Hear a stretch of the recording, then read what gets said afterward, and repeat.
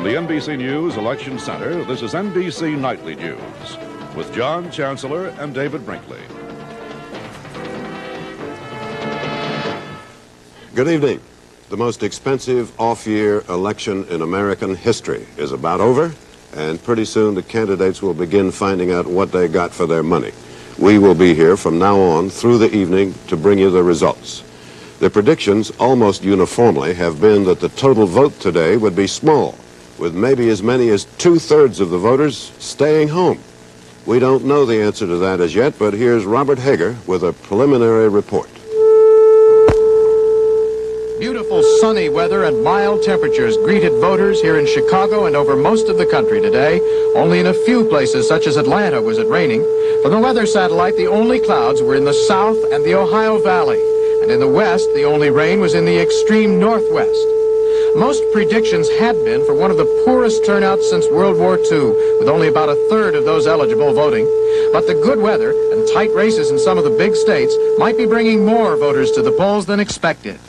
Candidates voted early, like Senator Edward Brooke of Massachusetts, thought to be running no better than even in his bid for re-election. Brooke voted at an elementary school in Newton. Interest in his race and a tight contest for governor may have boosted the turnout in Massachusetts to more than 75% of those eligible. Senator Charles Percy of Illinois, a fraction behind in one of the latest straw polls, voted at a teachers' college in Evanston. Election officials in Illinois this afternoon forecast a better than 60% turnout by the time the polls close.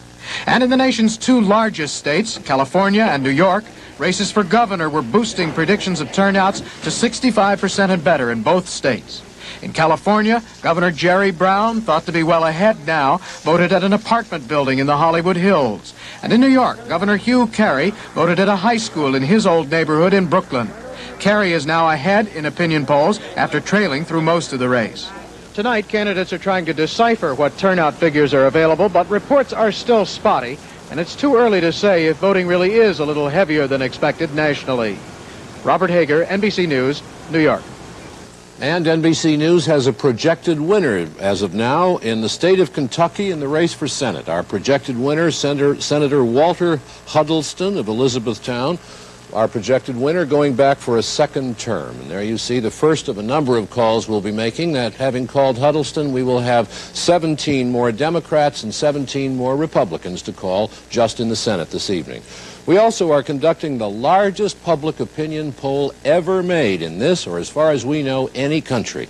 We're a little more than half done in our polling of voters as they come out of polling booths. And here is one thing we have learned from 18,000 voters so far.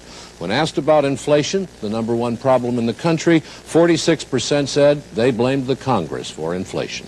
How that will affect the voting for members of Congress today, we can't yet say, but we'll learn as the evening goes on.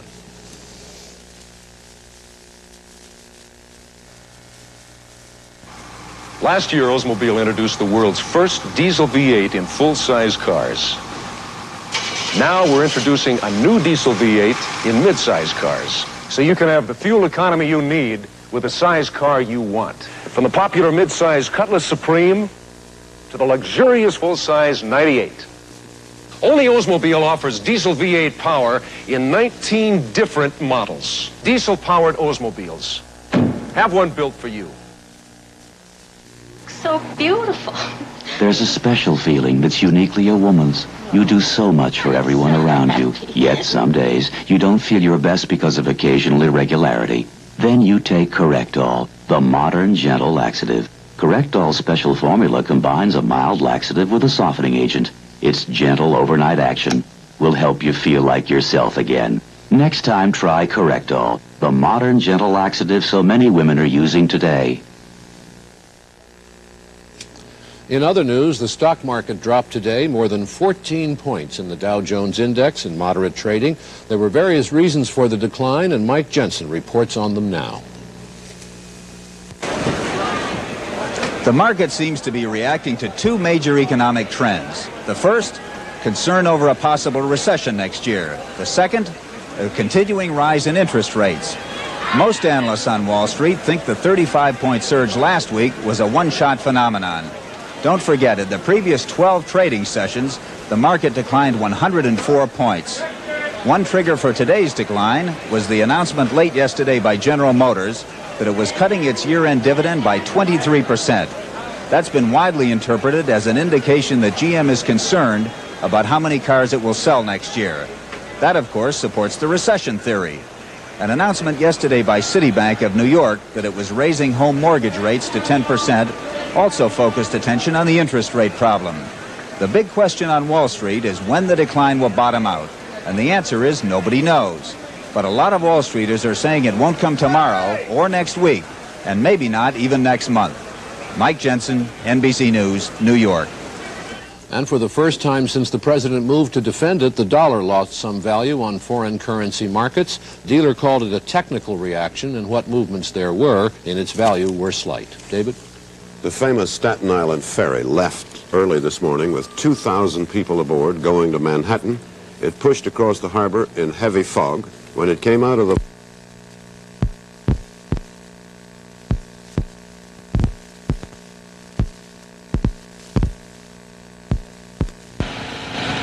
It was a foggy morning in New York Harbor, foggier than you see it in this picture, which was taken more than an hour later.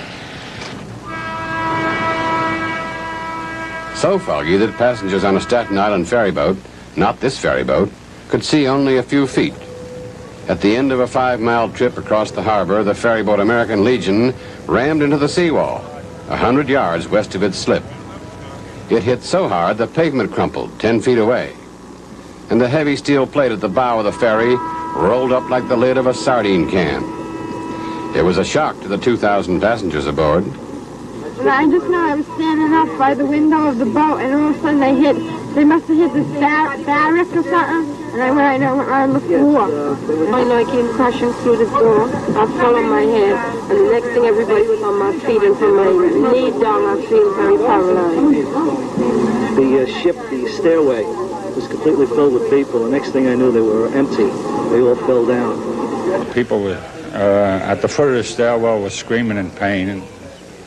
And it appeared that there's several broken limbs, I would think. More than 170 people were injured. Some were treated on the scene for cuts, bruises, and bloody noses. But more than 100 were taken to hospitals, some with broken arms or legs. The captain, 64-year-old Irving Sattler, said his radar was working and the fog was not the worst he'd ever seen. He wouldn't say much more, but the Coast Guard is investigating. Richard Hunt, NBC News, New York. When trucks full of merchandise turn over, it's always a problem, but it's a really big problem when a truck with 28 million honeybees in it turns over. And that's what happened today in Marietta, Georgia. Millions of bees in their honeycombs. The problem was to get the bees back into the honeycombs, and the driver of the truck says he was stung about 150 times when he did this. He also says he gets stung every day, which tells us something about the risks of driving trucks full of bees. David? In the year of Proposition 13, one irritant to the taxpayers has been that as property and other taxes rose with the inflation, their local governments continued to rake in the money far beyond the costs of government. They continued taking the money even though they didn't need it, as Carl Stern reports. New figures from the U.S. Census Bureau show that most of the states are doing well financially and might be able to absorb some cutbacks. Altogether, state governments got a larger boost in incomes last year than most of us, up more than 11%. The states ran more than $13 billion in the black. Only 5 states took in less than they spent: Hawaii, Illinois, Idaho, New Hampshire, and Pennsylvania. But the others were in the black. The biggest bulges in Alaska, California, Nevada, Oregon, and Wyoming.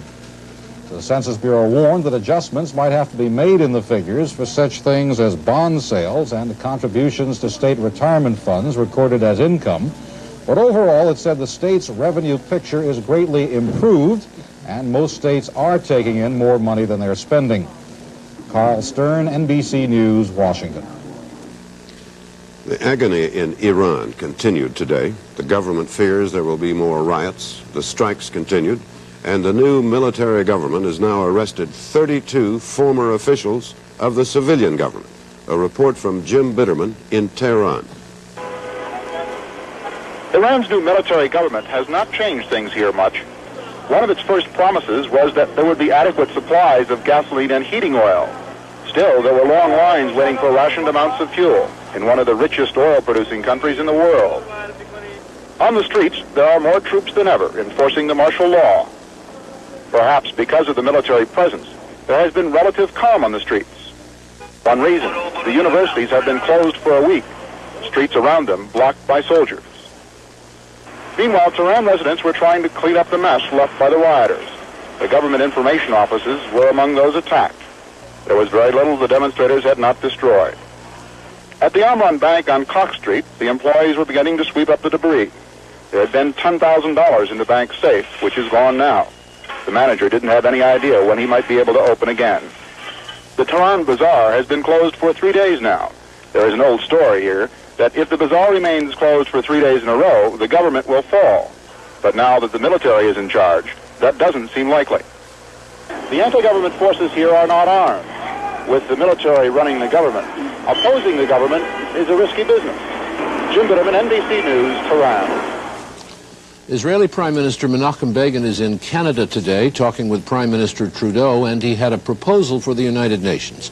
Begin wants the 5 permanent members of the Security Council to have veto power over any future withdrawal of peacekeeping forces from the Sinai Peninsula. While Egypt and Israel seem nearer than ever to a peace treaty, there isn't one yet. Here are 2 reports. Between Egypt and Israel. What I can tell Prime Minister now, Begin told reporters that he had discussed the Middle East at length with the Canadians. He has had several meetings with Prime Minister Trudeau, who was the first to hear this new development. that the negotiations themselves are quite satisfactory. We made real progress. We have a draft peace treaty. Not all the problems are already solved or agreed upon. We have also some differences of opinion, but many issues were already not only solved but also agreed upon. Begin would not fix a date for completion of the peace treaty, but did give some details of the interim arrangement of forces in the Sinai. There will be Zone A alongside the Suez Canal. There the Egyptians will hold 1 infantry or mechanized division. There will be Zone B in the middle, where they will keep 4 battalions of not the army, of the border police special force. And there will be the Zone C near the international border, also without the army. And then on our side, we will keep only also 4 battalions. So Jim Scott, NBC News, Ottawa.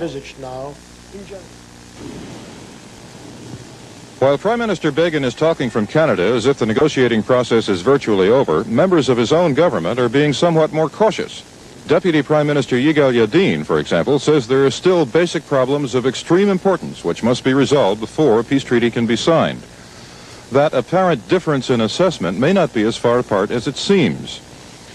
The treaty language itself, as Begin says, has been agreed upon. That is, what peace should be between Egypt and Israel. What is not yet agreed upon is the package of annexes. That is, how to implement the ideas agreed upon in principle in the treaty itself. But even when the negotiators complete their work here in Washington, both the Israeli and Egyptian governments will have to approve what they've done before Begin and Sadat can sign the treaty, thus bringing about the peace for which they have won the Nobel Prize. Steve Delaney, NBC News, Washington. Connie Mulder, the South African cabinet minister, once a possibility for president of South Africa, today resigned from the government. There have been charges he was involved in a scandal in which millions of dollars of government money was spent for purposes other than those that were announced. The Soviet Union celebrated the 65th anniversary of the Bolshevik Revolution today. Gene Pell, our Moscow correspondent, was there to see the parade and the weapons.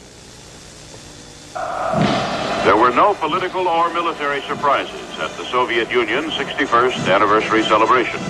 The current leadership turned out in force, and the military equipment on display had all been seen before. President Leonid Brezhnev led the official party to the reviewing stand atop the Lenin Mausoleum just before 10 o'clock.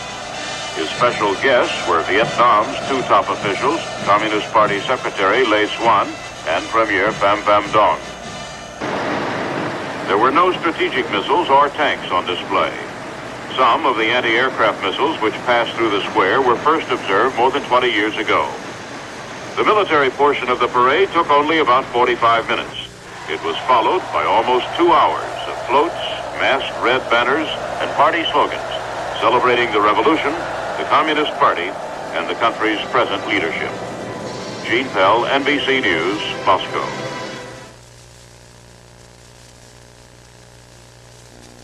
Let the world of Amway come to serve you. These Amway distributors really know their products. They've tested them themselves. They'll prove that Amway products work for you, right in your own home. Your satisfaction is guaranteed, or we'll refund the full price. That's how we make sure our customers are happy. When someone wants to tell you about Amway, listen and get the whole story. Shop the world of Amway, so easy to do. Are you an overdoer? Someone who occasionally gets an overdoer's backache? If I don't do it, who will? Then you should know about New Doan's pills. New Doan's is stronger and starts to work faster than ever before, with a medically proven ingredient that relieves backache pain for hours. Be careful, honey. Ooh. So if you occasionally get an overdoer's backache, remember New Doan's. It takes the ache out of backache.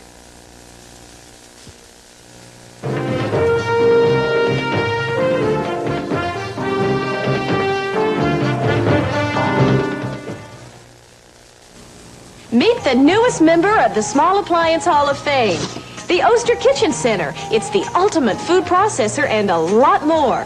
It's a heavy-duty multi-speed mixer, a famous Osterizer blender, a food grinder, a dough maker for making breads or pastries, even a slicer shredder with continuous feed for making coleslaw, French fries, or salads for as many as 2 or 200. The Oster Kitchen Center, the ultimate kitchen appliance from the Osterizer blender people. Anything else, Bill? Got something for hemorrhoid symptoms, Mr. Baxter? Pain, itching? Sure. Try this. Preparation H? Yep. In many cases, Preparation H gives prompt temporary relief of occasional pain and itching of hemorrhoidal tissues. Great. Preparation H actually helps shrink swelling of hemorrhoidal tissues caused by inflammation. I'll try it. Back in form, Bill? Thanks to you and Preparation H. Doctor-tested Preparation H. Helps shrink swelling of hemorrhoidal tissues. There is something worth saying about this year's non-presidential election, which is going on today. For the first time in a long time, the United States doesn't have a huge national headache. In the 1966 off-year elections, there was Vietnam, the same in 1970. In 1974, there was the aftermath of Watergate, and the Republicans took a historic licking. Today, there is inflation, which is a very serious headache, but nobody seems to have any quick remedies for it. And in that sense, it is not an issue. Tom Pettit has been out talking to the voters, and here's what he has heard. It is a quiet time in America. The autumn election campaigns have taken place against a backdrop of seeming indifference, except in a few states where there have been very heated campaigns. 1978 is drifting toward 1979. Merchants are getting ready for the Christmas holidays. I don't think the toys have gone up too much in price. It's just mostly clothing and food. Here in Youngstown, Ohio, steelworkers have just got a cost of living pay increase. But from my point of view, it's always going to get worse. It's been getting worse for the last 30 years, and as far as I'm concerned, it's going to just keep getting bad. The value of the dollar continues to go down. Retired people face price increases for prescriptions and other necessities. You know, what people should do is just quit buying stuff. And then hold on, maybe once a week buy some meat. But you can't buy it every day, not the prices. It is a time of prosperity in America, prosperity mixed with anxiety about inflation. The college campuses are calm. Students are more preoccupied with careers than with causes. As America voted today, it was with the expectation that fewer than half the eligible voters would turn out. There is a taxpayers' revolt in this country, but one can find something even more fundamental. A powerful yearning for stability in money and in everything else. Tom Pettit, NBC News in Youngstown, Ohio. Still another question settled by the voters today. Should Miami Beach attract more high rollers and big spenders by installing casino gambling? Will the riffle of cards and the rattle of dice revive a troubled beachfront resort? Here's Fred Francis in Miami Beach. It was issues and not candidates that brought out large numbers of Florida voters today. And the main issue here is a state constitutional amendment to legalize Miami Beach casino gambling. Miami Beach hotel owners say that only casino gambling can save this fading resort from financial ruin. The average hotel room goes for less than $20 a day. Desperate businessmen have spent $2 million this year trying to convince Floridians that casinos, only on a 16-mile strip of Miami Beach, will bring the tourists back. People go up to a slot machine, do you call that gambling? That's entertainment. They go there for $2 or $5 or $8, but we have to have something for diversification for these people. Casino backers claim that gaming tables like these in the Bahamas will produce enough revenue to cure all of this area's problems. They say casinos will lower taxes, put 89,000 people in new jobs, and generate billions of dollars in new construction. But former Miami Beach Mayor Jay Dermer, who leads a sizable opposition, says no one believes those projections. The polls show something in the neighborhood of 60-40, maybe a little more anti, but the blanket of deception has caught on as the key part of the campaign. There's just no believability, no credibility in the pro-casino campaign. There's skimming, there's loan sharks, the mob. The opposition has spent $1.6 million telling voters that casino gambling will bring moral corruption to the state. And that may be enough to defeat the casino proposal. But hotel owners point out that casinos were rejected by New Jersey voters the first time the issue was put on the ballot there. So if it's defeated here, casino backers will try again next year. Fred Francis, NBC News, Miami Beach. It has been known for years that the American election system is supported by chicken and peas and money. All these elements were present this year, and while the politicians could eat only so much chicken and peas, they spent vastly greater sums of money. A Senate candidate in North Carolina spent $6 million. 4 millionaires running in one district in New York City spent their own money, their fortunes coming from banking, railroads, supermarkets, and laxatives, and their spending came to $50 per vote.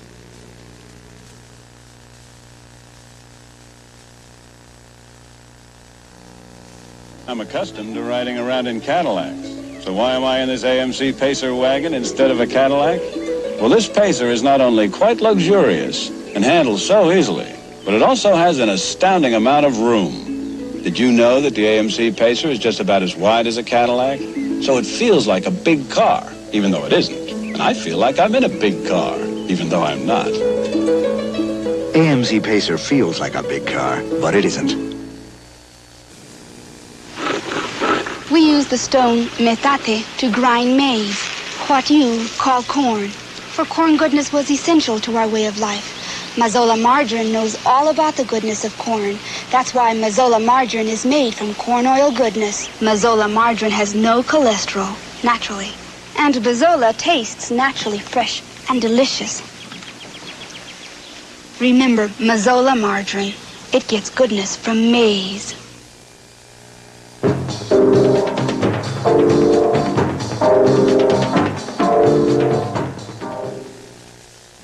Used to be when I had a job to do around the house, it was one-on-one. Me against the house. And since the house was much bigger, I usually lost. Well, I've just changed all that with my new Black & Decker Workmate. It'll hold just about anything I want to work on, from a door to a pipe to a 200-pound dresser. In fact, my Workmate is so good at helping me work, I'm giving it Sunday off. Workmates available from about $45. Briefly today, in New Delhi, India, in another election, former Prime Minister Indira Gandhi, faced with various criminal charges, is trying to return to politics, and in the first returns, she was running well ahead. In Detroit, General Motors is recalling 320,000 Chevettes, 76 and 77 models, because of government charges their gas tanks could burst open in rear-end collisions. In London and in all of Britain, the bakers are on strike, and shoppers today were buying up all of the bread, crackers, tea cakes, and hamburger buns called Baps. John? And now, Jack Perkins and politics in a discotheque. The ideas of fundraisers to a disco beat has been known in France and has been done in New York on a modest level. But Perkins says it all began in California, and on a point like that, who's to argue? $12.50? Of course, it figures in a state where one of the candidates for lieutenant governor owns a record company and where the governor dates Linda Ronstadt. The newest thing in political rallies would have been political disco.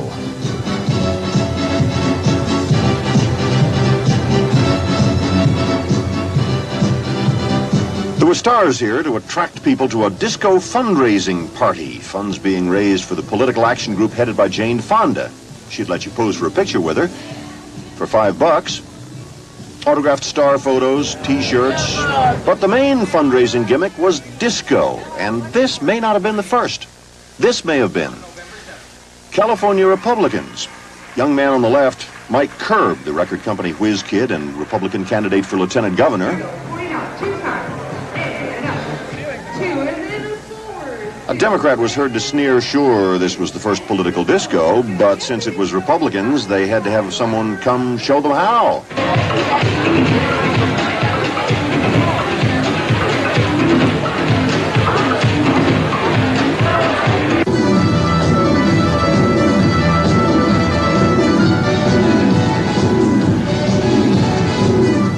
We checked reporters in other parts of the country to see if they had anything like this in politics there this year.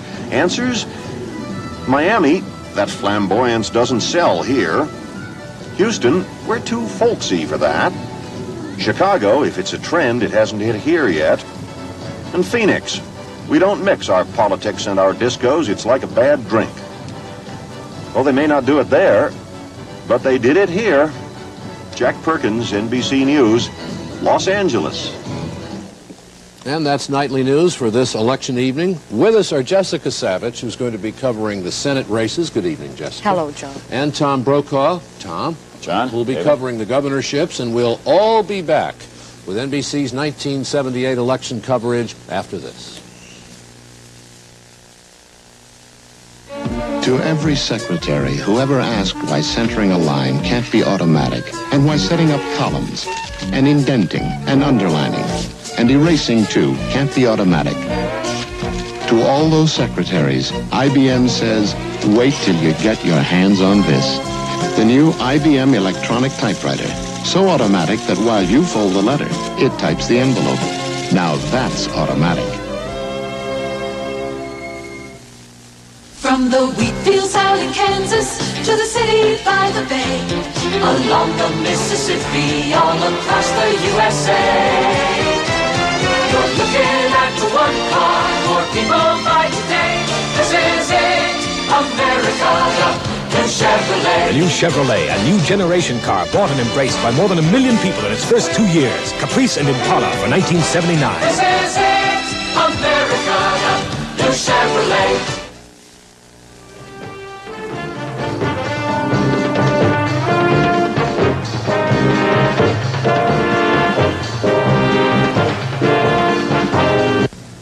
In 1976, NBC News had the best election coverage of any network.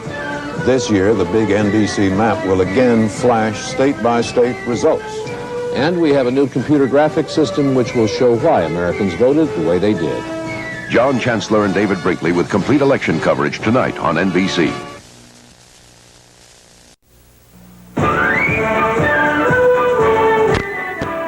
From the NBC News Election Center in New York, Decision 78.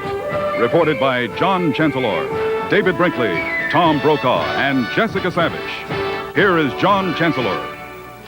Good evening and welcome to NBC's coverage of the 1978 elections, in which the future of the U.S. Senate, the House of Representatives, and 36 governors will be decided by the voters who were voting today, along with thousands of other offices. NBC's gifted team of political analysts has some projected winners even at this hour, and our first is Governor James Thompson of Illinois. NBC News projects Governor Thompson to be re-elected in his contest against the Democrat Michael Bacalus in Illinois, and that will help Jim Thompson's presidential feelings, if he has any, for next year. We are also projecting in the state of Alabama, Forrest James as the winner there, an easy run for James to replace Governor George Wallace, who is retiring. Fob James, our projected winner for the governor of Alabama. NBC News has projected a winner in the state of Kentucky. Senator Walter Huddleston of Elizabethtown is our projected winner. We think he'll be going back for a second term. We also have another Alabama projection. We project Howell Heflin as the winner there, the former Chief Justice of the Alabama Supreme Court, to go to the Senate to fill the seat held for so many years by John Sparkman. And in Louisiana, Jay Bennett Johnston won the primary last September, and he will be going back to the United States Senate. If you win the primary in September in Louisiana, you don't have to worry about the fall election. And let's have a look around. We have our famous map here, and as you can see, we don't have any Republican projections yet, but in Louisiana, in part of Alabama, and in Kentucky, the map is colored red. When we project winners this evening, and they are Republicans, the states in which they are projected winners will turn up blue on your screen. You'll also see some states where we won't have winners at all. For example, in North Dakota, it's very calm this year. One congressman is running. Nobody's running for anything else. We also will be able, although not on this map that you've just seen, to show you what's happening in Alaska, where they've got a contest for Senate and for the governor this evening. And also we'll be able to show you what's taking place in Hawaii. When they've stopped counting the votes there, there's a governor's race and the usual House race. That's where we stand as of the beginning of what we think will be a very interesting evening. David? This is the beginning of it, John. The chicken has been eaten, the speech is made, and the money spent. The results are beginning to arrive, and the winners and losers will soon be known. We'll be here to bring them to you. You and we, all of us, have been through election nights before, but we have never before been through one where so many people were voting to cut their taxes, voting against paying taxes or paying so much. And we may be seeing the beginning of a time when the American people's habit of handing over their money, docile and sheep-like, are over. And, of course, as John has said, we are electing, the country is electing governors, senators, and speaking of governors, Tom Brokaw is in charge of that. Tom? David, we're going to be counting 36 races for governors tonight, and you were just talking about what's going on in terms of the public attitude toward tax cutting and government costs. Well, the governors, whoever is elected tonight, are in for a tough time clear across the country for the next 2 or 4 years, whatever the length of their term. We'll be watching them because some of them will be measured on their performance as governor as for their future presidential prospects, specifically in California, where Jerry Brown has made no secret of the fact that he may be interested in running for the presidency again. We have already projected James Thompson, the Republican from Illinois, who said as early as his high school years that he would like to be president of the United States someday. It's a thought that he has not rejected since he's come to public office. We'll also be taking a look at some of the new faces around the country. One of them is Fob James, our projected winner in Alabama. He describes himself as a born-again Democrat. He left the Democratic Party at the time of George McGovern, raised a lot of money for Republicans in Alabama, then jumped back into the Democratic Party when George Wallace was no longer eligible to run for office. He's a former Auburn University football star. He made a fortune inventing the plastic dumbbell. And now he is politically ambitious, one of the new governors in the South that we'll be watching, along with a lot of other new faces around the country. Plastic dumbbell? The plastic dumbbell, that's right. The plastic mold filled. I heard you right. That's right. Well, that and a lot of other athletic equipment, we're told. He even makes ping pong tables and a lot of other things. He made a lot of money, and he's made a lot of friends in Alabama because he not only manufactures athletic equipment, but he was a football star in that state where they put a high premium on that.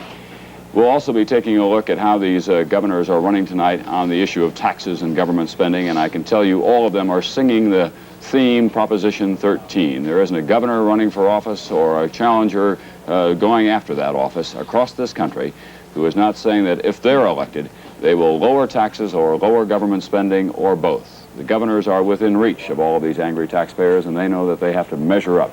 John? I think it's very interesting that Jim Thompson came in. Obviously, we don't have enough of the vote yet to go into it in any detail, but that he came in so early in the evening with obviously a commanding lead in our analysis that I think he had 65% of the vote the last time when he ran, didn't he, Tom? Yeah, they could not get we had 1.5 million vote margin the last time that he ran against a guy that everyone agrees in Illinois was pretty much of a turkey of a candidate, Michael Howlett, who was It was a product of the Daley machine and kind of a desperation candidate at that, and Thompson just ran all over him all over the state. This time he got a little stiffer challenge, but still managed to run well. He has a referendum on the ballot out there. He wants an advisory on what he ought to do about taxes and government spending. His opponent called it Proposition 0, but it didn't seem to have any effect. Interestingly, 2 years ago, Jim Thompson was married during the campaign. This year, his wife managed to have a baby, as one of his Democratic opponents pointed out. So it's worked out pretty well for him. I think it's time to go to Jessica.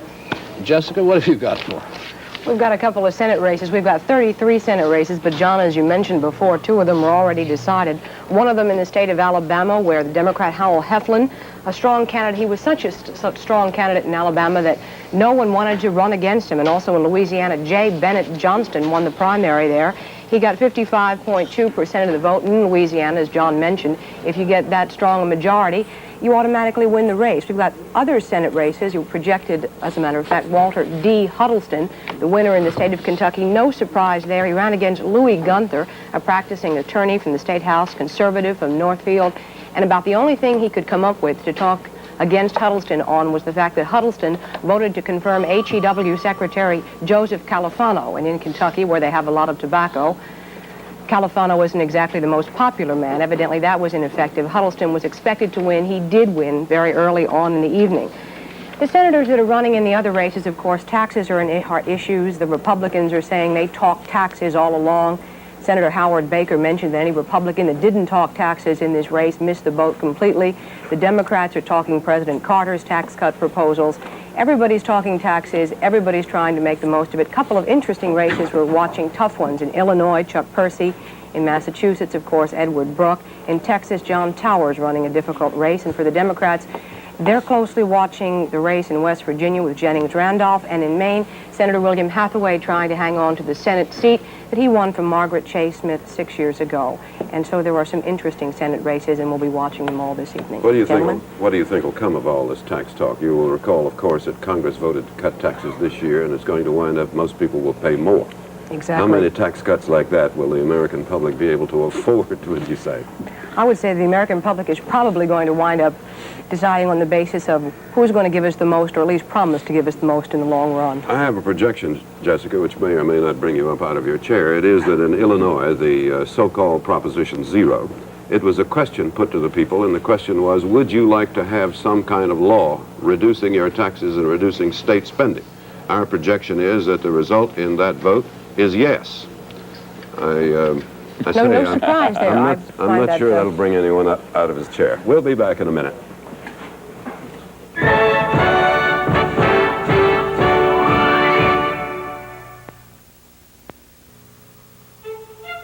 Some names mean quality around the world. One is the name of a jeweler from Fort Madison, Iowa, who decided 70 years ago that this was no way to fill a fountain pen. Walter Schaefer soon found the answer, but he spent 5 years perfecting it before he started production. Basic technology has progressed through the years, and styles have changed in response to changing fashion, but Schaefer craftsmanship survives. Schaefer nibs are still ground by hand. Schaefer ballpoints are meticulously tested, and Schaefer quality is appreciated in over 140 countries. Now Textron has united Schaefer pen and Eaton paper to provide the perfect combination at home or in the office. And the Schaefer-Eaton division of Textron is nearly 3,000 people whose standards Walter Schaefer could be proud of. Building a reputation and living up to it, that's what private enterprise is all about. And that's what we do at every division of Textron.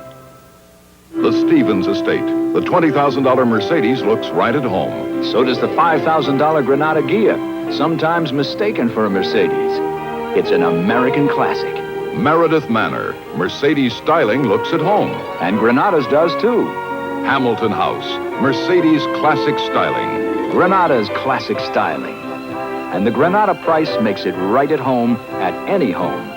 The 79 Ford Granada at your Ford dealer. I would like to explain to those of you in the audience a gadget that we're using here this evening. It's the way we get the returns here at the anchor desk, and that is this computer terminal that you see here. There's a keyboard. You can't quite see it there, but we can call up various races around the country And I'm going to see if I can make it work now in terms of the House races in Indiana, and lo and behold, there it is. That's how we get our votes. These change all night long. They're driven by a computer, and this is where we and the rest of the NBC News team gets its information. And, for example, here's a story that you can't read it, but let me tell it anyway, that John Bradamus, the majority whip of the House, appears to be on his way to a strong victory. He's got 62% of the vote in now. Thorson, his opponent, has 38% of the vote, and we've got 42% of the precincts reporting. That is a strong victory, not totally unexpected for John Bradamus, although sometimes that's a difficult district for him to run in. That's not a projection that he will win, only a statement of where he is now. Also in Kentucky, veteran Democratic Congressman Carl Perkins seems to be on his way back to Washington for a 16th term. That's a long time. Perkins has a 3-to-1 lead with about half of the precincts in. We don't really know what's going to happen to the House of Representatives tonight. We will try to tell you as our analysts go over the figures from all these races. There are 70 unopposed House members, but we'll be looking at all the rest. We do not expect anything like the Democratic disaster in 1946 when the Democrats lost 55 seats in the House, or the Republican disaster of 1974 when the Republicans lost 48. It'll be much narrower than that in our view, and we'll keep you up with that story as the evening progresses. David? John, I detect a growing, not to say touching, affection between you and that machine. I love those machines. I know, they're just sensational. You've been playing with it all week. I want to take it home, and they won't let me. Well, why not? During the day and tonight, we're still at it, NBC News and the Associated Press have been asking people questions, polling them as they left voting places. 1,200 voting places throughout the United States. It's the biggest poll ever taken here or anywhere. So far, we have answers from 22,000 people. When we finish, it'll be 30-odd thousand. Answers to questions about the issues in the election and why they voted as they did. And one of the issues, particularly this year and this election, is taxes, whether or not they should be cut, and if so, how much. We will look at this all night. We'll bring you the results as soon as we get them. One question we have asked: should people refuse to pay taxes until the taxes and spending are cut? 42% said yes. 42% of the American people said they were willing to violate the law until taxes are cut to their satisfaction. 48% said no. Those opposed to withholding taxes, 48%. Those in favor, 42%. So there is a tremendous number of people who were talking about tax rebellion in terms of simply refusing to pay the money, refusing to hand it over. John? We have a couple of very interesting calls. NBC News now projects in the state of Illinois Senator Charles Percy as the projected winner in the contest for Senate there. We say, by our figures, that Senator Percy, who had one of the toughest and roughest contests in the country this year, will be going back for a third term, defeating his Democratic opponent, Alex Seith. We also have a projected winner in the state of Georgia. Senator Sam Nunn is our projected winner there. We believe he'll be going back for a second term. That's a call. That was not unexpected. Senator Nunn was supposed to have won. His opponent spent $2,139 in the early parts of the campaign, and I don't think he really felt he was going to win. We also have at NBC tonight correspondents, reporters, and camera crews stationed out around the country looking at the situation in various towns of different kinds and talking with different kinds of voters. We're going to talk to one of those reporters now, out in the country, talking with farmers and people from a small town in Oskaloosa, Iowa, Bob Dotson. John, when this band shell was built, the big political story there, it was whether or not there was going to be honesty in government, and also what to do about all those pressure groups that were pressuring Congress. Sound familiar? Well, the year was 1886, and that was also the first year that people started to meet here at the Oskaloosa County Courthouse to listen to and watch election returns. Well, that tradition still continues, and inside tonight, Don Allgood is readying the big board. He also has a personal stake in this because Don is also running for one of the offices, and some people say that when the elections get tight, his handwriting gets a little bit hard to read. At any rate, people here do have a long time to listen to the problems and to think them over. And Don Good, do you think that there are any ways to solve any of these problems? Yes, I'm sure there are. We have a saying around here that Oskaloosa is the navel of the universe, that all creation began here, and evolved outward and filled up the rest of space. So I think we can do it. At any rate, there are about 15% of the people are supposed to be voting now, and maybe all the way to about 50% by the end of the evening at 9 o'clock Central Time. Bob Dotson from Oskaloosa. Bob Dotson in the Navel of the Universe. We have a projection in Georgia. In the race for governor, we project that the winner is Busby, the Democrat, the incumbent. Our projection is that Busby has won re-election in Georgia. All our projections so far have been Democrats winning Democratic offices and Republicans winning Republican offices. No one as yet, neither party as yet, has been able to take anything away from the other. We'll be back in a minute.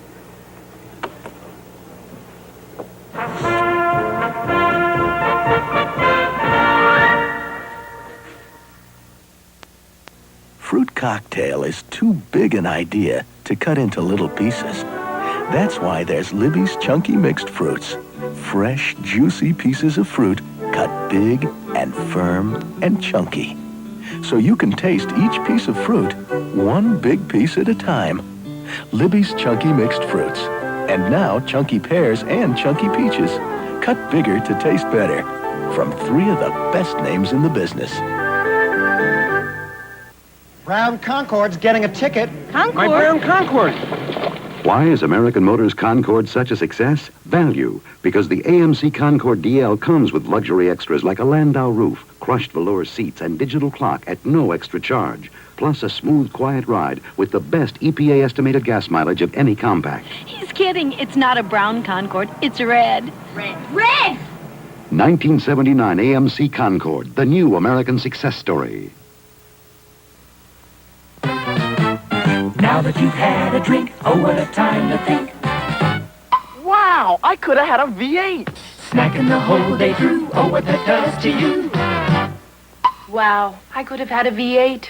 V8 Cocktail Vegetable Juice is a great-tasting, healthful blend that's naturally low in calories, only 35 a 6-ounce serving. But remember, the time to think of having a V8 is before you've had something else. Wow, I could have had a V8. Last election night, as you may recall, we had Tom Pettit of our staff in Milwaukee in a place called Serb Hall, getting opinions from people who were in there. There was, I must say, a certain amount of drinking going on, and they seemed to be having a good time, quite noisy. This year, we have managed to get him out of there and get him into another place.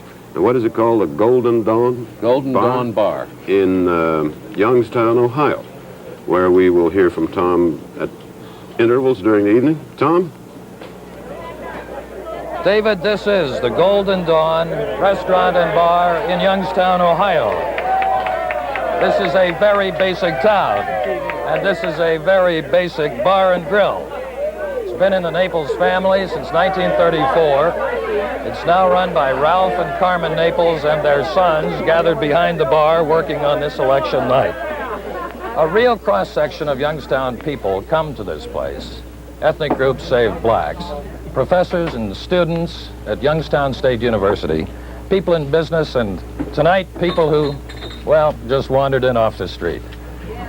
This is Tom Pettit, NBC News, at the Golden Dawn Restaurant and Bar in Youngstown, Ohio. He loves saying that. He just loves saying that. Okay. We have, as part of our survey of how people are talking about the election, what they're saying, Kenley Jones is in Orlando, Florida, with some older people who have real issues in this campaign. Kenley? John, I was about to call this room a parlor, but I got corrected. This is the lounge of the Magnolia Towers, a high-rise apartment building in Orlando, which is occupied exclusively by members of what is becoming one of the nation's fastest-growing political blocs, the elderly. All of the people here are 62 years of age or older. None of them has an income of more than $9,000 a year. Some of them like to describe themselves as members of the middle class of senior citizens, not poor enough to be on welfare, but not rich enough to make it on their own without some sort of help for government assistance in health care or to help pay the rent. Longevity is increasing in this country and the birth rate is going down, so that means the percentage of the population of elderly people is going up each year. And so is the amount of federal tax dollars that goes toward services and benefits for the elderly. In fact, it adds up to about 1/4 of the federal budget. Now, there are a lot of questions about what this so-called gray power means in terms of potential political clout at the polls, and we'll be trying to find some of the answers to that tonight as we watch the returns with the residents here, as well as get the perspective of age and experience about what the results may mean. This is Kenley Jones at the Magnolia Towers in Orlando, Florida. Kenley, thank you. We'll come back from time to time and hear what's happening there. So far this evening, in the first 20-odd minutes since we have started bringing you the election returns, we have some projections, which you heard if you were with us. We have projected as winners George Busby as the governor of Georgia, James Thompson as the governor of Illinois, Sam Nunn re-elected to the Senate in Georgia, Charles Percy re-elected to the Senate in Illinois. That was supposed to be a very close race. It turned out to be a little less than that, but in any case, Percy we have projected as the winner in Illinois. And we have projected Walter Huddleston re-elected to the Senate in Kentucky. We'll have others as the evening goes along. In fact, we'll have a great deal more. What is it, 70-some altogether? We have, we have about 75, I think. 75? We'll get all the way through. So stay with us, and we'll have lots of names, lots of winners, and the same number of losers. I think Illinois is interesting. Illinois narrowly went for President Ford in the last election, and it's going Republican again. The Democrats have been unable to shake those two big offices there. I think that has a message for 1980. And we'll be back after this.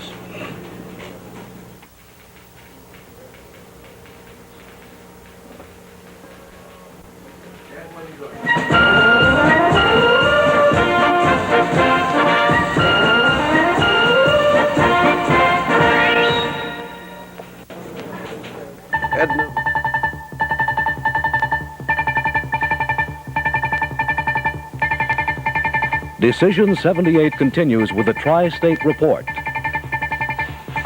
Brought to you by American Airlines. Now here are Chuck Scarborough and Jack Cafferty. Well, good evening to you and welcome to News Center 4's coverage of election returns in New York, New Jersey, and Connecticut. We'll be here throughout the evening to keep you up to date with all the results in the metropolitan area. We will do our best to bring you the excitement of tonight's winners as well as the disappointment of today's losers throughout the evening. And the polls are open for another 35 minutes in Connecticut and New Jersey, for another hour and 35 minutes in New York, so we don't have any results yet, but you'll get them as soon as we get them. And of course, hundreds of people have been working all year long to get us tonight's results, and now is the time all of us, just like all of the candidates, have been working toward. Of course, the big race in New York focuses on the new 4-year lease of the governor's mansion in Albany. Until the September primary, it looked as though the state's voters were about to hand Governor Hugh Carey an eviction notice. Making matters even more difficult for Carey, his Republican opponent, Assembly Minority Leader Perry Duryea, won nomination without a bitter primary fight. Carey, though, became the first incumbent ever to face a primary challenge. In addition to Brooklyn State Senator Jeremiah Bloom, Carey was opposed by his own Lieutenant Governor, Marianne Krupczak. She broke with Carey just 2 days before the two were to announce for re-election. Carey won that primary easily, though. He got more than half the vote, beating Krupczak by 3-2 and simply overwhelming Bloom. This is the primary. Carey and Duryea have debated time and again in the past 6 weeks. Sometimes it's been a little bit difficult to find a television station they weren't on, bitterly arguing over taxes, unemployment, aid to New York City, even each other's finances. Each ended by spending up about $5 million in this campaign. Now, we have reporters at the headquarters of both candidates, and we'll check first with Melba Tolliver at the governor's command post. Melba? Chuck, you know, the governor has had a reputation as a come-from-behind winner, probably a good thing, too, because for a few months it looked like his political career was just about washed up. His own lieutenant governor challenged him in the primary and at the time described him as cold, aloof, difficult to get along with. And in the early polls, he was not all that popular with voters, and they showed him badly trailing his Republican opponent. But apparently the polls and the tables have turned. Carey is expected to be an easy winner here tonight. Now to Pia Lindstrom at Duryea headquarters. Thank you, Melba. This is a night that Perry Duryea has waited for a long time. He first ran for governor in 1974, but he was indicted on an election law violation charge that was later dismissed. He began to raise money for this campaign last year, and at that time he was at occasionally 20 points ahead on the polls. But as the campaign went on, he appeared to slip behind, and it certainly looks as though Mr. Duryea is fighting an uphill battle tonight. Back to the studio and you, Jack. All right, thank you, Pia. We'll have more of the Tri-State Report right after this. On American Airlines, you get what you pay for. As a full-fare passenger, only you can select a seat when you make your reservation. You can select seats for your whole trip, including connections and your flight back home. And you can get all your boarding passes at once to avoid all those lines. On American, you finally get the full-fare treatment you deserve.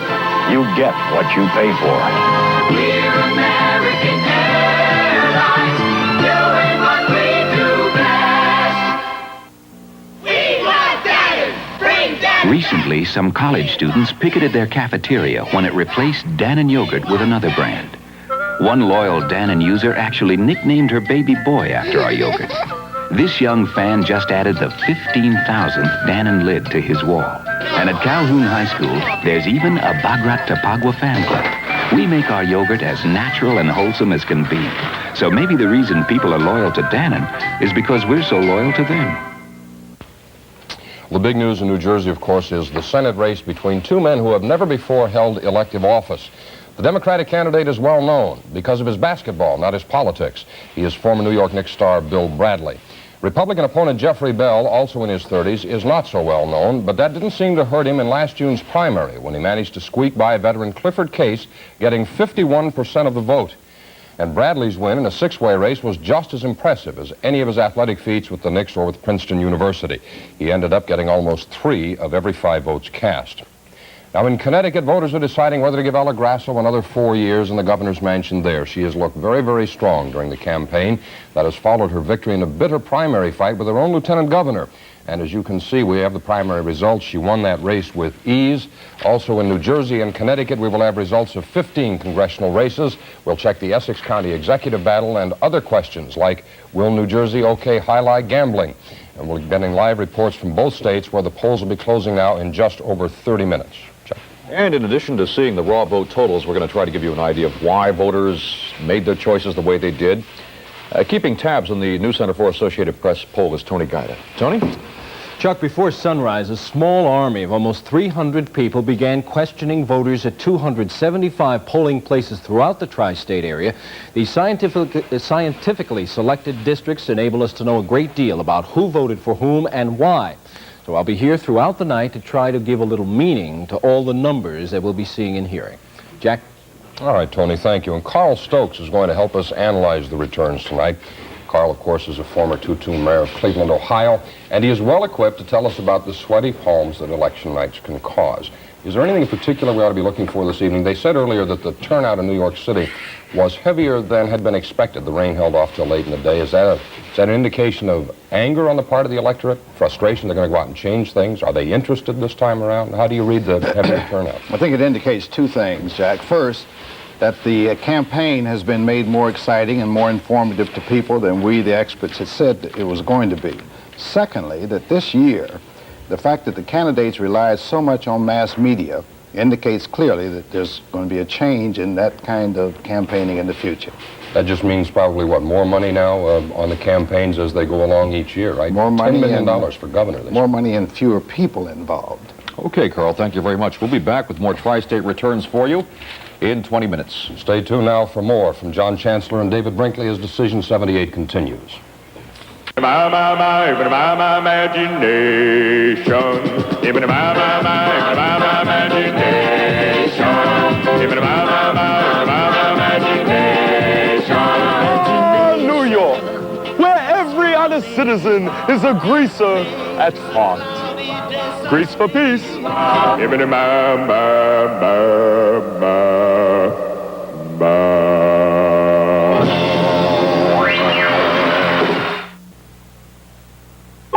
What is the James Bond side of the television business? The answer makes lively reading in the new issue of TV Guide magazine.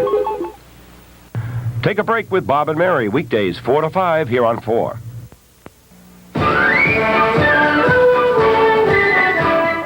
From the NBC News Election Center in New York, Decision 78. Reported by John Chancellor, David Brinkley, Tom Brokaw, and Jessica Savage. Here is John Chancellor.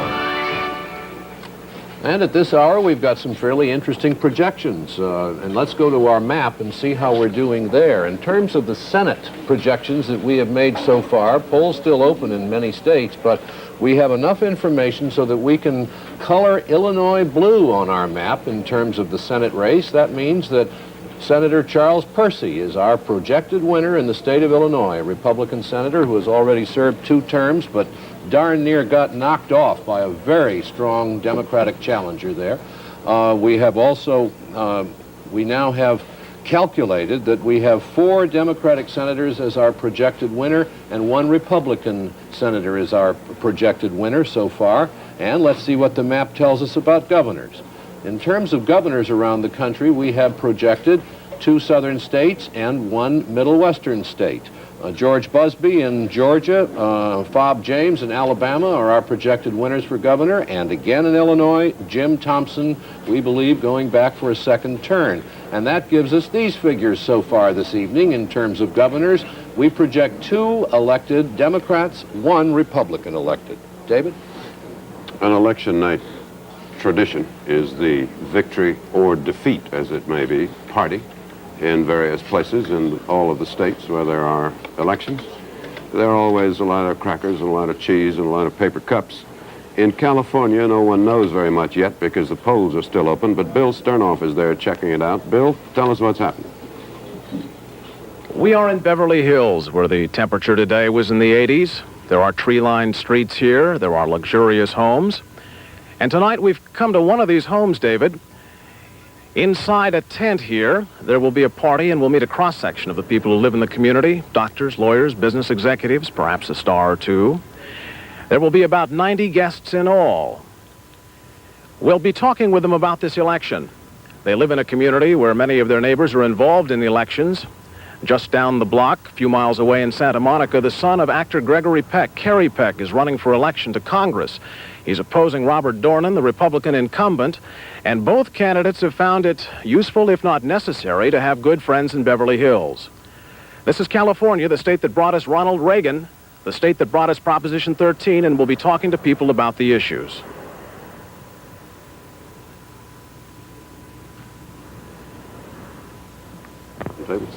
Very elegant. We'll come back and see how it goes. Our NBC News AP poll takers so far have questioned 22,000 voters, which is quite a poll, and they aren't finished yet. One thing they asked was whether the voters would like to see a cut in federal taxes, even if it meant some federal government services would be cut, including some they liked. More than half said yes. 55% said yes, they would like to see that. 20% said no, not if it meant big cuts in important services. 25% said they weren't sure, perhaps because they would like to know more about what services would be cut. We asked the same voters, whether they would like to see a 1/3 cut in state and local taxes. 53% said yes, they certainly would. 25% said no, they didn't want to see that. And of those who were not sure, 22%. When we asked 2/3 of the Republicans we questioned, by the way, were in favor of tax cuts. Tom? John, for a lot of candidates, or David, for a lot of candidates around the country tonight, there's going to be a certain amount of tension. But in Illinois, Governor Jim Thompson can sit back and relax. We have projected already that he has been elected to 4 years more in the Illinois governor's office. Jim Thompson running very strongly in Illinois, the Republican candidate there, among 3 groups who traditionally give strong support to Democrats in that state. Our NBC News Associated Press poll shows that Thompson got 58% of the vote among young people, for example. Among Jewish voters in Illinois, Thompson picked up 57% of the vote. And among black voters, traditionally strong for Democrats in Illinois statewide, James Thompson, the Republican, picked up 37%, almost 40% of the black vote going for Jim Thompson. He was running against a strong Democratic nominee, Michael Bacalus, and Thompson is a potential presidential candidate in 1980 or in the years beyond that. He's only 42 years old. So his strength among traditional Democratic voters tonight is particularly significant, and it must give him some comfort. In the past 2 years that he has been governor, his lifestyle in Illinois has received some criticism. In an attempt to soften that somewhat, he gave up the traditional limousine and he hired a checker limousine. And so for the next 4 years or so, Jim Thompson can continue to ride around Illinois as governor in his checker limousine. John? I wonder what they're thinking about all this at the White House, and why don't we ask John Dancy, who's there, to tell us. John? John, here at the White House, Jimmy Carter, of course, came in as a relative newcomer, but he very quickly learned how the game is played in this city, and that is that you don't get something for nothing. And you don't get people to campaign for you on the tough votes and to vote for you on the tough votes unless you do something for them. So for the past month, the president has been out campaigning. He spent 6 days on the road, campaigned in 14 states for Democratic candidates. The president has said that this election will be a fairly accurate measurement of how his administration has done for the past 2 years. But it'll also be a fairly accurate measurement of how it will do during the next 2 years, because the people being elected to the Senate and the House are the people who will be voting on some tough issues like SALT and the wage insurance plan. The president has been up at Camp David today. He's due back here at the White House momentarily to watch the election results tonight. He'll be hoping, of course, that some of those people for whom he campaigned will be appropriately grateful the next time a tough vote comes up in the Senate. Well, we'll see. John Dancy, NBC News at the White House. The president was out and around the country, as John said, in a number of states. We have tallied those states, and this evening, as we get the returns, we'll be able to tell you whether Mr. Carter had any effect or not, to the best of our knowledge. We'll be back with more coverage of the 1978 election after this.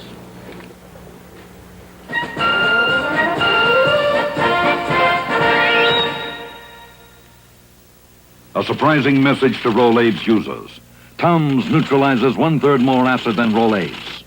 Watch this familiar demonstration. 1 Rolaids and 1 Tums tablet are added to stomach acid. Both neutralize the acid. But on those occasions, when your stomach has even this much more excess acid, Tums can still absorb it. Rolaids can't. Because tablet for tablet, Tums neutralizes 1/3 more acid than Rolaids. For acid indigestion and heartburn, take Tums. You're at all like me, you take a lot of pride in the car you drive. A car like this 79 four-door Chrysler Newport. And I don't mean just being proud of the way it looks, feels, or rides, because now you can be proud of things like gas mileage for a change. And getting all this Chrysler at such a very down-to-earth price. You see, with this 1979 Chrysler Newport, now you can have it all. Now. Right now. We're here! Hi, Grandma! We brought you fruitcake! Oh, what a nice present. Oh. Your wrap is opening up. Mine isn't. Well, sometimes plastic wraps cling and sometimes they don't. But you can always rely on Reynolds Wrap aluminum foil. It molds and closes tightly. Helps keep food fresh and protected. And I use it to cook your turkey and stuffing. Need help, Mom? Got all I need right here. Reynolds Wrap, the best wrap around. And we have more on the U.S. Senate. Senator Howard Baker reportedly is ahead in his race against Jane Eskin there in Tennessee. He's the Republican leader in the Senate. And kind of the big story of the evening is what happened to Chuck Percy in Illinois. He had been 17 points behind in the very respected Sun-Times straw poll, and some sympathy came up for him in a tough campaign. He was gaining about a point a day, as I recall. In any case, Percy is our projected winner in Illinois, and Jim Cummins is at his headquarters now. John, here at Senator Percy's headquarters in Chicago, his supporters have ordered cheese and crackers, a stiff wine punch, and they've asked a 6-piece band to play Hallelujah tonight because they did expect him to win re-election. And now the NBC News poll has confirmed that. Senator Percy was trailing by as much as 17 points, as you mentioned, in one straw poll only a week ago. Then he went on television and told the voters, "I got your message. Now send me back to Washington so I can take it with me." The loudest message came from angry Republican conservatives, angered by Senator Percy's liberal voting record on issues like ERA and the Panama Canal Treaty. A top Percy aide told me just a short time ago that he thinks they've mollified the conservatives, and they expect him to win by at least 10 percentage points. So they're getting ready for a victory celebration here at Percy headquarters. Jim Cummins, NBC News in Chicago. Jessica, have you got any more based on what returns we do have from Illinois? We have a breakdown, John, on some of the votes. On the Percy race. On the Percy race. Republican Senator Charles Percy's victory in Illinois stemmed partly from his strong support by blacks, the under 35 group, and the Jewish vote. The big surprise, how well he did among black voters. The blacks, normally Democratic, 50% there voted Republican for Percy. The under 35 vote, the youth vote, 54% went for Percy, and he got 58% of the Jewish vote. That's a vote that is traditionally Democratic. It's surprising because his opponent, Seith, made much of the fact that Percy was one of the people to support Earl Butz in his nomination for Agriculture Secretary. And then after Earl Butz' racial slur, his opponent said, well, Percy had supported Butz. However, Percy was one of the first ones to downgrade Butz for his comments, and the black vote there going to Percy was a surprise since his opponent Seith had made much of that. Also, the strong showing that he did among Jewish voters was somewhat of a surprise because Percy had a very liberal voting record on the Senate. He voted with the president insofar as the arms sales to Saudi Arabia, and Seith again made much of that, saying that much of the Jewish vote in Illinois would be opposed to that. So Chuck Percy, when he went home, when he was leaving the Senate, said, I am worried, I'm afraid my supporters won't come out, I'm that far ahead that I might not be able to get the support that I badly need. He went home, the polls showed him running behind, obviously he was able to muster support. Last week he ran a commercial that said, you want to send me a message? Well, if you don't hurry up, I won't be here Tuesday, so get out and vote for me, and obviously that must have worked for him. John? Actually, it's David. Jessica, in Massachusetts, the only state to vote for McGovern, there are two extremely close and extremely interesting races, both for Senate and for governor. The polls are still open in Massachusetts and will be for another 18 minutes. So we don't have any returns yet, but we're going to the Brooke headquarters in Boston and to Lee McCarthy to see how it looks there. Lee? David, although this is a Democratic state, the Republican Senator here, Edward Brooke, has been elected twice and was considered a shoo-in for a third term. But this year, a liberal congressman, Paul Tsongas, the Democrat, waged a strong campaign, and the race is said to be close. Tsongas and Brooke disagree on some foreign policy issues and defense issues, but agree on most domestic issues. So Tsongas cast himself as an alternative rather than a clear-cut ideological choice, and he enlisted the formidable support of Senator Edward Kennedy in his campaign. The Brooke campaign was troubled by his personal problems, allegations of irregularities in his personal finances, and just 2 weeks ago, polls showed Tsongas ahead of Brooke. But now in the Brooke camp, the people feel that a strong showing before the Senate Ethics Committee and a last-minute TV campaign may have been enough to close the gap. And shortly, they will know whether it was enough to save the seat of the only black in the U.S. Senate. This is Lee McCarthy at Brooke headquarters. We have various other races to report to you. As of now, with not a lot of the vote in, I must say, but it's very close in South Carolina, where Pug Ravenel is running against Strom Thurmond. The figures that we have on, Tom, you'll be interested in this, you probably know it, but we've got Howard Baker a little bit ahead of Mrs. Eskins in Tennessee. You have more on the Senate. You were talking about governors. I am talking about. We've got it all. Talks about governors. I'd be glad to talk about the Senate. I've got some things to say about that too. But I think I better get this information about the governors out of the way a little bit. John, we've projected a couple of winners in the South already, and we've got some numbers from Florida, where, as you know, there's a very interesting governor's race going on right now. 3 races for governor in Florida. A couple of new faces, a couple of new names. First of all, in Alabama, we have projected that Forrest Fobb James, the new governor of Alabama, just 2% of the precincts reporting in thus far. James with the commanding lead, as you can see thus far, and all of our NBC experts say that he will be elected governor of Alabama. Forrest Fobb James describes himself as a born-again Democrat. He left the party at the time of George McGovern, raised a lot of money for Republican candidates in Alabama, then came back into the party to run for the party's nomination for governor this time, surprised a lot of people by winning it, despite the fact that Governor George Wallace had endorsed another Democrat in the primary. Fobb James got the nomination, and tonight we're projecting that he is the winner. David likes this little bit of information, so I'll throw it in once again. Fobb James made his fortune by inventing the plastic dumbbell, and then a lot of other athletic equipment as well. Went on to make a lot of money at that. Like they say, opportunity is not dead in America. That's right. He's an engineer, and someone came to him and said, my dumbbell scratches up my floor. I want something that won't do it. And he came up with the answer to it. Is that what the advantage is of a plastic dumbbell? That's right. I've been waiting for somebody to tell me. That's one of the advantages, and they don't break as easily as well. And that's as much as I know about plastic dumbbells. All right. Before I get myself. If you hear any more, let us know. Well, we're going down to Mississippi now to the Thad Cochran headquarters, and Andrea Mitchell is standing by. Andrea? David, the retirement of Jim Eastland gives Mississippi voters their first chance to have a wide-open Senate race in more than 30 years. Now, Mississippi voters have deserted the Democratic Party for Republican presidential candidates, but in state elections, they vote for Democrats.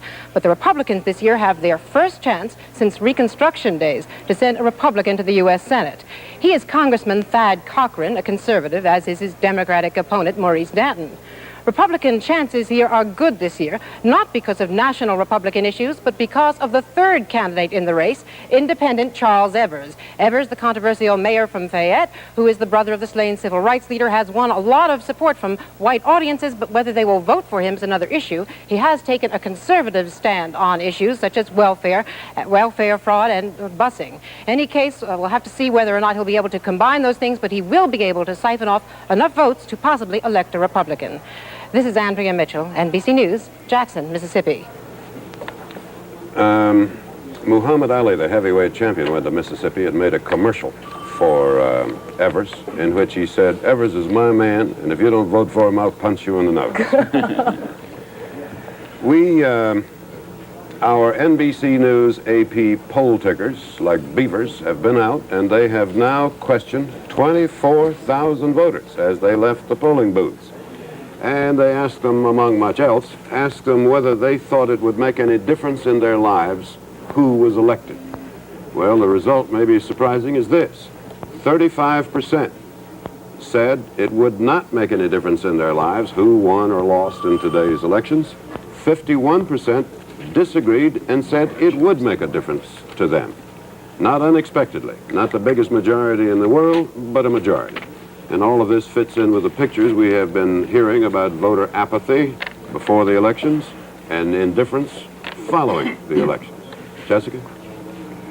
David, we have an outlook on some of the Senate races here. Two of them, as a matter of fact. One of them that we called early in the evening, the Kentucky Senate race. The Kentucky race there, you see 56% of the precincts reporting Democrat Walter Huddleston easily winning over his opponent in Kentucky. And we project by the end of the evening that Walter Huddleston will have 62% of the vote when the evening is over. I talked to Senator Huddleston before he went back to Kentucky to campaign, and he said he really did expect to win. He didn't expect it to be that difficult of a race. He said, my opponent didn't put together an organized campaign. He's poorly organized. He had problems getting the leaders of his party behind him, and I figure that I'll be able to do it in Kentucky, and he certainly did. Another race, the Virginia race. This has been getting a lot of attention nationwide, not because the race is that exciting, but because one of the candidates happens to be the husband of actress Elizabeth Taylor. Not that many precincts reporting, 3% reporting so far, and in that race, you see that Republican John Warner has 48% of the vote, and his opponent Andrew Miller has a commanding lead. We'll see what happens in that race, and we'll see just how much of an issue actress Elizabeth Taylor really was in that campaign. John? And we have a projection in the state of North Carolina in the Senate race. South Carolina, beg your pardon. In the Senate race, NBC News projects Senator Strom Thurmond as re-elected in South Carolina. He's had 3 terms in the Senate. He's 75 years old, and according to our projection, he will go back for another 6 years. Strom Thurmond over Pug Ravenel, who gave him quite a contest this year, but Strom Thurmond came through as he so often does. One of the interesting states this year is Minnesota, where traditionally the Democratic Farmer Labor Party has run things in that state, but it isn't quite the same now as it used to be. They lost a primary candidate, Don Fraser, they like very much, and Bob Jameson is at DFL headquarters in Minnesota now to talk to us. Bob? John, what is at stake here tonight is more than the 2 Senate seats, but the historic liberal progressive domination of the Democratic Farmer Labor Party. There was, as you mentioned, a very divisive primary, and Hubert Humphrey was dead and could not put the coalition back together that he formed so many years ago. With Senator Humphrey at the birth of the Democratic Farmer Labor Coalition was Arthur Naftalin, who is now a professor at the University of Minnesota and a former mayor of Minneapolis. What are the chances for survival of that coalition after this election? I think that the Democratic Farmer Labor Party remains in essentially stable condition. It suffered some serious internal stresses and polls. The death of Humphrey, of course, has been a very serious blow. And the contest between Bob Short and Don Fraser was a very serious drain on the internal stability of the party. Is it also suffering possibly because of a swing to the right, a drift to the right in this state as in so many other states over the issue of taxes? That's not so clear in Minnesota. The basic polling data would suggest that the fundamental strength of the DFL is holding firm. Okay. That would be our best guess. Thank you very much, Mr. Naftalin. Bob Jameson, NBC News, Minneapolis. I think there'll be a lot more news out of Minnesota this evening, and we'll be watching that. We'll have more coverage after this.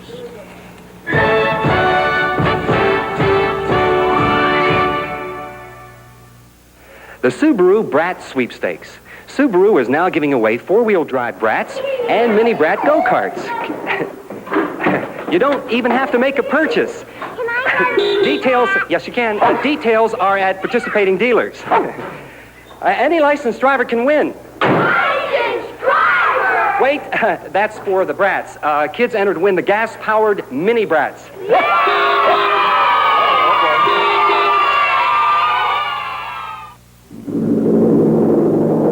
70% of all cavities happen in back teeth and between teeth, where a toothbrush often misses. New Fluorogard dental rinse can help. Fluoride in a liquid. Say this picket fence is your teeth. Brushing the front is easy, but 70% of all cavities happen back here and in between. Fluorogard floods teeth with fluoride, reaches places brushing might miss. After brushing, rinse with good-tasting Fluorogard. Puts cavity-fighting fluoride where the danger is. Come on, you can make it. Got a bag hanging there. I was depending on you. Lamar, talking to trash won't do it. Get Hefty bonded 2-ply trash bags. They're double dependable. See, there's a tough outside layer to resist tears up and down, bonded to a strong inside layer for strength side to side. Hefty bonded 2-ply. It's one bag that's double dependable. Yay, team. Your hand. We projected a minute ago the re-election of Senator Strom Thurmond, the Republican senator in South Carolina, whose many distinctions include the fact he is the only senator of 75 years who has 4 children under 7 years old. We'll be back after this.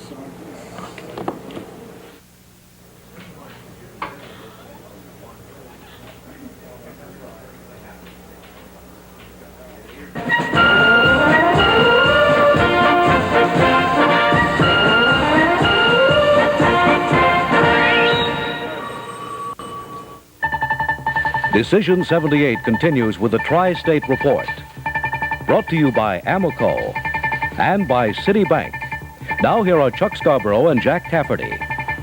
Good evening. Welcome back to our Tri-State coverage. We're now within about 7 minutes of the polls closing in New Jersey and Connecticut, Chuck. Not much time left, Jack. These are probably the toughest minutes for the candidates themselves. There simply is nothing left to do but wait. And we've been gearing up. We've talked to thousands of tri-state voters throughout the day to try and get a feeling why they voted the way they did, and we'll have a result of our polling throughout the evening tonight, Jack. In New Jersey today, there is a unique U.S. Senate race, one that is getting national attention, being watched by both parties. One candidate's 34 years old, the other one is 35, and neither one of them has ever held any elected public office before. The Democratic candidate, of course, by now you know, is Knicks basketball star, former star Bill Bradley. The Republican is former Reagan aide Jeffrey Bell. Jim Ryan and Jim Collis are at those two candidates' headquarters, and first we're going to switch to Jim Ryan at Bradley headquarters. Jim? Jack, as you said, Bill Bradley is well known in New Jersey and well known all across the country. Jeff Bell is a symbol of Republican determination to cash in on the tax issue, and that's why a lot of people across the country are watching this race. The irony is that a lot of people in New Jersey couldn't care less. One voter out of every 3 in the Garden State isn't even registered to vote. So Bill Bradley, who's running far ahead in the polls, is running not so much against Jeff Bell as he is against apathy. Now to Jim Collis at Jeff Bell headquarters. Yes, the polls close here in New Jersey in just a few minutes at 8 o'clock straight up. And Republican candidate Jeff Bell says he'll be watching very closely the returns from the key counties, the populous counties, Essex, Hudson, Union, Bergen. Bell told me that if he can come out of Hudson County, a Democratic stronghold, with only 43% of the vote, his chances of winning tonight would be excellent. And now back to Jack in the studio. All right, thank you, Jim. Over in Connecticut, Governor Ella Grasso has been running for re-election from a position of strength. She scored a big victory in September's Democratic primary when she was challenged by her own lieutenant governor. And her opponent tonight, the Republican Congressman Ronald Saracen, isn't nearly as well known as Miss Grasso, nor does he have the strength of the incumbency behind him. Mary Alice Williams is at Saracen headquarters. Bill Ryan is with Governor Grasso. In a few moments, the polls here in Connecticut will close, and then the machine-counted votes will start pouring in. But in the meantime, we do have one result. From New Haven, absentee ballots show Grasso leading Saracen by a 70% to 30% margin. And, of course, the people at the Democratic Central Committee here in Hartford are hoping that maintains the momentum throughout the state. Now to Mary Alice Williams at Saracen headquarters. GOP leaders say Ronald Sarason and his running mate, State Senator Lou Rome, make up the strongest Republican slate in years. And Sarason has aimed his campaign right at the voters' pocketbooks. He's promised to cut welfare costs and the sales tax, even proposed a constitutional amendment to limit spending so Connecticut would never need an income tax. Sarason says his opponent's a spendthrift. More important, he says Governor Grasso has failed to provide strong leadership. But right now, as the votes are being counted, Sarason is still the underdog. I'm Mary Alice Williams in Hartford. Now back to Jack in New York. Thank you, Mary Alice. The polls in both Connecticut and New Jersey now will close in less than 5 minutes, so we'll have some returns for you very soon. And by the way, if you haven't voted and the polling place isn't right next door, you're out of luck till next time. Chuck? Indeed. Thank you, Jack. We'll take a look at some of the other statewide races in New York right after this message. You expect more from a leader. You expect innovative ideas from Amoco. We were a leader in developing lead-free gasoline, the first major brand with 2 grades of lead-free, the first with premium lead-free. Amoco Premium Lead-Free, proven by experience to help stop engine run-on, to burn smoother and help stop knock, and even improve mileage because you don't have to change the timing to prevent knock. Amoco Premium Lead-Free. Don't you deserve interest on your checking account? Aren't you fed up with banks using your money and giving you nothing in return? Well, those days are over. Now Citibank can give interest on checking. It's 5% checking. 24-hour banking gets better. So get out, go to the window and shout, I'm going to Citibank to get what I deserve. Interest on checking. I'm going to Citibank to get what I deserve. Interest on checking! Interest on checking! Interest on checking! I'm going to Citibank to get what I deserve! Interest on checking! For as long as most of us can remember, Louis Lefkowitz has been Attorney General and Arthur Levitt has been State Controller in New York. And now both men are calling it quits. Lefkowitz, a Republican after 22 years, and Levitt, a Democrat after 24 years in office. And one man who's trying to succeed Lefkowitz is Bronx Borough President Robert Abrams, who could become the first Democratic Attorney General in 36 years. Abrams ran against Lefkowitz 4 years ago. His challenger this year is Republican conservative Mike Roth. He's a lawyer, and he's former chairman of the State Liquor Authority. City Controller Harrison Golden is looking to move into the State Controller's job in the Democratic and Liberal lines. His opponent is Erie County Executive Edward Regan from Buffalo. Regan ran against Arthur Levitt 8 years ago and lost by nearly 1 million votes. Jack? Chuck, Tony Guida now has more for us on the biggest one-day poll in America. The folks were questioned outside 275 polling places here around New York, New Jersey, and Connecticut. Tony? Jack, one question in our News Center 4 AP Election Day poll is designed to test the so-called apathy factor. Now, that's a little tricky because the nature of the poll obviously excludes the truly apathetic, the people who didn't bother to go to the polls. We did question more than 30,000 voters nationwide, and we asked all of them, do you agree or disagree with the following statement? No matter who is elected today, this election, like most others, won't make life any better or worse. Nationwide, a little more than a third of the voters, 35%, agreed it will make no difference to them. More than half, 51%, disagreed. No apathy for them. 14% were not sure either way. In New York, however, we found a very different picture. A plurality of New Yorkers, 46%, agreed that the election will make no difference. 39% disagreed, 15% weren't sure. You could say New Yorkers are more sophisticated. You could say perhaps that they're more blasé. In any case, more of them just couldn't care less. Chuck? Okay, the polls are closed for all practical purposes right now in Connecticut, Jack, so it's all over there. We still have an hour in New York, though. We'll be back with some numbers in just a few minutes. Right now, though, back to NBC News and Decision 78. When you fly on business, you pay full fare. And on American Airlines, you get what you pay for. Introducing a special coach section for full fare passengers only, so your seatmate will be a full fare passenger. And when we have empty seats, most of them will be in this section. At last, you'll get the full fare treatment you deserve. On American, you get what you pay for. We're American Airlines, doing what we do best. Bobby Rydell with Sha-Na-Na, tomorrow night at 7:30.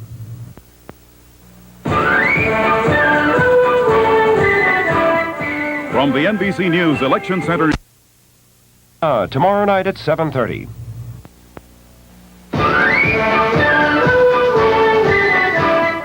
From the NBC News Election Center in New York, Decision 78. Reported by John Chancellor, David Brinkley, Tom Brokaw, and Jessica Savage. Here is John Chancellor. The polls have closed or just about to close now in about 16 states around the country. So if you're watching during this hour, we ought to get lots of returns and lots of projections. We already have a number of projections for the Senate and the governorships. And let's look at our map first in terms of the U.S. Senate and NBC News' projected winners. We have projected Sam Nunn, the Democrat in Georgia, Walter Huddleston in Kentucky. Louisiana was no contest. Strom Thurmond, you see there in blue in North Carolina. He is our projected winner. And Charles Percy, coming out of a very squeaky contest in the state of Illinois, being returned as our projected winner, which gives us, in terms of those elected so far tonight, 4 Democratic senators we tally as having been elected or re-elected, all of them re-elected in that case, and 2 Republicans. Now let's look at the map and see what it tells us about the vote for governor around the country. And again, you see that bright blue mark in the middle of your screen. That stands for Jim Thompson in Illinois, easily re-elected as governor of Illinois, our projected winner. Also, Alabama and Georgia. Fob James in Alabama and George Busby in Georgia. And this gives us these figures as far as governors are concerned. 2 Democrats projected winners, 1 Republican projected winner. The Strom Thurmond victory was, I suppose, no surprise, although some people thought that Pug Ravenel actually could bring it off down there. Bob Bazell of our staff is with one of Senator Thurmond's senior aides now. Yes, John, I'm here with Mr. Allison Dalton, who is Strom Thurmond's campaign manager. Mr. Dalton, Mr. Thurmond ran a pretty hard campaign, even though he's been in the Senate for a long time. Why was that? Well, Senator Thurmond always takes these races seriously. He's a very serious man, as you know. He's very intense. He's very dedicated. And he approached this race with just that attitude that he was not going to fail to win because of lack of effort. And he's insisted that we all keep moving and keep our nose to the grindstone, and that's what we've done, right down to the wire. Well, was there any point in the campaign when you thought you might not win it? Well, no, it really looked good all along, Bob. Senator started very early, as you may or may not know. We started almost a year ago on the campaign and have worked very hard. The senator is on his weekends in South Carolina, has been traveling the state regularly, and then as soon as the Senate adjourned, he was here on a full-time basis. So he's worked very hard. You had to get a good percentage of the black vote to get this election this time because of the large black registration here in South Carolina. Was that difficult for you? Well, I don't think it was. The senator has done so much for the blacks of this state, and they understand that. The senator has been, he's always known for his constituent service, and the blacks are his constituents, so he's done a good job. Thank you very much, Mr. Allison Dalton. Strom Thurmond, the winner here in South Carolina. Thank you. We have 2 projections. The first in New Jersey, in the election of a senator. An interesting race. Our projected winner is Bill Bradley, the Democrat, the winner in New Jersey for the Senate. Bill Bradley, the Senate, Democrat, New Jersey. We have a projection in Michigan in the election of a governor. Our projected winner is Milliken, the Republican, re-elected governor of Michigan. What do you think of that, our 2 experts? Well, that's good news for Republicans and especially for moderate Republicans. Bill Milliken, who was running for his 3rd term in Michigan, was a big target up there. Ted Kennedy went out and campaigned for the young Democratic challenger, a man by the name of William Fitzgerald, who had a very slick and, we were told, effective media campaign. Apparently it was not effective enough. At any rate, Milliken has been a moderate Republican in that part of the Midwest, and he is now, we're projecting the winner. And that's kind of a surprise. He was thought to be in a very tough race. Tom, what do you think that might do in terms of the state of Michigan to Senator Griffin and his attempts to getting reelected? I know it's pretty early to tell, but it could have some effect. They're very close. Milliken and Griffin are from the same town. They're both from Traverse City, Michigan, and they decided to go into public life at about the same time. One of them decided to go to the state house, the other one off to Washington.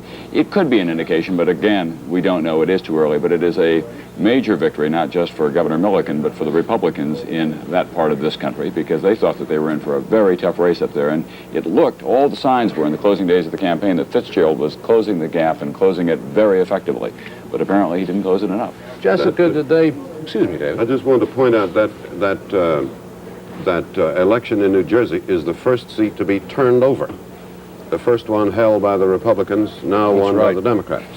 That's right. Jessica, you go ahead. Well, I was just going to say, President Carter was in New Jersey campaigning for Bradley. Did they think when you were talking to them about that helped?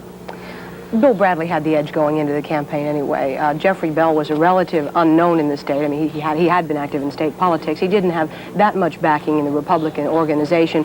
Cliff Case, of course, was Mr. Republican, Mr. New Jersey, and when Cliff Case didn't win the primary, Jeff Bell really didn't have all that much of a chance. Bill Bradley, of course, a very popular candidate, well-known basketball player, had a lot of celebrity backing, so it's no surprise, but it is, of course, the first turnover in the Senate tonight. Suppose Bell might have won if he'd been a basketball star? It would depend how well he played, I suppose. Would you all like another turnover? We have a projection in the state of South Dakota. NBC News projects Congressman Larry Pressler as the winner in the Senate contest there against Donald Barnett, and that is the seat that was held by Jim Abourezk, who was a Democrat, so that we are now projecting another turnover in the Senate. Tom? Not unexpected there, I think. I think not. And Pressler was expected to win handily going in. Let's take a look at some governor's races around the South at this hour. We're beginning to get some returns from the state of Florida, where we have a couple of new faces in Southern politics running. Just 1% of the precincts reporting thus far. The returns insignificant at this time and very close. The Democratic nominee there is 42-year-old Robert Graham. He's a young millionaire who shed his pinstripe suits and went out and worked at 100 different jobs around the state of Florida. He called himself a Graham Cracker in an effort to have a kind of populist identification. When he was in the state legislature, he was one of the liberal and progressive state legislators, but as a candidate for governor, he's been considerably more conservative than that. 65-year-old Jack Eckert is the Republican nominee in Florida. He has a little more money than Robert Graham. Mr. Eckert has a personal fortune worth $57.5 million as a result of a string of very successful drugstore chains. If that's a familiar name to you, Eckert, it's because he was the head of the General Services Administration. He was not at all tied to that scandal, but he was worried that it might hurt him in some way in his campaign.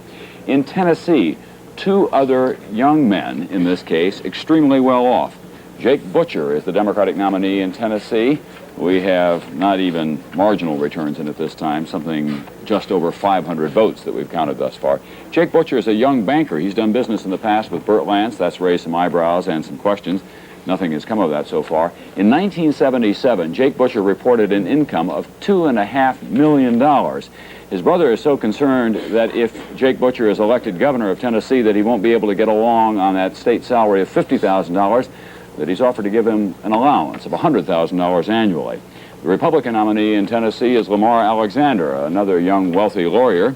He walked the entire state of Tennessee this time in an effort to draw some attention to himself, and he became the subject of some controversy in the Tennessee governor's race because he was the part owner of a club in Gatlinburg with a rather catchy name of Ruby Tuesdays. In Georgia, we have already projected a winner in Georgia tonight. The incumbent Democratic governor in Georgia is George Busby. 1% of the precincts reporting thus far. We are projecting that he will be re-elected to a 4-year term. He campaigned not as a workhorse, as he put it, rather not as a show horse, but as a workhorse. By the way, Jake Butcher, that young Tennessee millionaire that we were talking about just a few moments ago, he lives now in a private home that we're told has 13 bathrooms. And through extensive checking, we were able to determine that the Tennessee governor's mansion has 6 bathrooms. So if he is elected tonight, he will be running a 7-bathroom deficit. David? A net loss of 7 bathrooms? A net loss of 7 bathrooms in Tennessee. Well, he obviously is determined to sacrifice himself on the altar of public service. Absolutely. We'll be back after this.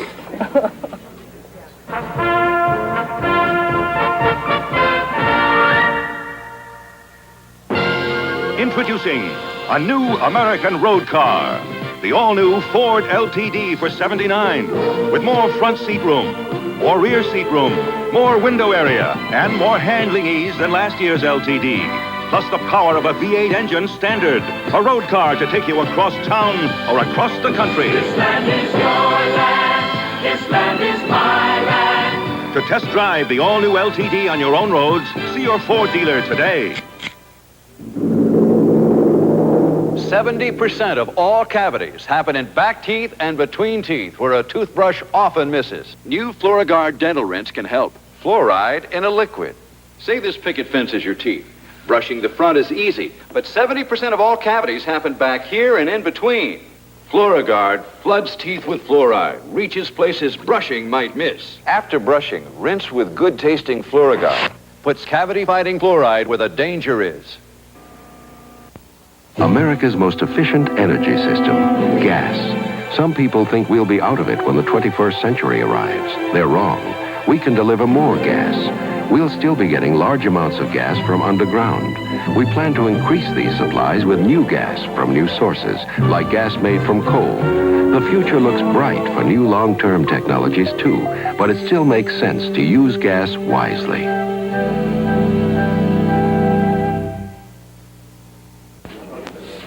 These results are being watched with the most intense interest, needless to say, at the two parties' headquarters in Washington, the Republicans and the Democrats. And so we're going to switch there and see what's happening, what the mood is. First to the Republican National Committee and Chris Wallace. Chris? David, the Republicans spent more than $12 million on this election, and the question tonight is, will they get their money's worth? As the evening begins, Republican leaders are predicting only modest gains, a pickup of 15 to 20 seats in the House, 4 to 6 governors, no gains in the Senate, and about 200 more seats in state legislative races. By historical standards, not much of an election. The Republicans feel they have been successful in drawing attention to economic issues. GOP ratings on controlling inflation and spending are up from recent years. But they acknowledge that the Democrats have also jumped on inflation, blunting the GOP attack.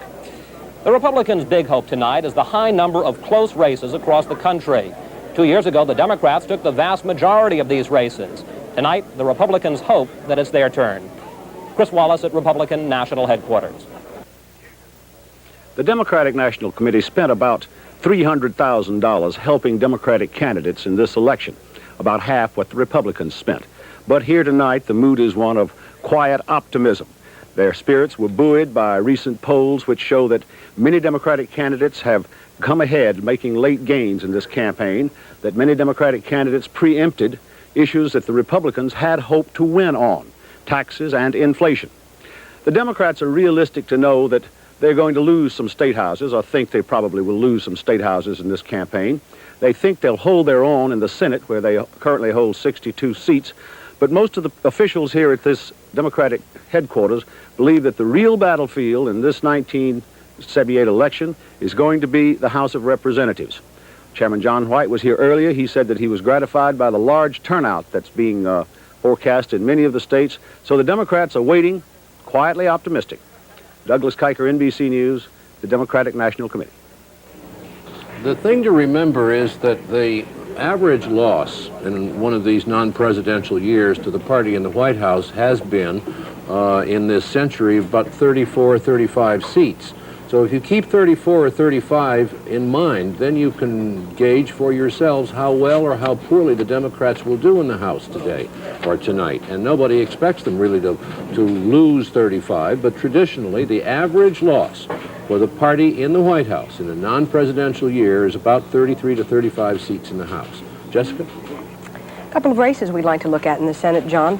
In Alabama, there are, of course, 2 Senate races. One was decided before the evening even began because no one wanted to run against one of the candidates was so strong there, Howell Heflin. But the other race, the race for the late Senator James Allen's seat, 2% of the precincts reporting in so far. And you see there that Donald Stewart, well ahead of his opponent, Republican James Jim Martin. In Georgia, we've already projected a winner there in Georgia. We project that Senator Sam Nunn will retain his Senate seat. 1% of the precincts reported, but we're already able to make that projection, 87% of the vote to none. In Kentucky, another projection we were already able to make, 57% of the precincts reporting there. Democrat Walter D. Huddleston, 62% of the vote so far. In South Carolina, another projection that we made. Strom Thurmond, Republican, will be able to hang on to his Senate seat that he was fighting to hold on to from Pug Ravenel. There was a young man who came home to the state. He was a stockbroker, wealthy man, came home and ran for governor and was declared ineligible because he was too young, but he got name identification, ran against Strom Thurmond, and the issue in that campaign was whether Strom Thurmond, at 75 years old, was still able to handle the job. And so Strom Thurmond, to neutralize that issue, sent his 31-year-old wife and their 4 children, all under 8 years old, around the state in a van called the Strom Trek. Whoa. And all of them wore T-shirts that said, "Vote for my daddy." And Strom finally wound it up by going to a birthday party for his son that was held at a firehouse, and he kept sliding down the fire pole to show how well he could do. Strom Thurmond there, we project, will be the winner in his state. Gentlemen? Jessica, our NBC News AP poll takers they're all over the place. They're stopping people everywhere as they leave the polls. So far, they have stopped and asked questions of 25,000 people. And on one critical question, what they think the economy is likely to do in the next year, a measurement of their optimism.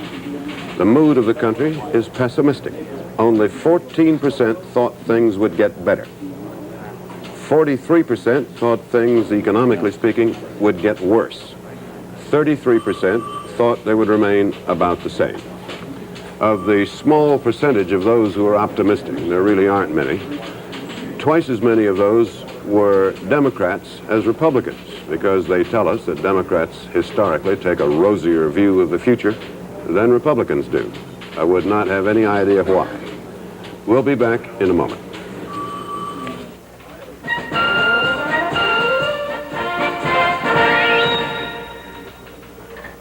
Valari and Fairmont. I like them both. Thousands of people compare Plymouth Valari and Ford Fairmont, and they're comparable. The same EPA size class, about the same mileage with comparable equipment. But they're different too. From seating for 6 to wheelbase and track, we think Valari 4-door's more car. Equipped with 6-cylinder engine and automatic transmission, sticker price is about the same. A solid, substantial car. That's Valari. That's imagination. That's Plymouth. Just gotta have a treat, oh, but you shouldn't eat. Wow, I could have had a V8.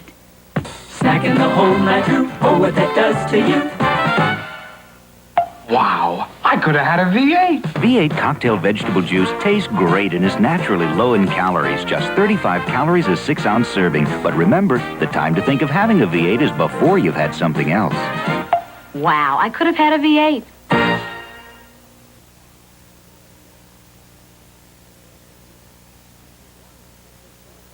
Pretty confusing, but there's one that simply tells it like it is. Coronet, always a good buy. Now it's dramatically improved. It's softer and more absorbent than ever. Strong, too. Yet Coronet still costs less than most other national brands and gives you 125 towels to a roll. That's enough to put Coronet out front. We now have a different kind of report this evening from Kenley Jones, who's at Magnolia Towers in Orlando, Florida, with somebody who's been voting for really quite a long time. Kenley? John, I'm talking to Elmer Klebert, who's 83 years old. His wife Gladys is here sitting beside him. Mr. Klebert came to Florida from Chicago, and he's lived here now in Florida for quite some time. You told me earlier today that you were going to vote for new politicians and not the old ones, and I want you to tell me why. Well, I believe that we should have all new people down in Washington. All the old ones haven't done anything for us, so let's put all the new ones in. That's my idea. You think the new ones might do better than the old ones? Well, if they don't, we can put them out again in 2 years or so, but at least we got a chance. All that age and experience doesn't mean anything? Not to me, I don't know. Have politicians changed much during the time that you've been voting? Well, I should say so. I would say they have changed an awful lot. All they do is just raise and tell you all the good things they're going to do for you. Raise your wages and cut taxes and so forth and so on. And then when they get down there, they don't do it. So what? So they've changed for the worse? They have changed for the worse. Okay, thank you very much. This is Kenley Jones at Magnolia Towers in Orlando. And NBC News now projects in the state of Tennessee Howard Baker to be the winner of that state senatorial contest this year. Howard Baker, who won handily the last time, got in a little trouble because of the Panama Canal. Jane Eskind, who was his opponent. Now, you'll see on there that we have very few votes, but we have analytical tools at our disposal that will enable us to make a projection. Baker, we felt all along, might be the winner, and these early returns that we have here tonight bear that out. In any case, Howard Baker is our projected winner to be reelected from the Senate in the state of Tennessee. And among the senators tonight that we have projected, as you saw on our map, the one that was, I think, the most interesting story so far was Charles Percy in Illinois, who had a very difficult time and was very far behind in the polls at one time, and he has come back, and And I don't. Have you seen any figures on him, Jessica? No, we've not seen a breakdown on how well that he's doing right now, but he was projected a winner early enough in the evening with a somewhat sizable percentage of the vote. See if we can get a breakdown on it. The one thing that I did notice about Chuck Percy was that I've been watching politics for a long time, and I don't think I ever saw a commercial on television from a politician that had such desperation in it as Chuck Percy's final television commercials in which he said, "I know you've sent me a message. I've got the message. If you don't vote for me, I'm not going to be there to receive it." I thought that was an extraordinary moment, a kind of a poignant moment of great desperation of a politician trying to hold on to his job. Well, the campaign had devalued to such a point with those charges back and forth, one caller and the other saying they had mob connections, saying, and then his opponent saying that he had there's some racial overtones, and it really got desperate down to the wire. Well, I think accurately we ought to characterize what happened in Illinois as Mr. Seath's commercials really were regarded by people out there in both parties and in all the newspapers as really being pretty bad. And yes, it did get mixed up toward the end, but it was a tough contest, I thought, a very rough one. Charles Percy even had Muhammad Ali in his corner. Muhammad Ali has been very active in this campaign. Jesse Jackson as well. Mississippi, but Muhammad Ali and Jesse Jackson both came out on behalf of Charles Percy at the end. There was some suggestion that he may be against blacks. Percy may be against blacks in one of the Seath ads. And the other thing about the Percy race, which is so interesting, is the Percy-Seath race, is that Alex Seath, the Democrat, really adopted all the Republican conservative positions, as opposed to so many Democrats this year who are adopting the conservative positions of the Republican Party. It's getting very difficult to tell the Republicans and the Democrats apart, especially on the issues. That brings us up to this point. We'll have more election coverage after this.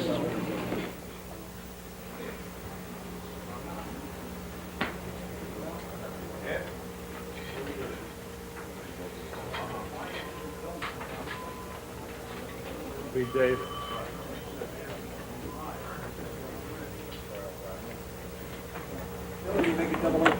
One of the political phenomena that have had a lot.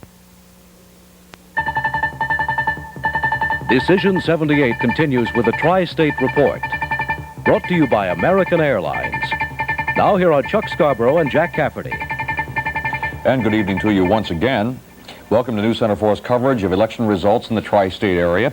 Senate candidate Jeff Bell's campaign slogan was "California has Proposition 13, New Jersey has Jeffrey Bell."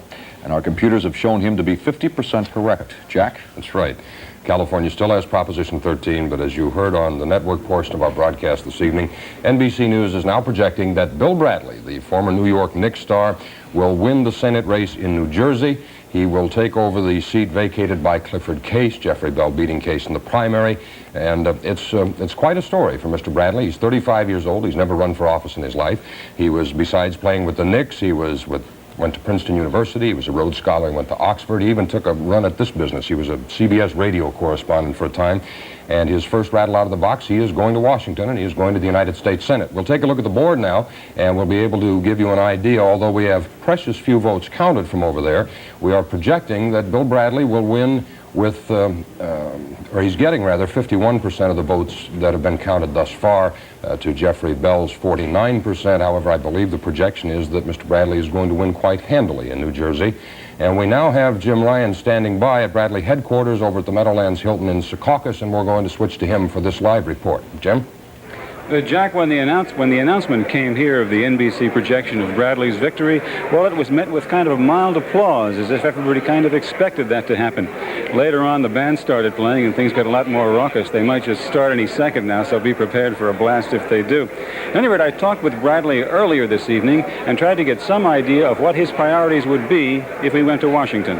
Campaign, I said I wanted to get to the United States Senate to focus national attention on New Jersey and be an advocate for our interests. And my hopes for committee assignments would be based upon those criteria.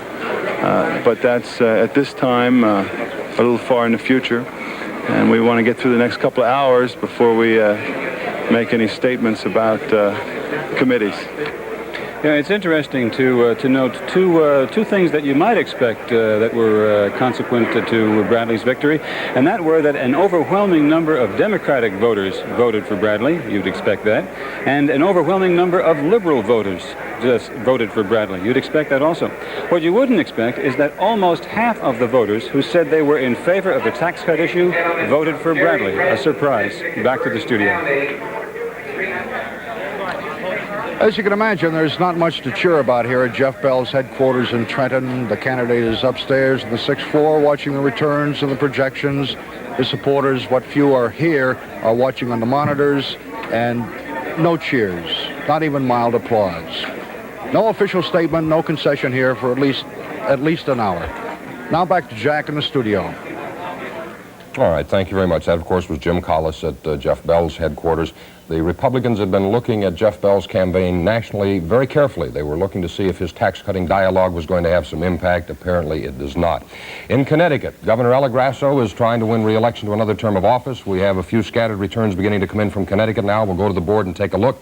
Again, it is too early to call. Only 1% of the precincts reporting at this point, and she has a 20 percentage points lead over her opponent up there, Michael Saracen. And so we will switch now to the Grasso headquarters in Windsor Locks, where Bill Ryan is standing by at Governor Grasso's home. Bill? Jack, just a little bit south of there, actually, at the Democratic Central Committee in Hartford, but that's where the governor is, in Windsor Locks, taking in the returns, probably getting them a little bit more quickly than they're coming in here to the committee. They're being posted on the wall opposite me.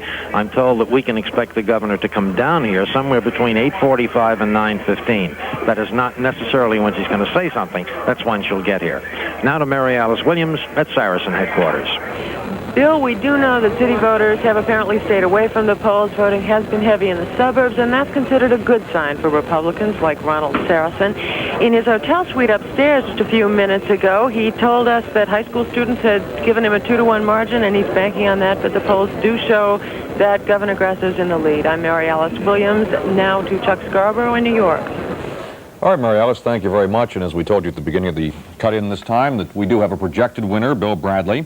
He will go to the United States Senate, and we'll be back with more on that for you in a moment.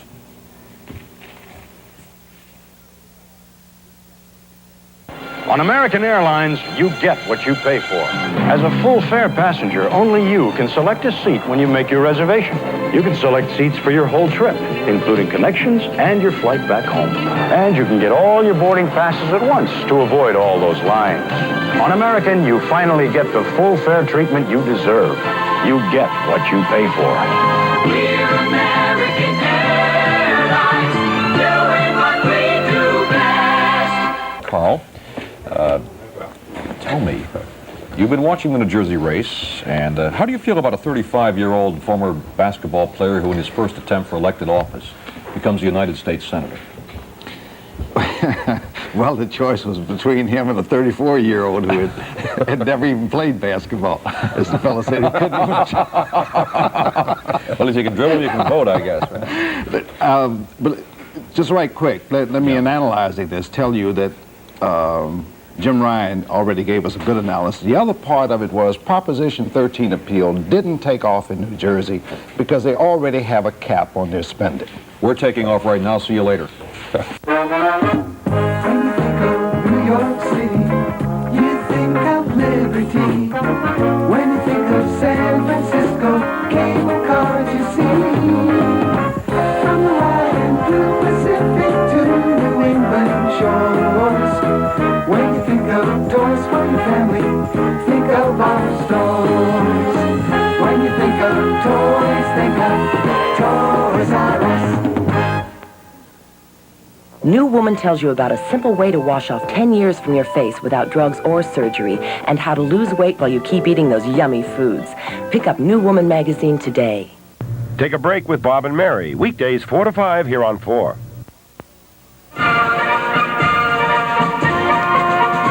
NBC News continues its election night report. Decision 78. Here is David Brinkley. We're back, and I have two projections. One of them, or maybe both of them. One of them may be a surprise. In Tennessee, our projection in the race for governor in Tennessee is that the winner is Lamar Alexander. the Republican. That is a governor's seat the Republicans have taken away from the Democrats, the first one so far tonight. And another projection in Maryland. Our projected winner in Maryland in the election of a governor is Harry Hughes, the Democrat. Harry Hughes, Democrat governor in Maryland. Now if we can take a look at our map, and let me point out to you its more salient features and colors. The blue lights, of course, indicate, in the case of governors, that we have called a Republican winner. The red lights indicate we have called a Democratic winner. Those that are still a sort of pale yellowish beige mean that so far we haven't called anybody because we don't have the figures yet. And the states that remain dark do not have any races of governors or senators this year. Now we're going to take a look at the summary of the election so far. We see that we have called 3 Democratic governors, we have called 3 Republican governors, and there is one change. The Republicans, as I've just said in Tennessee, took the governorship by our projection away from the Democrats. Now the elections of senators, as shown on our map, the same colors, of course. Republican senators we have called are shown in blue, Democratic senators shown in red. In Alabama, as you see, it's only half red. It's because there's another race there. There are 2 this year, and we haven't been able to call that one yet. We will in due time. The summary of the senatorial elections at this point is as you see it. We've called the Democrats as electing 5 senators, the Republicans electing 4 senators. Don Harris of our staff in California is talking to a man who in just this very year has become something of a national figure. He may in fact wind up on Mount Rushmore or something equivalent. Howard Jarvis. Don, come in and tell us about it. Howard Jarvis has to be something unique because he isn't running for political office, and yet everybody is asking him what he thinks about the election and how things are going. Mr. Jarvis, there are 10 states that have tax reform bills on the ballot that could change or immediately cut taxes in the state. Let's take Michigan. That's the one we're going to get first results on. How do you predict the outcome in Michigan? I think that the Tisch Amendment will pass. My information is that people are going to vote for both of them. They both may pass. But if they do, the Tisch Amendment will prevail in the important areas of the law, and the people in Michigan will be blessed with a tax cut. But suppose the Tisch Amendment passes, suppose the Headley Amendment passes, there is yet a 3rd tax reform measure on the ballot. Yes, I don't think that one's going anywhere. I didn't see any particular movement for that, although it's always possible. But I think the Tisch Amendment, if it passes, will help the people of the state of Michigan and give them a real property tax reduction, yes. In California, Proposition 13 turned out not to be much of a factor in the governor's race, for example. Brown originally opposed 13. He's ahead in the polls. Younger endorsed 13. He's behind in the polls. Do you really see tax reform and the candidates' positions on tax reform as being a major factor in the elections? Oh, absolutely. The fact that what really happened in California is, I'm sorry to say, is Evel Younger blew the whole campaign. It's a strange thing for a Republican to say. Well, you are a Republican. I know, but the tax issue is not in politics. He first said that he would vote for it, but he wouldn't campaign for it. And Jerry Brown went all over this state campaigning against it in the strongest possible terms. So now we come down to the end of the election, and Brown turns around and goes for 13, and Younger sort of slides slowly along and finally comes out half-heartedly for 13. If Younger had endorsed 13 in the beginning, there'd have been a big fight for the governor of California. All right, Brown we'll see. yes, or Brown against, and Younger for. And I think Younger would have won. We'll find out how true your projections are, and we'll check with you later in the evening when we get more returns. Right. Don Harris, NBC News in Los Angeles. And we have more projections coming in now that the returns are rolling in. NBC News in the state of Connecticut projects Ella Grasso to be reelected as the Democratic governor of the state of Connecticut. And there you see a small number of votes in, Grasso with 60% of those votes. And in the state of South Carolina, NBC News projects Richard Riley to be the winner in that state's gubernatorial contest, taking the place of Governor James Edwards, a Republican who is ineligible. Riley is a Democrat, and that's important, and there you see the balance of forces on those votes. And also, in the Alabama Senate race, they have two in Alabama this year, NBC News is projecting Donald Stewart, State Senator Donald Stewart, as the winner, the projected winner of the contest against James Martin, former congressman, for the seat that was vacated by Marion Allen, the widow of Senator Allen. And so those are our projections now. Jessica, does that spur any thoughts on your part? It surprises me a little bit, only because there were some last-minute revelations that Stewart had electroshock therapy in high school, and that was revealed late in the campaign, and it was thought that maybe that would affect this somewhat, but apparently it hasn't. He's doing as well as had been originally expected a couple of weeks ago. John, I would like to take a look at some of the races in the South where there are, again, no surprises. In Tennessee, Howard Baker running against Jane Eskin, newcomer to politics, one of two women running for the Senate this year. We don't have that much of the vote in, but there's enough our computers tell us to say that even though we don't have that many precincts in, that Howard Baker is going to be able to win that race. In Virginia, the race between John Warner, Republican, and Democrat Andrew Miller, 3% of the precincts reporting.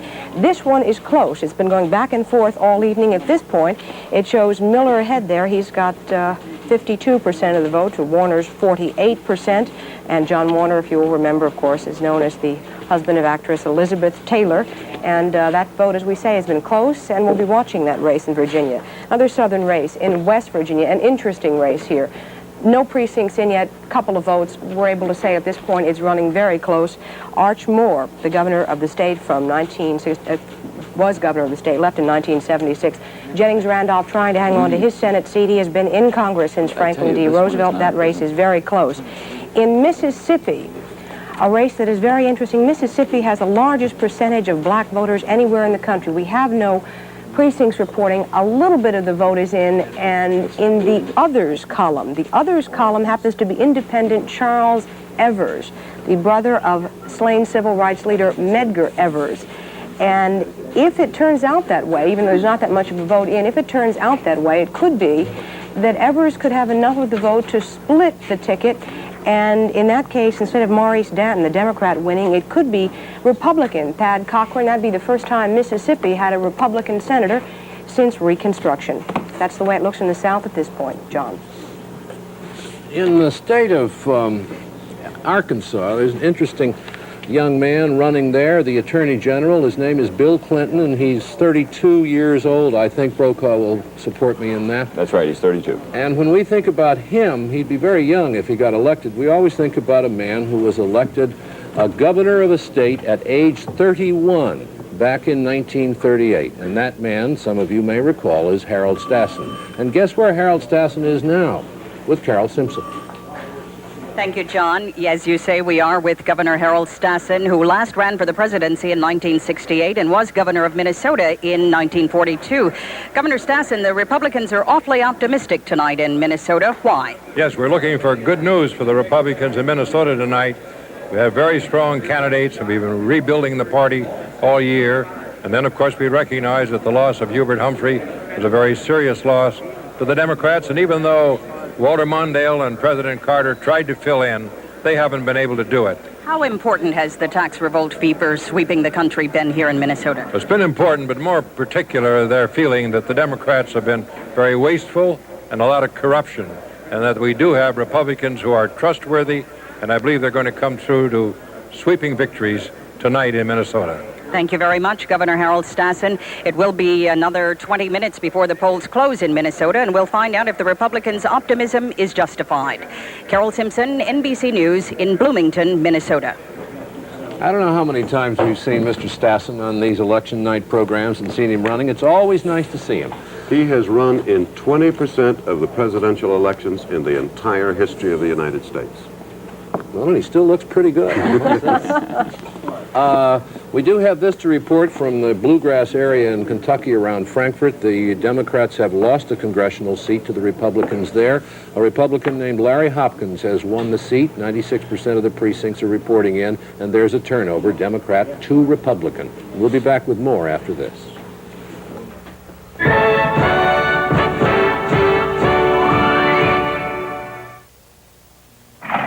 When the first Bell helicopter got off the ground in 1943, it was slower than a family car. Even so, some people thought there'd be a helicopter in every driveway someday. It never happened. But a lot of other things did, enough to create 12,000 jobs at the Bell Helicopter Division of Textron. And that's just a part of the helicopter industry. Instead of a family car, the helicopter became a workhorse, an ambulance that always has a green light, a crane that'll lift 3 tons, a fire engine that doesn't need ladders or roads. Who could have foreseen all this in 1943? The helicopter found its place because Bell and its competitors were free to respond to needs as they developed and free to keep working on ideas for tomorrow. Competing to find better ways to meet the needs of a changing world. That's what private enterprise is all about. And that's what we do at every division of Textron. Every day I got 54 kids to deliver. So when nagging minor arthritis pain and its stiffness get a grip on me, I grab Bengay. Bengay's fast temporary relief works deep down to break up the pain in my muscles and joints. That's why Bengay is America's #1 selling arthritis rub. I know it really works for me. When the pain of arthritis has you in its grip, break the grip of pain with Bengay. We're back, and we have 2 projected winners, both in Arkansas, both Democrats. David Pryor, we project, is the winner in the election for a senator in Arkansas. David Pryor, now the governor, running for the Senate. We project him to be the winner. In the election of a governor in Arkansas, we project Bill Clinton, the Democrat, the winner. And he is, I believe, 31 years old. Is that what you said? 32 years old. Youngest governor in the country, one of the youngest in our history. Those are the figures as we have them at the moment. As you see, they are not voluminous of the figures we have brought in. We have other sources of information, and the projection is based on that. Two projected winners in Arkansas, both Democrats, and both of their seats were already held by Democrats, so there is no change there. One of the controversies, and continuing controversies in this country, is over whether women should be allowed to have abortions whenever they want them. Our NBC News AP poll asked people their opinions on this question today. So far, we have 26,000 of them counted and computed. Asked whether any woman who wants an abortion should be able to get one. Of those questioned, 50% said yes, she should have an abortion when and if she wants it. 39% said no, she should not. The rest were just not sure. When we broke down those figures, we got some interesting results. We found that the percentages were the same for men and women. When we broke them down still further among people of various religions, we found that most Protestants and most Jews favored abortions on demand. Most Catholics opposed it. Another question about the best way to fight inflation, and that is a question on which we have found nobody who did not have an opinion, or very few. 39% said cut federal spending. Not a majority, but it was the first of the options offered. Price and wage control, 23% thought that was the best idea. And of cutting taxes, 6% thought that was the way to do it. All during the campaign, the Republican Party has, of course, made a big issue of tax cutting, but it seems not to have paid off for them very well. Tom? David, you just projected, as you said, the Attorney General of Arkansas, now elected governor. He is 32-year-old Bill Clinton. That state is developing a tradition for electing young men to the governor's offices there. Dale Bumpers and David Pryor. Pryor has now been projected to senator. Clinton has his eye on the Senate at some point as well, we're told. He came out of the McGovern campaign, Yale Law School, and he was a Rhodes Scholar. In Tennessee, another young man, this one a Republican. We're projecting in Tennessee. A bit of an upset tonight. That state house goes to the Republicans. Lamar Alexander, a 38-year-old lawyer who was a member of the Nixon White House staff. We are projecting that he is the winner there. He was a television commentator in Tennessee, and apparently the voters of that state didn't hold that against him. He ran against a man by the name of Jake Butcher, a very wealthy young banker who will now be able to go back to his material comforts of a large private mansion, a private lake, and a 2-engine private jet. In Florida, here's how it stands thus far in Florida, if we can take a look at the vote there. 2 men from Miami, 10% of the precincts reporting thus far. The Democratic nominee is Robert Graham, a land developer worth about $4.5 million. As you can see, with 10% of the precincts reporting, he has an 8-point lead over Jack Eckerd, a 65-year-old drugstore millionaire who was the former head of the General Services Administration. More Democrats than Republicans in Florida, but occasionally it will cross party lines. Graham campaigning hard in the middle and northern part of the state. He even has his campaign headquarters in Tampa, even though he's from Miami. In South Carolina, we are projecting that Richard Riley, who ran Jimmy Carter's presidential campaign in that state in 1976, Richard Riley, we are projecting the new governor of South Carolina, replacing an outgoing Republican. So far, there's been a switch. In Tennessee, the Republicans pick up one, but they lose one in South Carolina. And in Michigan, we are projecting that Republican Governor William Milliken, running for his third term, will be reelected. He was in a very tough race against a young state legislator out there, 36-year-old William Fitzgerald, who had an awful lot of help from both Jimmy Carter and Ted Kennedy and from other well-known Democrats across the country. But Milliken, a moderate Republican, a big victory for the Republicans in Michigan then, as we are projecting that he will serve now a third term as governor of that important and populous state. Tom, wasn't it Jake Butcher in Tennessee, our projected loser, who rented a baseball stadium and fed barbecue to 16,000 people? He did indeed. Would you assume that some of those came, ate his barbecue, and then voted against him? It appears that way. Barbecue apparently is replacing chicken as the staple on the circuit, because the Republican candidate for governor in New Mexico said this year, the Bible says that man cannot get along on bread alone, but as a candidate, I can tell you, you can do pretty well on barbecue. May I just tell one Jake Butcher story here very quickly? Jake Butcher was spending so much money in the primary in Tennessee trying to be elected governor that they said of him, of his campaign, that if you called Butcher's headquarters on primary day and asked for a ride to the polls, they'd let you keep the car. Do you think we might find that this election has been inflationary? Well, the costs go up. We'll be back after this.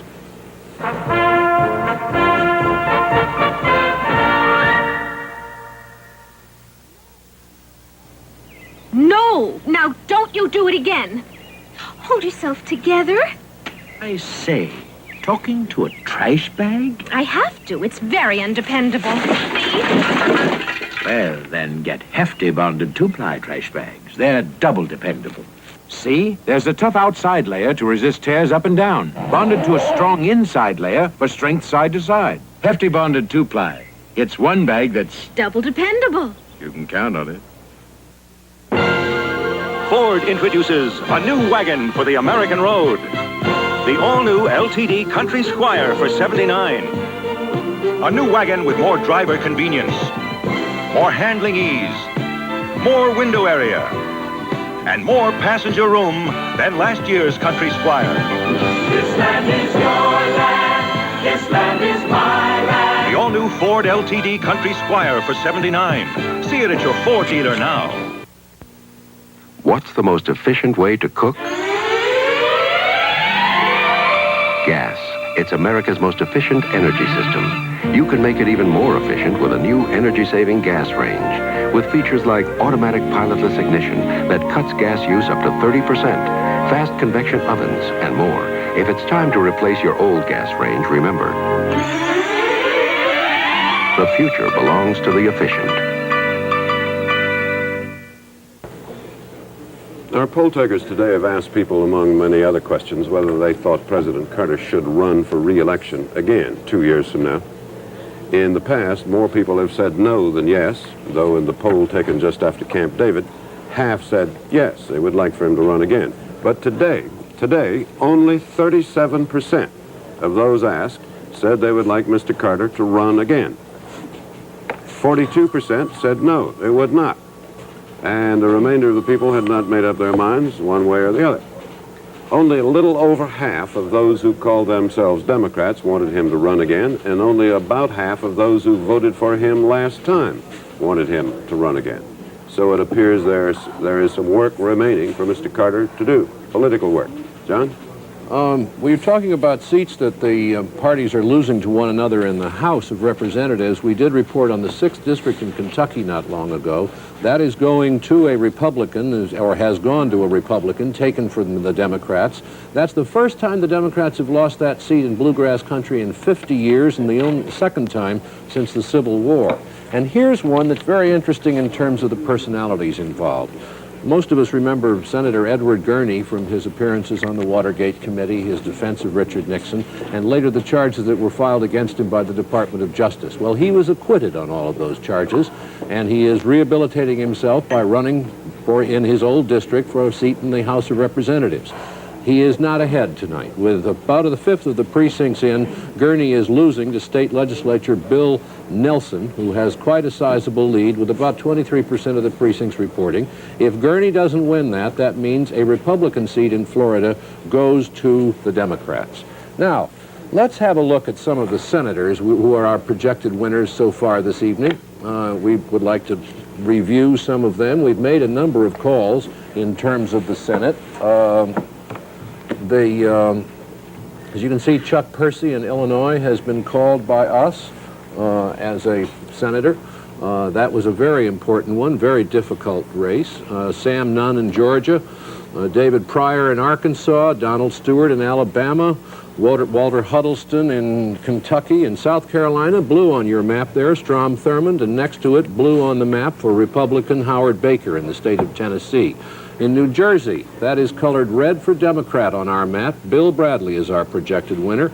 Larry Pressler in South Dakota, a Republican, you see it there on your map, is a projected winner. And that's about the way it stands now in the, did I mention Bill Clinton, our projected winner in, he's a governor. He's a gubernatorial candidate. In any case, that's where we stand as of this hour, and we'll be back with more coverage of the 1978 election after this.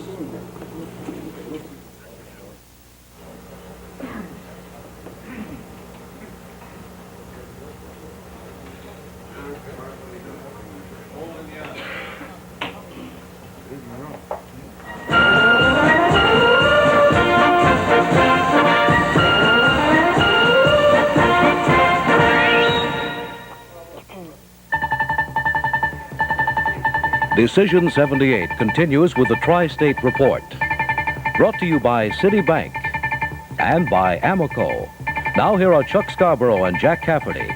Good evening and welcome back to our coverage of New York, New Jersey, and Connecticut. We have some votes in now. We're getting some numbers, some information from Connecticut, New Jersey, where the polls have already closed. As we've been telling you and told you earlier in the evening, Bill Bradley has won election to the United States Senate in New Jersey. He will defeat Republican Jeffrey Bell. In addition, in New Jersey, there are 15 congressional seats up for grabs tonight, and we'll be reporting on 12 of them.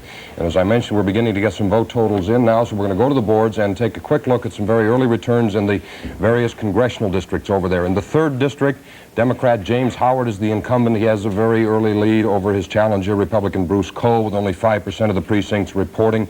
Too early to call that one. In the 4th District, the incumbent is Frank Thompson. Again, he is leading right now quite handily, but only 3% of the precincts reporting. He is way ahead of Republican Christopher Smith. In the 5th New Jersey Congressional District, the incumbent is a Republican, Millicent Fenwick. Excuse me, we have lost the board. We will tell you that in the 5th New Jersey Congressional District, the incumbent is Republican Millicent Fenwick. The challenger is a Democrat by the name of John Fahey, and with 6% of the precincts reporting, the incumbent is doing quite nicely at this point. We are, again, talking about very, very early returns. There's one where we have absolutely nothing to report. We will tell you that the incumbent is Andrew McGuire, the challenger Republican Margaret Rockema. Some say that Ms. Rockema's campaign did gain some strength late in the going, and she may, in fact, show very well. The next district that we'll be reporting on this evening is the 8th Congressional District. The incumbent there is a Democrat, Robert Rowe. He's been in the House for 9 years. The challenger is Thomas Malani, the Republican, with 1% of the precincts in. The incumbent is leading by quite a margin. Closer to home, the 9th Congressional District is just across the Hudson River. It includes towns of Teaneck, Bergenfield, Fort Lee, Tenafly, and an interesting story there. We have very few votes in, but there, Henry Helstosky is the ex-congressman from that district who is trying to get elected again. He is now running on the independent ticket. He was indicted for bribery in 1976, and Mr. Hollenbeck, Harold Hollenbeck, the Republican, now holds that seat, but Helstosky is trying to make a comeback It's not expected that he's going to. Nicholas Mastorelli is also in the race. It's his first try for elective office. The 10th New Jersey Congressional District, Peter Rodino is the incumbent. He has been there for 30 years. He has won 15 consecutive elections. We have no votes in as yet. He is a heavy favorite to defeat the Republican John Pelt. In the 11th District, the incumbent, Democrat Joseph Minish, running against Republican Julius Feld, and with 1% of the precincts reporting, the incumbent again about a 2-vote-to-1 margin. The 12th Congressional District in New Jersey, the incumbent is Republican Matthew Rinaldo, and he's running against the Democrat Richard McCormick. And we could tell you that Mr. Rinaldo has been in the House of Representatives for a period of 6 years. He is trying to be reelected. We have no votes in. The 13th District, Democrat Helen Minor. She is one of 2 women representatives from the state of New Jersey. She is running against Republican challenger James Corder with 3% of the precincts reporting. It's close there, but much too early to determine the outcome as yet. In the 14th District in New Jersey, Democrat Frank Guarini running against Republican Henry Hill, and this is an open seat. Neither of these are an incumbent. We have apparently, yes, no returns in yet over there at all. We'll be getting those probably later on. And the last congressional district that we'll be reporting for you here this evening is the 15th Congressional District, where the incumbent Democrat Edward Patton is running against Republican Charles Wiley, and with 2% of the precincts reporting. Close race, but again, very, very early, only 1,800 votes in. We'll be back with more of our tri-state coverage right after these messages. An important message to people throughout the New York area. Now you can earn interest on your checking at Citibank. We've taken advantage of a new law and will now offer you 5% interest on checking, the highest interest any bank can pay, even savings banks. 5% checking is the newest addition to 24-hour Citi Card banking. At Citibank, we think our customers deserve a lot of easy ways to earn more interest. 5% checking is the newest. Get it. You deserve it. The city never sleeps. Citibank. You expect more from a leader. You expect innovative ideas from Amoco. We were a leader in developing lead-free gasoline, the first major brand with 2 grades of lead-free, the first with premium lead-free. Amoco Premium Lead-Free, proven by experience to help stop engine run-on, to burn smoother and help stop knock, and even improve mileage because you don't have to change the timing to prevent knock. Amoco Premium Lead-Free. As you've already heard this evening, Ella Grasso is our projected winner in the race for governor in Connecticut. 38% of the registered voters are Democrats in Connecticut. Governor Grasso got their support and got much more to take this election. And Tony Guida has more from our News Center 4 Associated Press poll. Tony? Chuck, our poll shows that Ella Grasso won re-election by keeping the loyalty of key groups of voters and by winning the respect of most Connecticut voters. Among the state's largest ethnic group, Mrs. Grasso's own Italian Americans, 65% voted for her. She won 60% among women voters, and a healthy majority, 54%, gave Governor Grasso a job rating of good or excellent. 9 out of 10 of those people also gave her their votes. She did well among black voters, she did well in the cities, and among supporters of women's rights. And most important, she showed strength in virtually every sector of the electorate. Chuck? All right, thank you very much. We are now just about 2 minutes, about a minute and a half away from the polls closing in New York. And we have some very, very interesting races in New York to look for. We expect to get some results shortly after the polls close because we have a very tight governor's race. It's been seesawing back and forth in the polls. All right, Jack, why don't we widen out here and we'll draw Jack into this? Yeah, we've got I think we can do a quick look at a board, Chuck. We apparently have some returns on the Essex County executive race. The electorate over there reorganized the Essex County government in 1977, and they have a race on this evening for the chief political job over there. And with very early returns in, the Democrat, Peter Shapiro, is way, way out in front of Robert Noddy. The independent candidate is a gentleman by the name of Stuart Braun. And at this point, Mr. Braun is having a tough evening. But again, not even 1% of the precincts reporting. We'll be watching that as well as the highlight question. There are 3 congressional districts in Connecticut, all of the New York statewide races, so we'll be back. Indeed, we expect to have returns shortly from New York, so we'll see you in about 20 minutes' time. Beyond the blue horizon waits a beautiful day.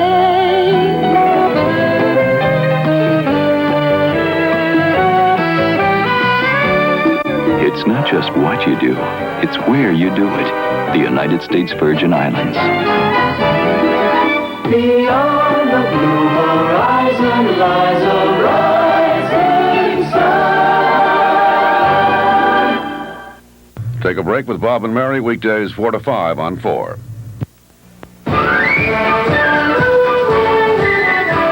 From the NBC News Election Center in New York, Decision 78. Reported by John Chancellor, David Brinkley, Tom Brokaw, and Jessica Savage. Here is John Chancellor.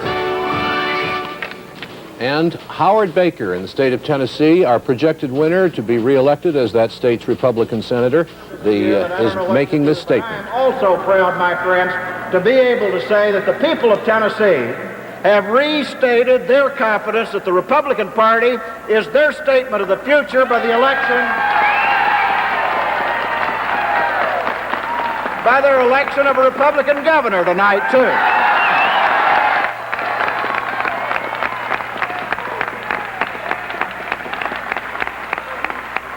We've come a long way together, Republicans have in this state.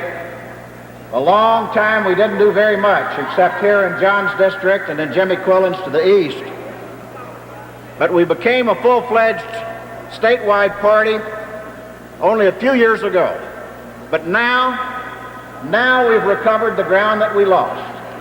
Now we're in a position, after this race, with my humble gratitude to you for giving me an opportunity to continue of service in the United States Senate, and with the election of a Republican governor, the Republican Party is ready now to become the majority voice in this state.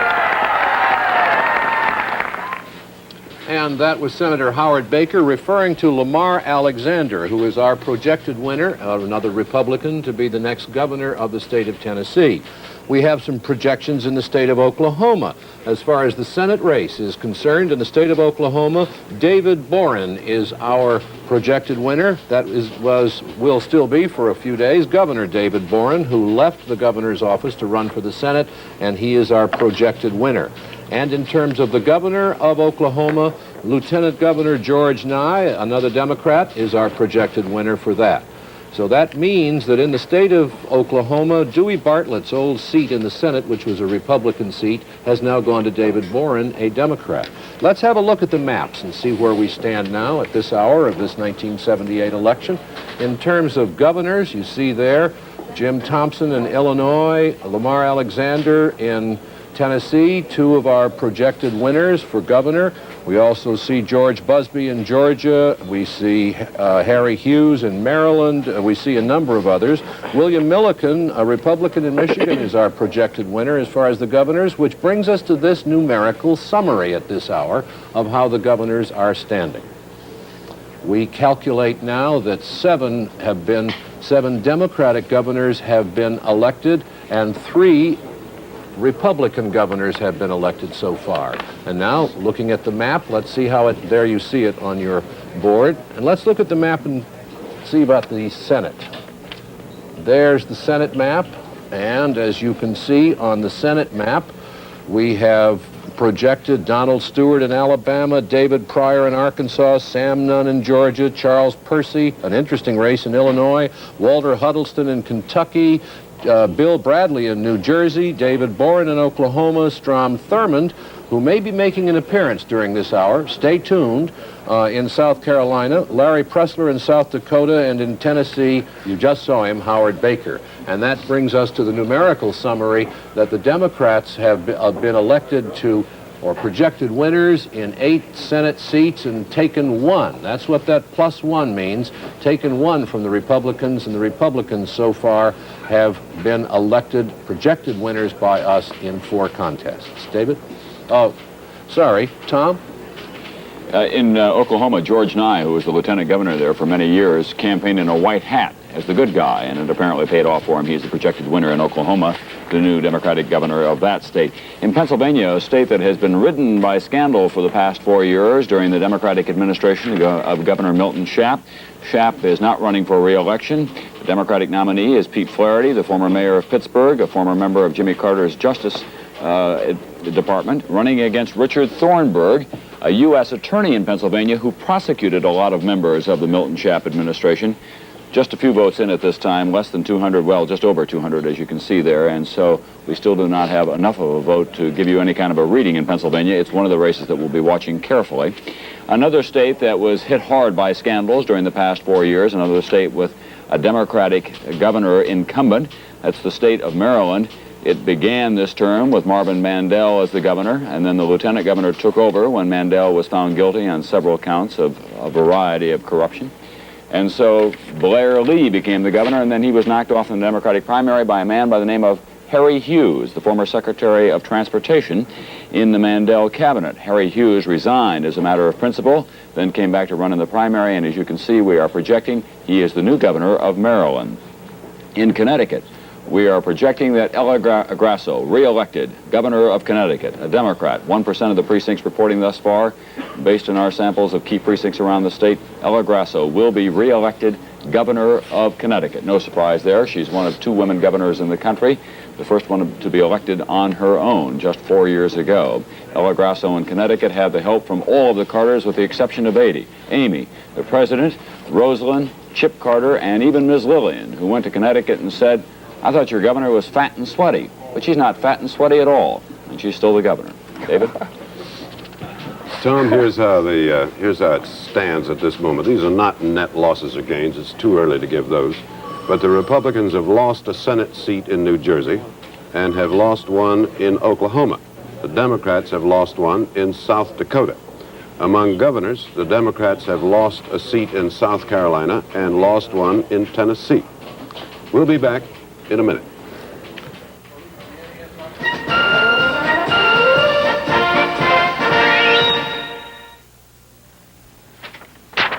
Until 1914, this was the way to keep 2 pieces of paper together.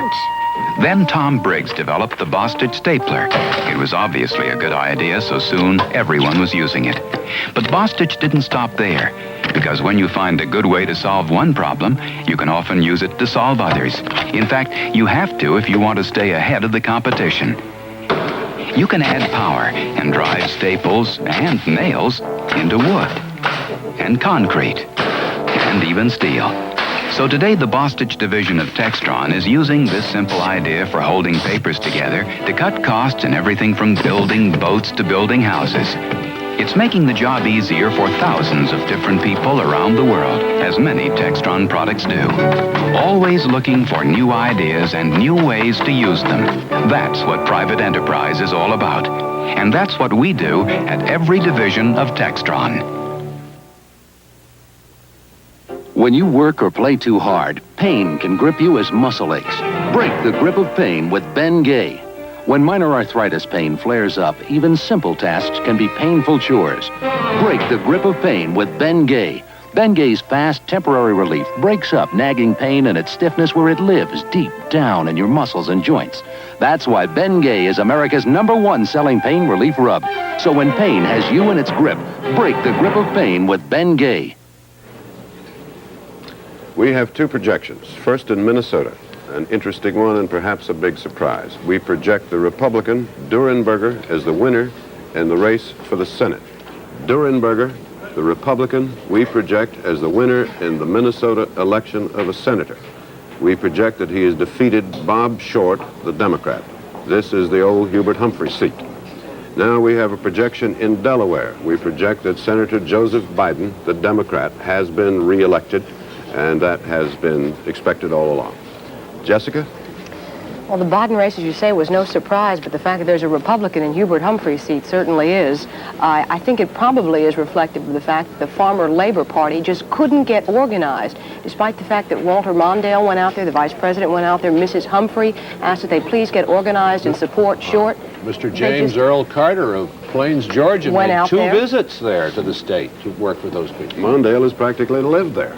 The thing is, it was, I believe, that there was a Representative Donald Frazier in the primary lost out. That was the candidate that they wanted to support.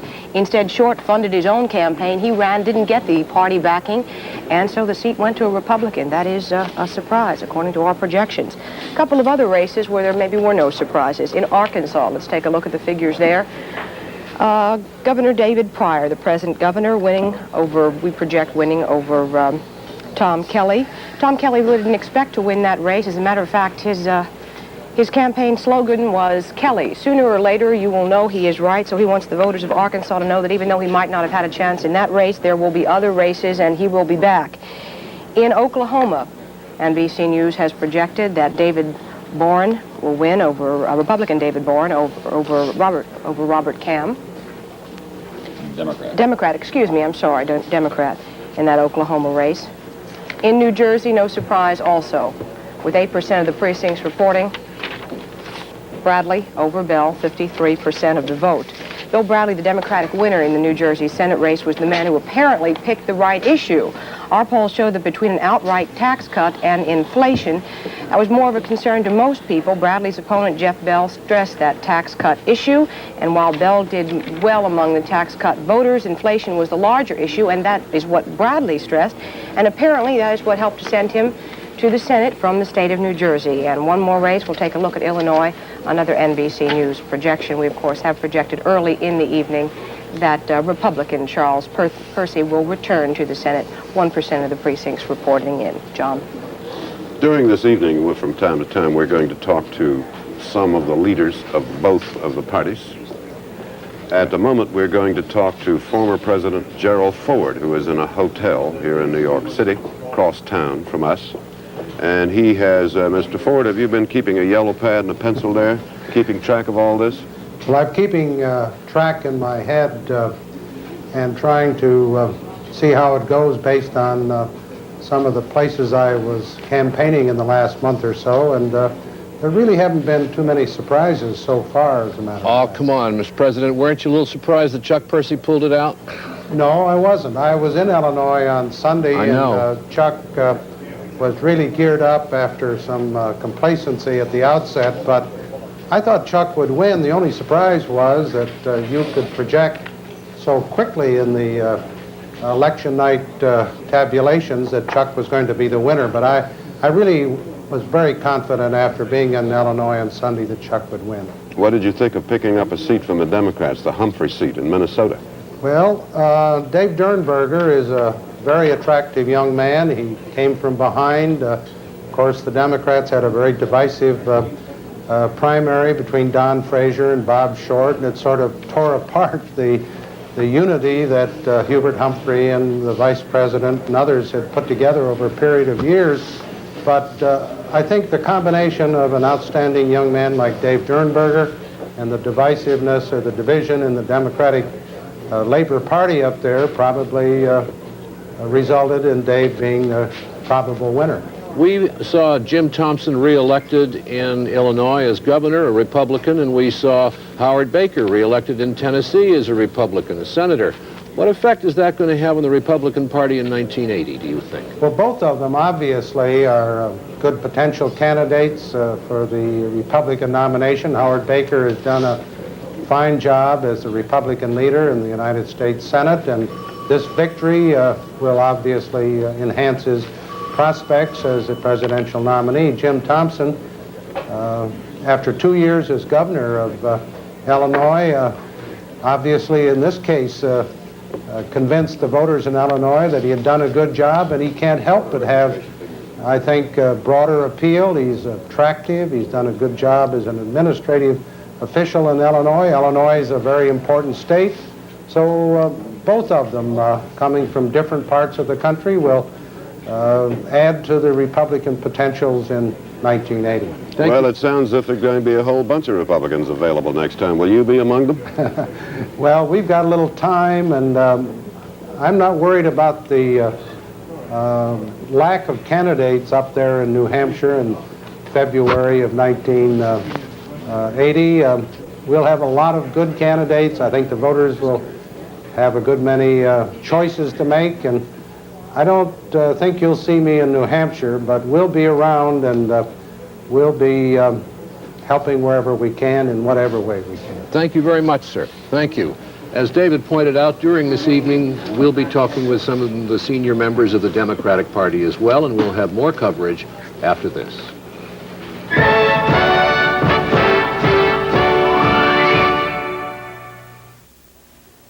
The new Ford Pinto for $79. A new design for a little American workhorse. New up here, new back here, new in here, and it's loaded. Bucket seats, standard. AM radio and electronic ignition, standard. 2.3-liter engine, standard. Electric rear window defroster, standard. Rack and pinion steering, standard. Front disc brakes, standard. at this low price. The spanking new 79 Pinto at your Ford dealer. Okay, Garvey, let's move it. But Tom, I'm hungry, and my Swanson Hungry Man entree tastes so good. It's meat and potatoes and plenty of meat. How about dessert? Oh, you want a Hungry Man dinner. Look, dessert, vegetables, and a second helping of meat is already in. Good eating. That's Hungry Man dinners and entrees. Hey, play ball! Swanson Hungry Man dinners and entrees. The second helping of meat is already in. A chemical called dihydrogen oxide is vital to the life of the forest. Water. It even helps fight the greatest enemy of the forest, fire. To make water a better firefighter, Monsanto has developed a fire retardant chemical made from diammonium phosphate. This chemical coats the forest and slows down the spread of the fire. No chemical is totally safe all the time, everywhere. But if we want to protect our natural resources, we need chemicals like diammonium phosphate. President Carter is watching all this at the White House, sitting in a room with a telephone at his side so that he can telephone the winners and the losers in that case. His former appointment secretary is a man named Tim Kraft, who is now with the Democratic National Committee in Washington and is the president's man there, among many of the president's men. He's with Doug Kiker now in Washington.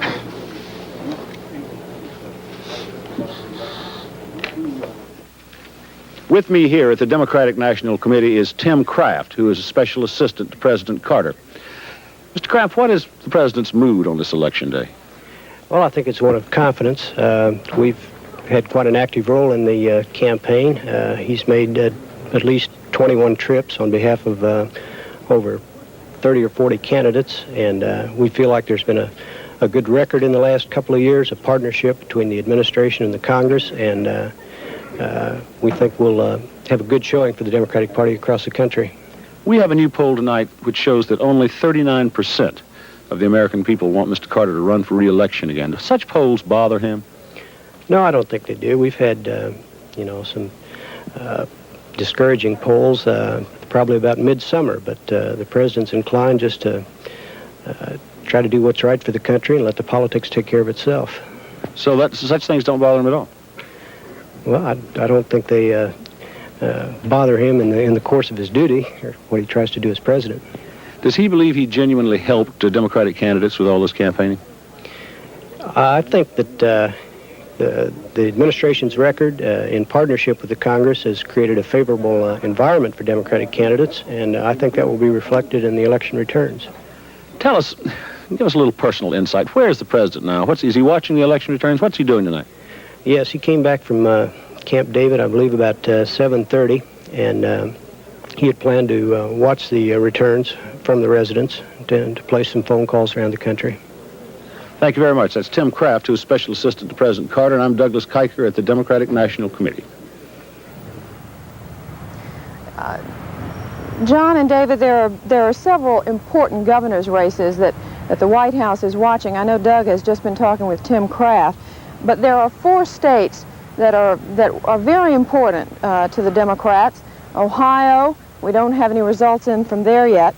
New York, we understand that Governor Kerry, who the president campaigned for, is doing quite well.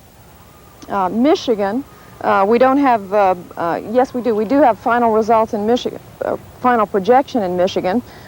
President Carter campaigned for the Democratic candidate, Fitzgerald, and of course we've projected the Republican. That is not good news for the White House. The other gubernatorial race that is not good news here could be the Pennsylvania, where we understand that the Republican candidate Thornburgh is doing much better than his Democratic opponent. So at this point in the evening there are mixed results as far as the White House is concerned. Back to you. Thank you. We have a projection, an interesting one and perhaps to some extent a surprise, in the state of Kansas. Our projected winner in the election of a senator in the state of Kansas, Nancy Kassebaum, the Republican. She is the daughter of Alf Landon, who ran for president in 1936 and did rather poorly against Roosevelt, still a revered figure in Kansas. His daughter, Nancy Kassebaum, our projected winner for the U.S. Senate in Kansas. We have been hearing from Washington about President Carter and what he is doing tonight, and now we're going to tell you what we have found out today about how well the voters think Mr. Carter is doing as president. We know how 28,000 voters feel about him because we have asked them today. 42% said the president was doing a good job. 37% said fair, and 18% said poor. So there's a plurality there of 55% saying fair to poor. As we might have expected, as everyone might have expected, Democrats and liberals rated the president much higher than the Republicans and the conservatives did. Tom? David, we're beginning to get some returns on some big states that are having contests for governor. Let's take a look at the situation in Massachusetts, one of the most divided states in the country this year in the Democratic Party. The incumbent governor is Michael Dukakis, but he was knocked off in his own party's primary by a man by the name of Edward King, a former professional football-playing lineman. A lot of regular Democrats in Massachusetts were so stunned by that they jumped over to the side to the campaign of the Republican nominee, Francis Hatch. The Republicans are in a distinct minority in terms of registration in Massachusetts. Just a few precincts reporting thus far, and as you can see, we can't give you much of a vote tally there yet. In New Hampshire, also in the northeastern part of the United States, one of the best known and most conservative men in the country, Meldrum Thompson, is the Republican incumbent. He has about 57% of the vote counted thus far. The 66-year-old conservative seeking his fourth two-year term. In Ohio, James Rhodes, 69 years old. Rhodes has been in office off and on in Ohio for the past 16 years, and he's running for re-election tonight against Richard Celeste out of Cleveland, a 41-year-old lieutenant governor, former Rhodes Scholar, and a former Yale graduate. So those are some of the races and how they're stacking up for governor. And we'll be back after this. I am Tom.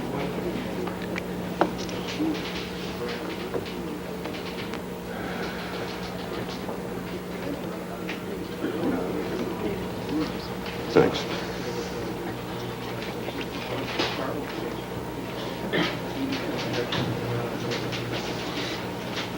Who's going to throw it to him?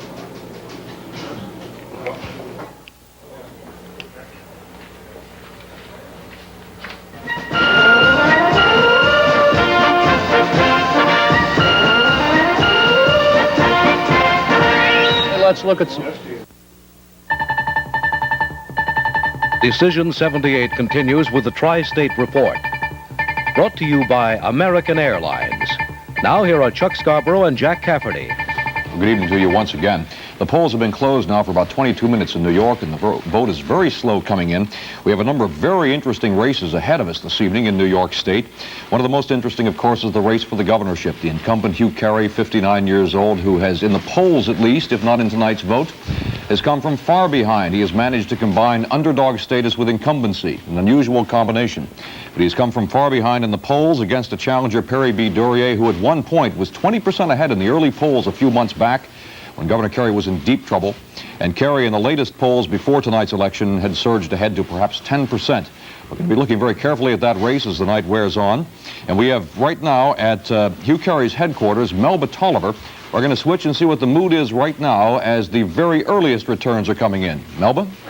Chuck, the mood here is just a little bit subdued, but it seemed to me that the party was just beginning to get underway when somebody behind me said, "That's it, the party's over." That remark was in response to a projection that Hugh Carey had indeed been the winner over his opponent, Perry Duryea. Just a couple of minutes, I talked to Mr. Carey's campaign manager, who predicts that Carey will beat Duryea by at least 9% of the vote. Now to Pia Lindstrom at Duryea headquarters. Okay. Thank you, Melba. Well, the mood here in the Grand Ballroom of the Hilton Hotel is very quiet at Perry Duryea's headquarters. The candidate is apparently somewhere in the hotel in a room with his aide, probably watching television. And needless to say, the mood is not jubilant. There seem to be more press people here than campaign workers, and it is a rather quiet scene. Back to you, Jack. All right, thank you, Pia. We'll be checking the 3rd, 4th, and 5th congressional districts in Connecticut. There are a couple of horse races going on up there right after these messages. When you fly on business, you pay full fare. And on American Airlines, you get what you pay for. Introducing a special coach section for full fare passengers only, so your seatmate will be a full fare passenger. And when we have empty seats, most of them will be in this section. At last, you'll get the full fare treatment you deserve. On American, you get what you pay for. We're American Airlines, doing what we do best. You're just in time for Altman's pre-holiday home sales. Save $55 on this party punch set. Save 30% on hand embroidery from China, 66 by 86 inches. Save 40% on stoneware from England. Save on shining silver plate, only $10 at Altman's. Save 28% on crystal stemware. A toast to your holidays from Altman's, a most surprising store. Branches, too. All right, as we mentioned just before the commercial, we have 3 congressional races in Connecticut we're going to be looking at throughout the evening, the 3rd, 4th, and 5th. And a couple of those are going to be very, very interesting. Looking at the boards in the 3rd Connecticut Congressional District, we have the incumbent, 59-year-old Democrat Robert Giaimo, running against Republican John Pucciano. Giaimo has been in the House of Representatives for 20 years, and with 28% of the precincts reporting, he is leading his challenger, Mr. Pucciano, by 20 percentage points. We have not yet called that race, but he has a substantial lead with almost a third of the precincts reporting. Now, in the 4th Congressional District in Connecticut, you have the Republican who is running for his life, for Republican Stuart McKinney against Democrat Michael Morgan. This is the congressional district that Republican Senator Lowell Weicker represented up until 1970, and with 17% of the precincts reporting, it is a dead heat. And in the 5th, we also have a dead heat, and this is the seat that was left open when Ronald Saracen decided to challenge Ella Grasso for the governorship in Connecticut. And you have 2 non-incumbents, Democrat William Ratchford and Republican George Guadera, again with 31% of the precincts reporting. Look at the totals there, less than or just a little over 400 votes separating those 2 candidates. So 2 out of the 3 are very, very close in Connecticut, and we'll continue to look at those as the evening goes along. Chuck? All right, Jack, as you know, in New Jersey, we have projected here that Bill Bradley will win the U.S. Senate race there. Jeff Bell, his opponent, was a one-issue candidate.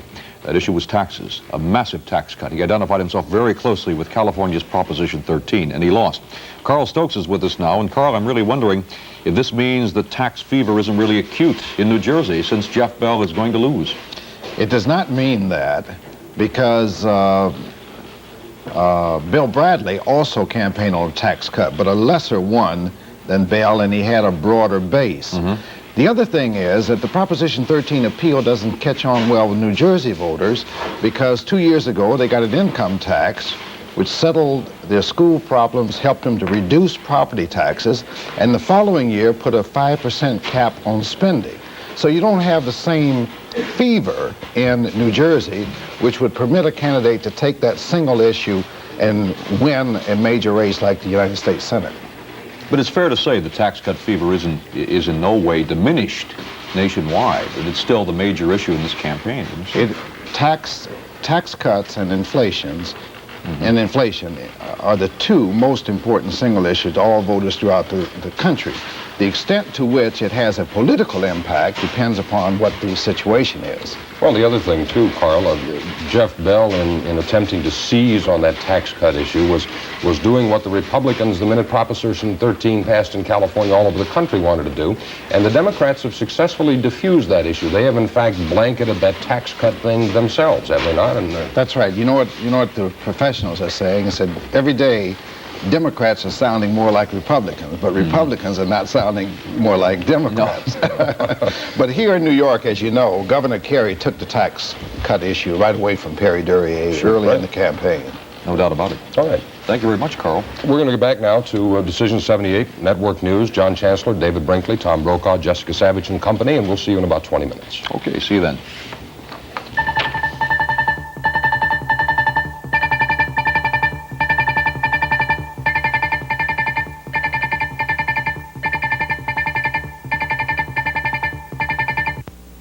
This wine always takes me back. It was the end of that summer up at the lake, and that last day when Nancy tried to say goodbye. We came back to a very special wine, a light, fruity, honest wine. Remember that time when we were at the lake? Lake Country Wine from Taylor. Wine that tastes as fresh as its name. This is a good place for a stick-up. Stick-ups, the invisible air deodorizers from Airwick. Investigate human potential movement with Donahue tomorrow morning at 9.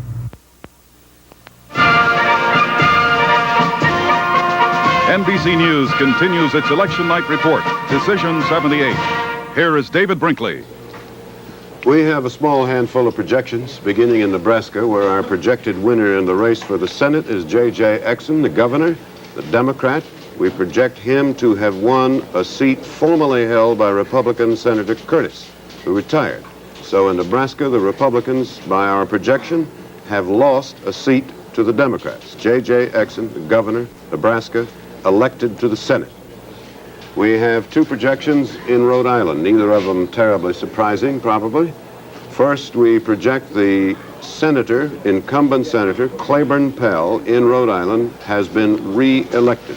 That's a Democratic seat. They have held on to it. He is re-elected. In the governorship of Rhode Island, J.J. Garrigy, Joseph Garrigy, the present incumbent, re-elected by our projection. Now we're going to take a look at the map and see how things have been going up to this point, beginning with the Senate. On our map, as you have seen, those states for senators, those states where we have projected Democratic winners are colored red, Republican winners colored blue. And the figures at this point stand this way. The Democrats have elected 6 senators, 11 senators, the Republicans 6.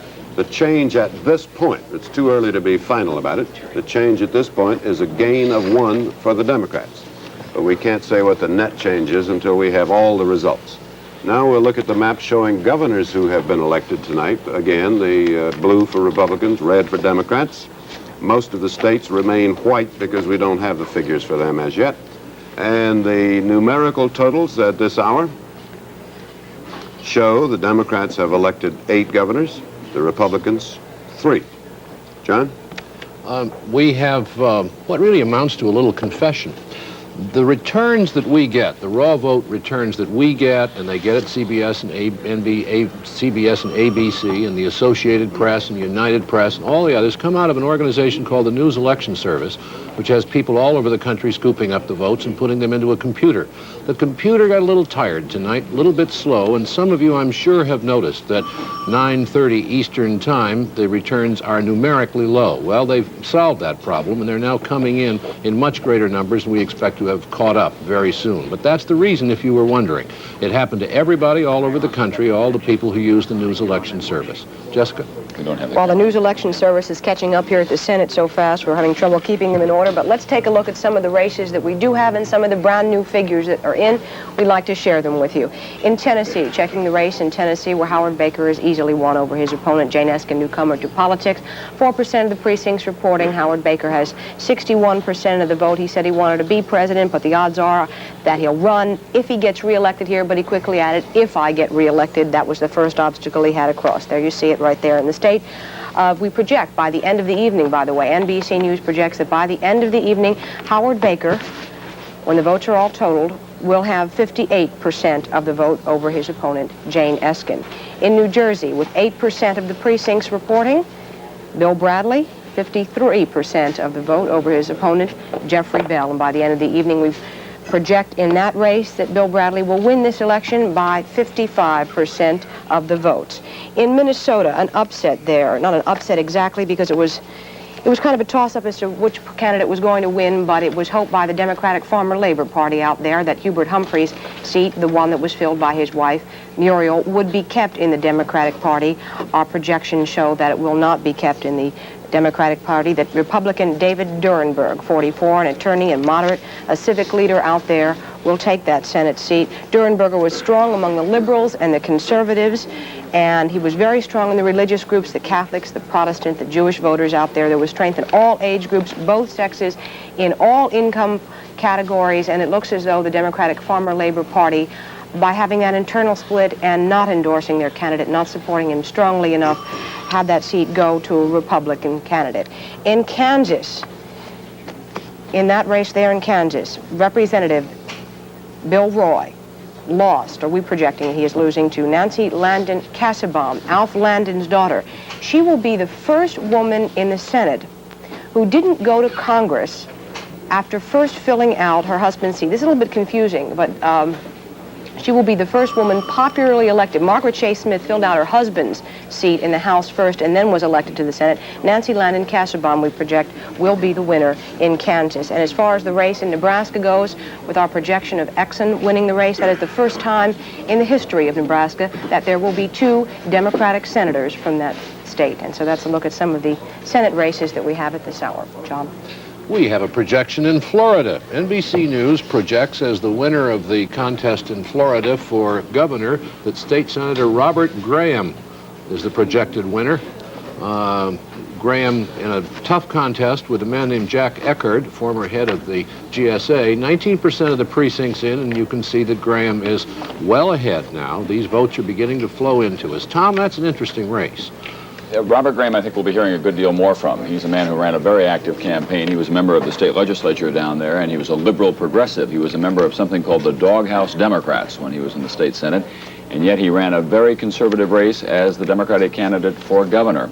Worked at a lot of different jobs around the state. Took off his pinstripe suit and went to work at a pulp mill, building boats. Showed up with calluses on his hands. Said he worked at 100 different jobs altogether, which is the technique that this year was much more in favor than walking, although walking paid off for a couple of candidates, too. You know, Tom, I'm so old that I can remember when they went to college and got educations and really tried to prepare themselves for public office. I have nothing against Mr. Graham, who is an estimable man. But the fact is that this year we've seen, not only in his race, but all these other races, a great attention towards self, toward people doing things that improve their image. And the other theme in that, and I know you would agree with this, is the conservatism of some of the Democrats. Yes, he is a man who was strongly identified with the liberal wing of the Democratic Party and came out this time labeled a Democrat, but walked and talked very much like a Republican, or at least a northern Florida conservative Democrat. Moved his headquarters to the northern part of the state. He picked up a lieutenant governor from that part of the state and so on. He did 100 different jobs. 100 different jobs. One of them, somehow we have failed to mention it, one of these 100 jobs was in a college dramatic production, playing the part of a corpse, which is not a terribly demanding role. You get calluses in a different place doing that. We'll be back in a minute.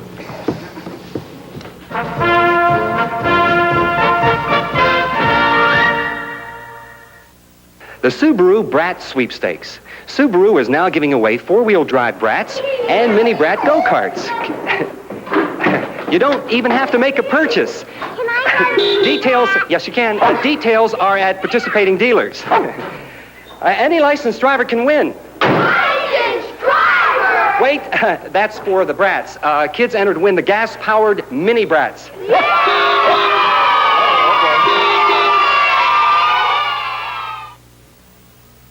Are you a denture? Yes, I am. Do you use extra strength Efferdent? No, I don't. Would you try Efferdent on this denture material badly stained with blueberry? Yes. The blueberry stains are awful, and particularly in between. It's really bad. Watch Efferdent with 5 cleaning ingredients attack stubborn blueberry stains. In minutes, the stains are gone. That's very, very good. The stains in between are usually the worst, and they're all gone. I'm going to buy it, and I'm going to use it. Extra strength Efferdent removes even stubborn stains between teeth in minutes.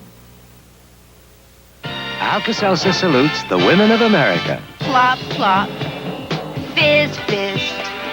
Oh, what a relief it is. Plop, plop. Fizz, fizz. Oh, what a relief it is. Plop, plop. It's no longer a man's world. No wonder you get the same headaches with upset stomachs. Fizz, fizz. Oh, what a relief it is. Alka-Seltzer, one small step for womankind. Oh, what a relief it is. During the debate about the Panama Canal and the Panama Canal treaties in the Senate earlier this year, one of the elements taken very seriously in the Senate would be its results at the polls today. Very few people probably will forget the debate, the furor, and the narrow margin of victory, and how many politicians voted for the treaties even though they thought they would be damaged at home. Senator Howard Baker, for example, the Republican minority leader, voted for the treaties, and we have projected him a winner. So we've had our NBC News AP poll takers ask 28,000 people how they feel today about the Panama Canal treaties. The answers: a minority of those questioned, 37%, still approve of the treaties. Half still think they're a bad idea. And that leaves about 13% still not sure how they feel. Tom? David, we've been watching a number of governors' races tonight with an eye just not who won and who lost, but who may do well in future races, especially for President of the United States. One of our projected winners tonight is Jim Thompson in Illinois, a man who has made no secret of the fact that he would like to be president someday. We projected early on that Jim Thompson, Republican in Illinois, elected governor, and here he is at his campaign headquarters. You were a big winner tonight, as many expected. Does this mean we're going to be seeing you in the 1980 presidential primaries? I have no idea what 1980 holds for me and the rest of the country. I know it holds a lot of work for me in Illinois. I told the people of Illinois that I wasn't putting any cap on my career, but on the other hand, I was going to stay here as long as the people wanted me to be governor and as long as there was challenge in the job. And believe me, as of tonight, there's plenty of challenge in the job. We've got a lot of things to attend to. I only had a 2-year term. I'm very grateful for this vote of confidence of the people. It looks like it's going to be a record for re-election in Illinois, and I'm happy for that. But my wife and I worked hard for this victory, and we're just going to take things one step at a time. There are enough presidential candidates around. Let them run for a while. You're one of the few men I've run across who says he doesn't think much of Proposition 13. Well, I don't, because they just cut across the board. But on the other hand, I don't blame the people of California for doing it. They were overtaxed with a progressive income tax that ran way up and a property tax that was above the national average. We don't have those kind of taxes in Illinois. They're high, so we're going to go for tax reform in this state, but we're going to do it slowly, carefully, deliberately, and one step at a time. And my first answer is, you cut spending, and that's what I did. I kept spending below the rate of inflation, so we didn't contribute to the dollar's decline, and you balance the budget, and I've done that for 2 years. Does that have a national appeal, do you think? Well, it ought to. With a $60 billion deficit at the federal level and with inflation eating away at our dollar, I would think that would have a national appeal. Let me ask you just one more thing. Your high school yearbook, you wrote Jim Thompson, President of the United States. Well, you know, 17-year-old kids are likely to write anything in a high school yearbook. You don't want to take that all too seriously, you know. Does that mean much? Well, sometimes they're right, sometimes they're not. Let's wait till 1984 and see. Thank you very much, Governor James Thompson of Illinois. This is Brian Ross, NBC News in Chicago. Well, it's not the only time that he mentioned it in his high school yearbook. He's talked about it several times since he's been a grown-up candidate for public office as well. Jim Thompson, Republican in Illinois, re-elected tonight. In Tennessee, another new face for the Republican Party.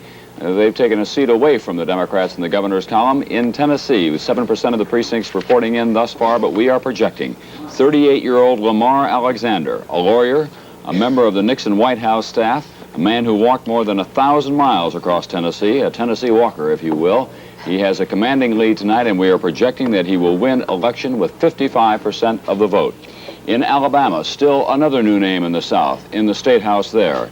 Forrest Fobb James, a former Auburn University football star, 16% of the precincts reporting in thus far. He has an overwhelming lead.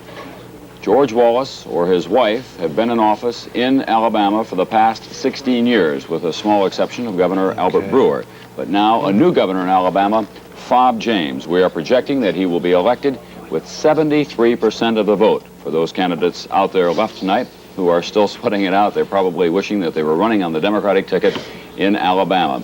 There will be a lot of speculation about these new governors across the country tonight and what their future presidential prospects may be. Here is something worth keeping in mind. They're all coming into office just at a time when the taxpayers across the country are not only angry, they're outraged. And the governors are those people who are easiest within reach. So a lot of these governors may get beaten up in the next 2 to 4 years, politically speaking, of course, on their way to the White House, if that's what they have in mind. John? Some House races that we can report on. In Maryland, Beverly Byron is well ahead in the race for her late husband's House seat. She's getting 92% of the vote in these early returns. In the Indiana, the 3rd District of Indiana, the House Majority Whip John Bradamus is the winner there. With 93% of the precincts in, Bradamus leads Professor Thomas Thorson by a sizable margin there. So John Bradamus back to the U.S. Congress. He's getting about 58% of the vote, a little better than he did 2 years ago. And then we have the Indiana, the 6th District, which is an interesting race. That's David Evans, you see on the top there, a 2-term Democrat. who is getting 55% of the vote, and the man he's beating is a psychiatrist named David Crane, his Republican challenger. Now, let me tell you about the Crane boys. Phil Crane is a congressman in Illinois, a widely known congressman. Daniel Crane, his brother, is running tonight. We'll report on that race when we get some details on it in Illinois. And you just saw the fact that it looks as though David Crane is not going to win that seat in Indiana that he wants. People were saying that if the Crane brothers, all three of them, got to the House of Representatives at the same time, it'd be the first time in history. Not so. A historian in Maine has dredged up three marvelous characters who served in the Congress, all brothers from 1854 to 1859. Cadwallader Washburn, Elihu Washburn, and Israel Washburn Jr. And good for them, they made it, and we'll be back with more after this.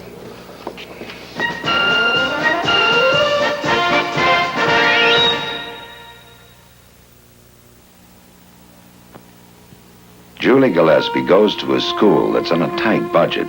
They wanted to serve hot lunches, but how? Morton's, the frozen food people of ITT, developed a school lunch program with mini kitchens for easy serving. Different lunches for every day. And ITT Morton school lunches cost so little. All of which leaves Julie and her school with a nice warm feeling inside. New Yorker. Introducing the fabulous Chrysler New Yorker, a remarkable design achievement. A luxury car that still looks like a luxury car, yet with impressive new fuel efficiency. A contemporary New Yorker with elegant new style, superb detail. It's so fabulous. Chrysler New Yorker for 1979. It's a fabulous New Yorker, New Yorker. Gas Energy, clean, incredibly efficient. America depends on it. Gas Energy, twice as much as we've used so far is still underground. More gas can come from America's vast coal resources. Even more from new technologies that could extend supplies indefinitely.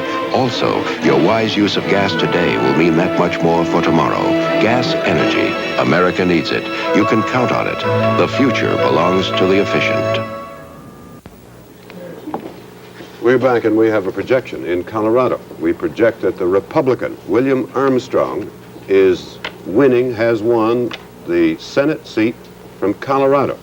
Floyd Haskell, the Democrat, one of the more liberal members of the Senate, defeated by Republican William Armstrong in Colorado. Let's see, Jessica? All right. Glad you got that straight, David. I was waiting. That was no surprise. Haskell was in trouble when he went home to campaign, and Armstrong kind of took Haskell on. If he was such a good Democrat, why couldn't he get President Carter to change his mind on some of those water projects out there in Colorado? So he was in trouble when he went home to campaign, and Armstrong was expected to do well, and apparently he did. Excuse me, but wasn't Floyd Haskell the one the president described as a national treasure? He was, and everybody said if the president described him as a national treasure, then why did the president still insist upon cutting these water projects in Colorado when that was the campaign issue out there? That and the Panama Canal. A couple of other races where a lot of interest. Massachusetts, Edward Brooke, the only black in the Senate trying to hang on to his Senate seat with 1% of the precincts reporting in so far. Representative Paul Tsongas leading Senator Brooke, 53% of the vote. In New Hampshire, Thomas McIntyre, Democrat there, trying to hang on to his Senate seat. Gordon Humphrey, an airline pilot for Allegheny Airlines, a conservative caucus leader, first race for political office, 11% of the precincts reporting in so far, and Humphrey's doing very well, as you can see there. In Rhode Island, a race that we have projected, NBC News projects that Claiborne Pell, first elected in 1960, seeking his fourth term as a senator, got it. He got his fourth term as a senator there. He defeated James Reynolds, 35, a bakery executive. And in Delaware, we also projected that Joseph Biden, Senator Joseph Biden, would hang on to his seat. He was challenged by James Baxter. Biden is a Democrat. He was very popular. He was expected to do well. He did do well. Baxter was not well known in the state, despite the fact that he had all kinds of political commercials on the air. Biden again takes his Senate seat, second term in the state of Delaware. John. Looks like it could be a long night in Massachusetts with Ed Brooke and Paul Tsongas that close together. Remember that when Ed Brooke ran in 1972 when he was re-elected, he got 63% of the vote, which is landslide proportions. And now, tonight, it looks very, very close. With all the problems that he had, of course, with the disclosure, the income disclosure, the divorce proceedings, and the ethics hearings, and all of that going back and forth, he expected to be in trouble, and it was expected to be a very close race. Apparently, it's turning out that way. I'm also wondering if it's going to be a long night in the Golden Dawn Bar in Youngstown, Ohio, where Tom Pettit is. Tom? John, at this rate, it is going to be a long night.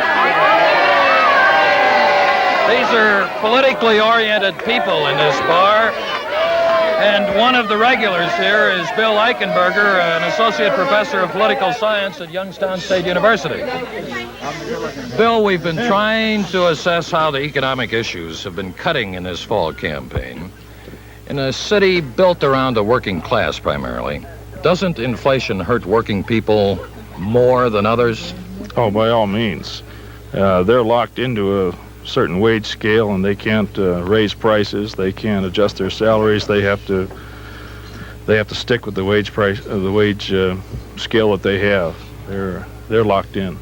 They seem to be able to come here to the Golden Dawn, though, and buy a beer or two. Well, that's because the Golden Dawn is very economical. But Youngstown has an unemployment rate over 8%, which is a couple of points above the national average. Does that make it a depressed city? And does that make it a Democratic stronghold hoping for a cure to inflation?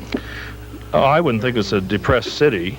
I think that there's a great deal of hope and there's a great deal of activity going on in Youngstown. But I think it is a Democratic stronghold. I think historically that's the case. All right, Bill. Thanks very much. We'll be back. Tom Pettit, NBC News, at the Golden Dawn Restaurant and Bar in Youngstown, Ohio. Well, it looks as if they're having a marvelous time there, doesn't it? Certainly making a lot of noise anyway. Hey, I have a little piece of news.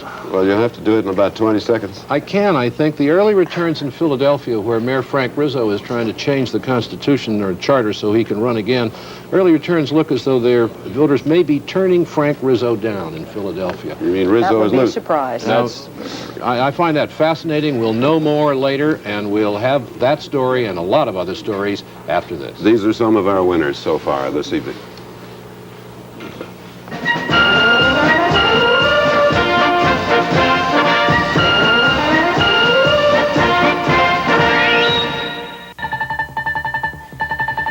Decision 78 continues with the Tri-State Report, brought to you by Amoco and by Citibank. Now here are Chuck Scarborough and Jack Cafferty. And good evening to you once again, and welcome once again to our coverage of the vote returns in New Jersey, New York, and Connecticut. Returns slightly hampered this evening. We have a problem. I'm going to take a moment to explain it to you. All three television networks have pooled their resources to create something called the National Election Service. And the NES system failed at 7:21 this evening. This is the system that tells us how all the votes are going nationwide. It failed. We have scattered or no returns in many areas, so we're sort of hamstrung by that this evening. Since this is coverage of election returns, we're doing the best we can. You may be asking yourself right now, with the failure of the system to tally the votes, how we've been able to make projections. We do have some projected winners, and Jack, perhaps you'd like to explain that. Yeah, Chuck, actually, the way we make the projections, it's independent of the NES system and the raw vote totals. We have people who are stationed at scientifically selected key precincts in various races. We have called Ella Grasso in Connecticut, we called Bill Bradley. And what happens is when those precincts close and the voting machines are open, our people are there as the totals are read off the back of the machines. They call them into NBC News Election Central here in the building. Our experts interpret those results, and so even though we don't have a lot of big numbers, we are able then, based on those key precincts, to sometimes predict the outcome of the race. We haven't predicted them all yet. No, we haven't. One of the races we have not yet projected is the race for governor in New York State. We do have some very early returns statewide in that race. We'll take a look at the board and see what they look like right now in the race between Governor Hugh Carey, the incumbent, and Perry B. Duryea, the Assembly Minority Leader, who also happens to be in the seafood businesses. And you can see right now, this is nothing that we can base anything on, but with 2% of the precincts reporting, Governor Carey has 64% of the vote, and Perry Duryea has 36% of the vote. It seems like a wide gap, but we're certainly going to have to watch this because that's far wider than any poll predicted. We'll be right back. after these messages.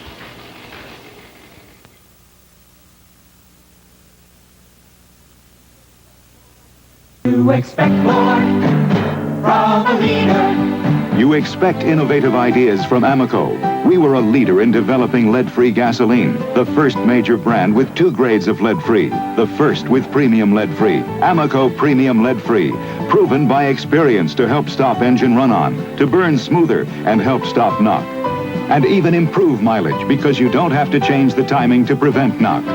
Amoco Premium Lead-Free.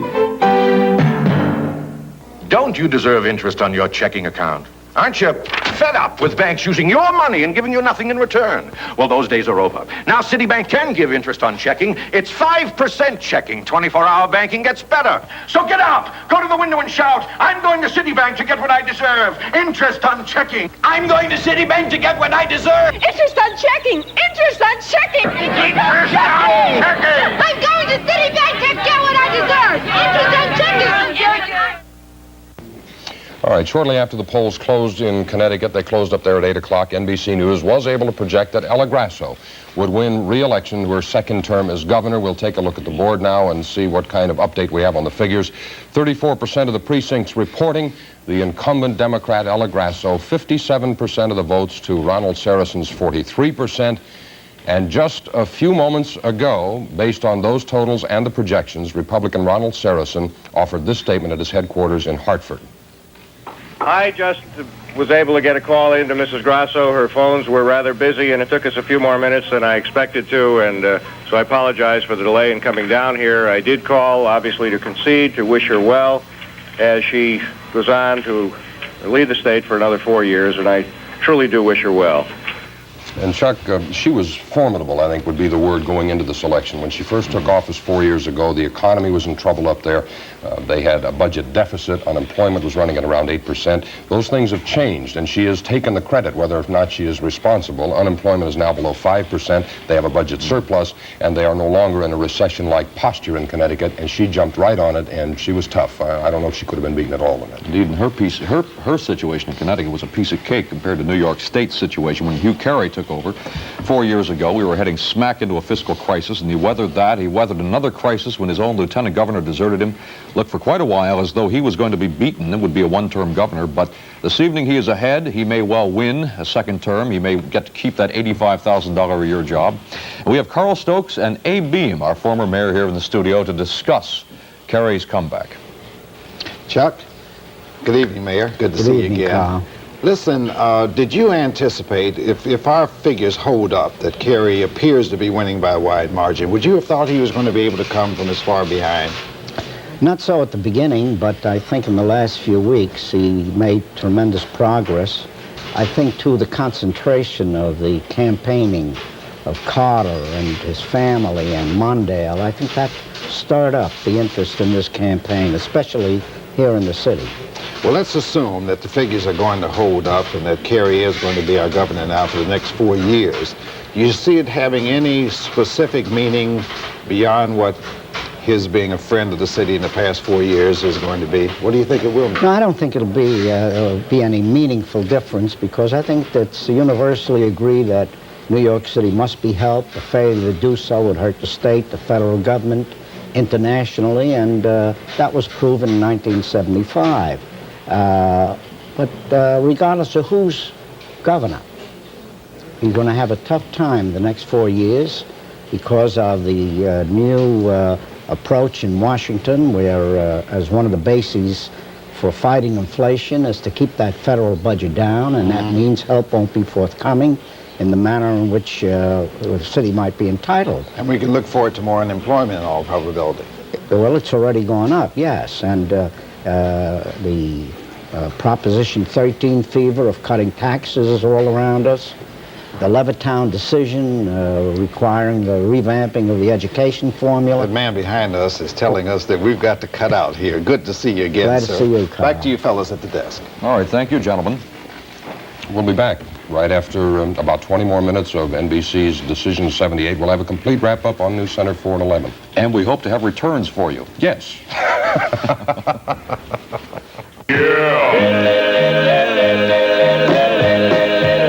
Oh, little girl of Greasers, it's the terrific 10. Decision 78 will have a complete wrap-up on New Center 4 and 11. And we hope to have returns for you. Yes.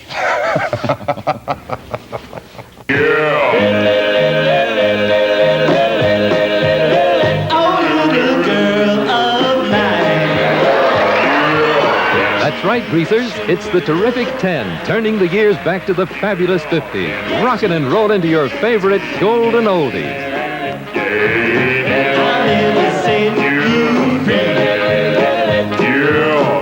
Sha-na-na, Wednesday night at 7:30 on Channel 4.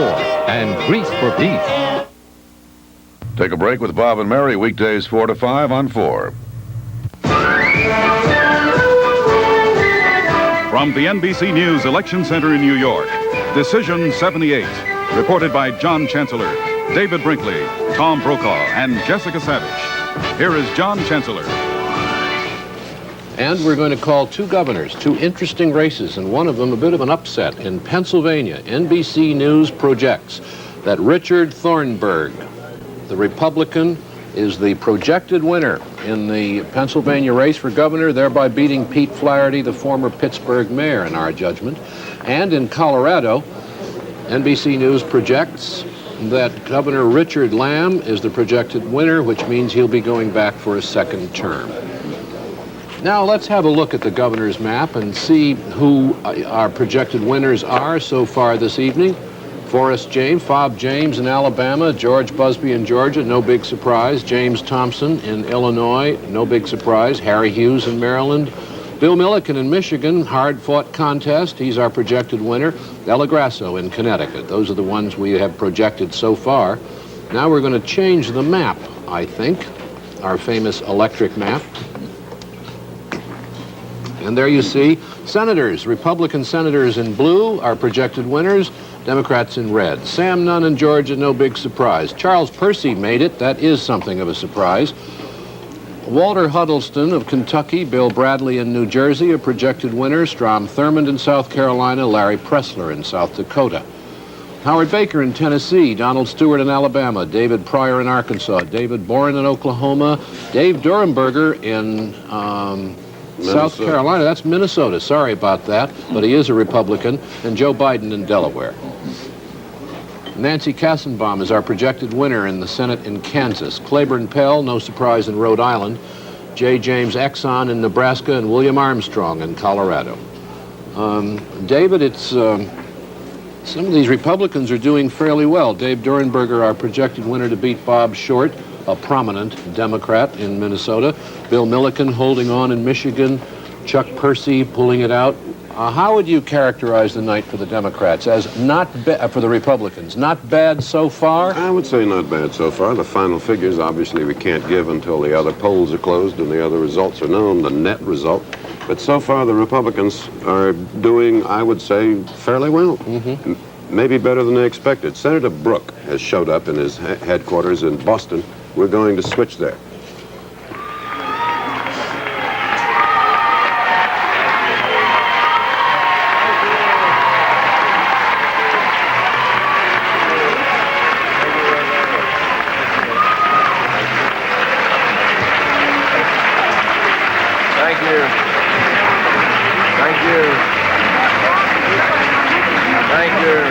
Copley Plaza Hotel ballroom here in Boston for what his aides have said will be a concession speech.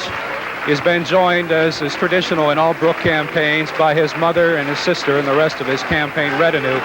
Early in the evening, when the returns started to come in, Brooke aides said things were not looking good. One used the term grim, but they said they would hold out hope that the trend would change later in the evening. Then they stopped posting the returns. Now it looks like the senator's prepared to speak.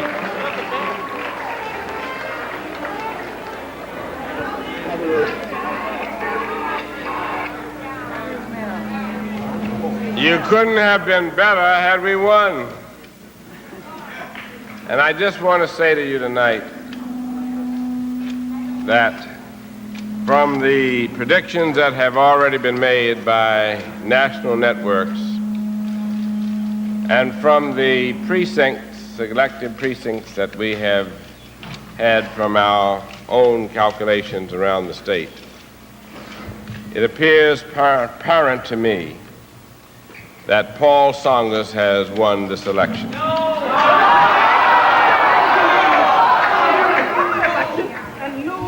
And I want to congratulate Paul Tsongas for the quality of his campaign. I want to congratulate him for the honorable manner in which he has conducted this campaign. And I want to assure him that I will make the transition of this office to him with all dispatch and will cooperate as fully as I can as he takes on this awesome responsibility of serving in the United States Senate in these very difficult days. It is sometimes difficult to lose. It is always wonderful to win.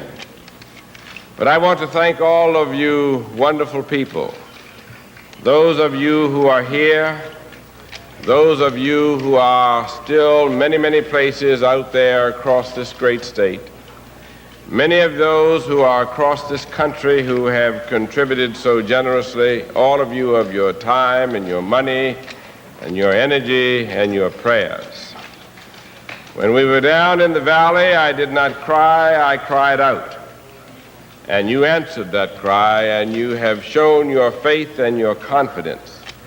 And it has given me great strength to carry on and to conduct this campaign. And now that the campaign has concluded, I trust that there will still be those who will continue to fight in the United States Senate for our senior citizens, for our minorities, for our blacks, for our Hispanics, for the handicapped and for the poor and for the middle-income people who are becoming the poor and who will fight for peace on this earth, the things in which you and I believe, and will fight for full equality for all women and for equal justice for all people.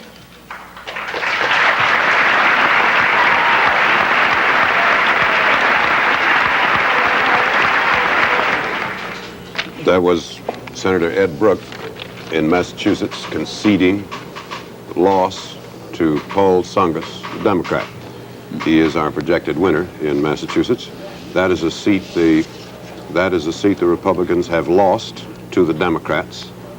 It was one of the more, I suppose, gentlemanly is the word for the campaign. Not once during the campaign did Tsongas ever mention or allude to in any way any of Senator Brooke's divorce, financial, and other problems. I think it's worth noting that the Senate has lost its only black on a night when it gained its first woman elected on her own. I'm not sure what that proves, but it isn't.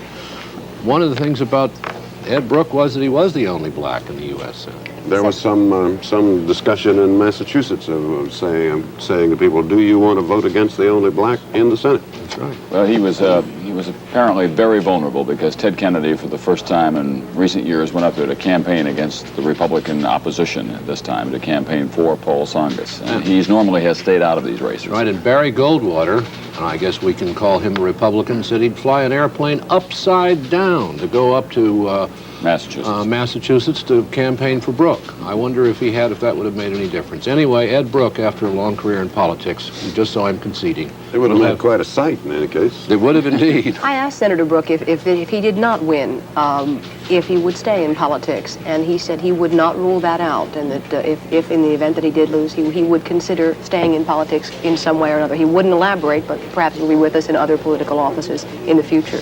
Well, he's out of it now, and we'll have more coverage of this election after this.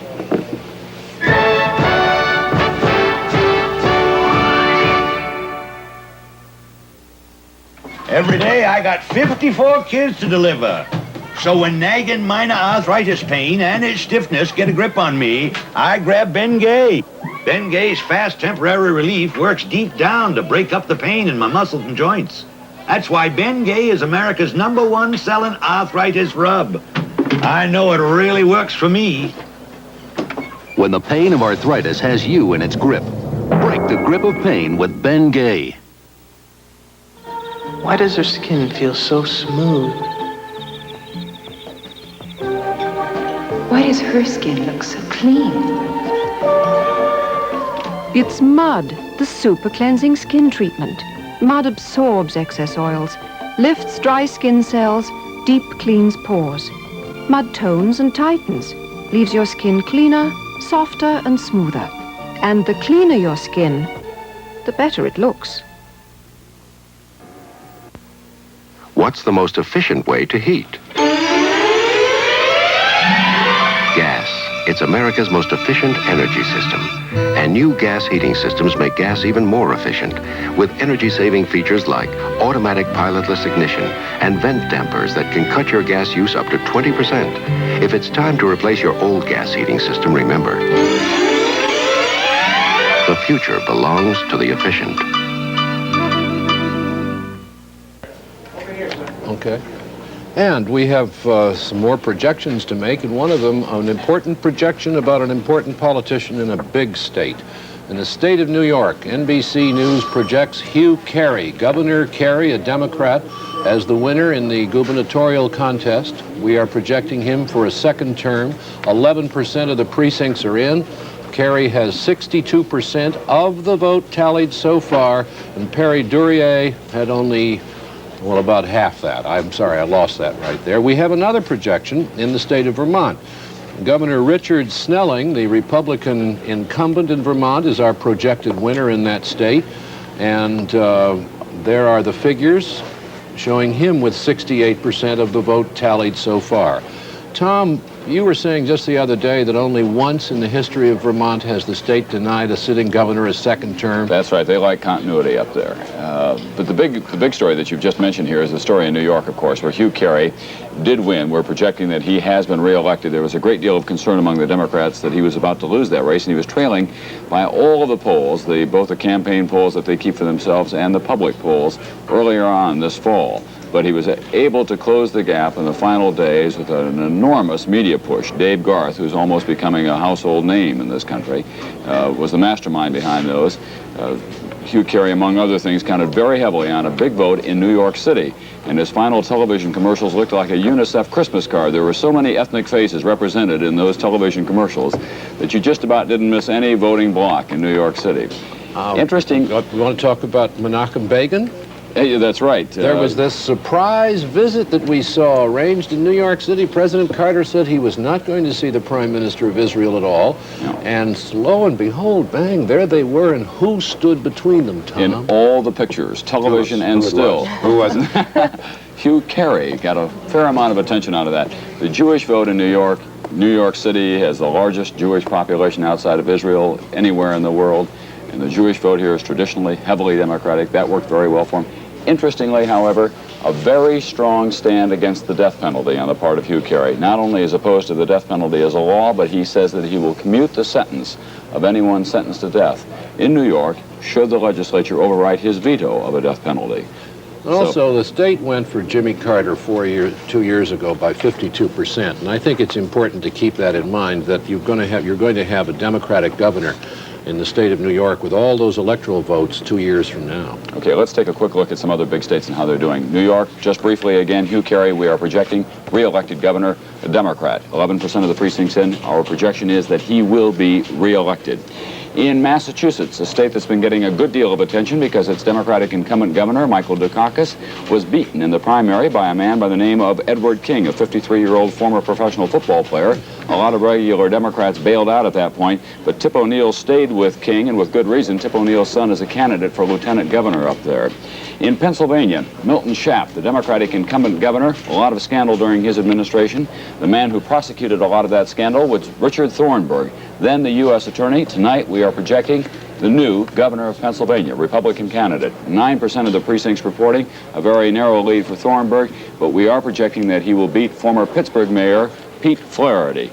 And in Ohio, here's how it stands at this hour. 4% of the precincts in thus far. The Democratic challenger is Richard Celeste. He is trailing considerably at this hour, but just a few of the precincts reported thus far, counting thus far. He is trailing considerable 69-year-old James Rhodes, the most durable political figure in Ohio probably in this century. Certainly the most durable man outside of Woody Hayes in Ohio in the past 20 years. James Rhodes has been in the governor's office at one time or another for the past 16 years in Ohio. So that's how the vote stands now in some very big and important, economically important states around the country. David Brinkley. Tom, I have a projection in Maine where by our projection, the Democrats have lost a seat to the Republicans. Our projection is that William Cohen in Maine, the Republican, has won the Senate seat, now held by Senator Hathaway, a Democrat. Cohen, the Republican, elected Senate in Maine. Now, we heard a little earlier from Bob Dotson, who is in Oskaloosa, Iowa. We're going now to hear from him again and to find out what is happening there. Bob? Well, they're about ready to count the votes here in Oskaloosa, Iowa. But, you know, there's an old saying out here in farm country that farmers, they live poor and they die rich. The only way they can make a real profit is when they sell off. And we have Roy Van Veldhuizen. And Ron, I'm sorry. We were wondering that it's very difficult now with the land here in Iowa, farmland selling for about $1,000 up to $2,000, $2,500 an acre. How does a young person get into farming? It takes a lot of capital and lots of credit. Do you ever worry about where the next generation of farmers is coming from? Yes, I do. It's pretty hard to figure out how they're going to get started farming. Agribusiness, you think, might be able to take over some of the farms? There's a possibility this could happen if the present farmers and their sons don't stick with it. What does that seem to you? You've been here on the land, your family, for many years. Well, it seems to me that we're going to have to operate as efficient as we can and try to hang on to this land so we can pass it on down to generations, say our own sons. And yet farmers today are about 4% of the population in this country. And when they come up against a housewife, sometimes they lose. This is Bob Dotson from Oskaloosa, Iowa. And we now have a projected winner in the state of Michigan in a very important Senate race. NBC News projects Carl Levin as the winner in the contest with Senator Robert Griffin, a two-term Republican, who now, according to our calculations, will not be returning to the Senate next year. Carl Levin, and now we have a victory statement by Mr. Levin, who is an attorney from Detroit, a former Detroit City Council president. Needless to say, I'm not going to say anything to dampen your enthusiasm.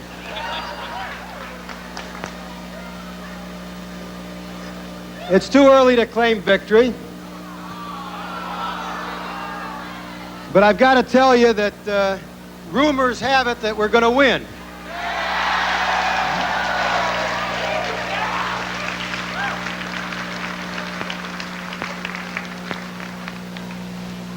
The projections look good.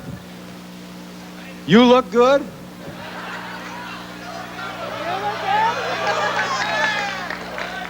My wife Barbara looks better than ever. I've got to tell you that the people of Michigan look good, and we're smiling. When I went from poll to poll today, and when Barb and the kids and our family went from poll to poll today, I read something into those smiles and into the eyes of the people, and I firmly believe that that's the way the evening's going to end, is the way I read those smiles. But we're going to come back a little later because it just simply is too early to have a definitive result. And there you saw Carl Levin, our projected winner in the race for the Senate in Michigan, which interesting state now tonight. Bill Milliken is our projected winner, a Republican in the governor's race. Bob Griffin, our projected loser for the Senate. We'll have more coverage of the 1978 elections after this.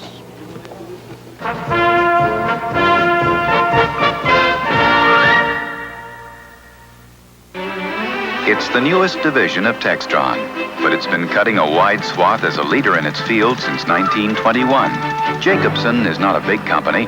Some 1,600 people work there. But they've earned a worldwide reputation for building fine outdoor power equipment for professionals as well as for you and me.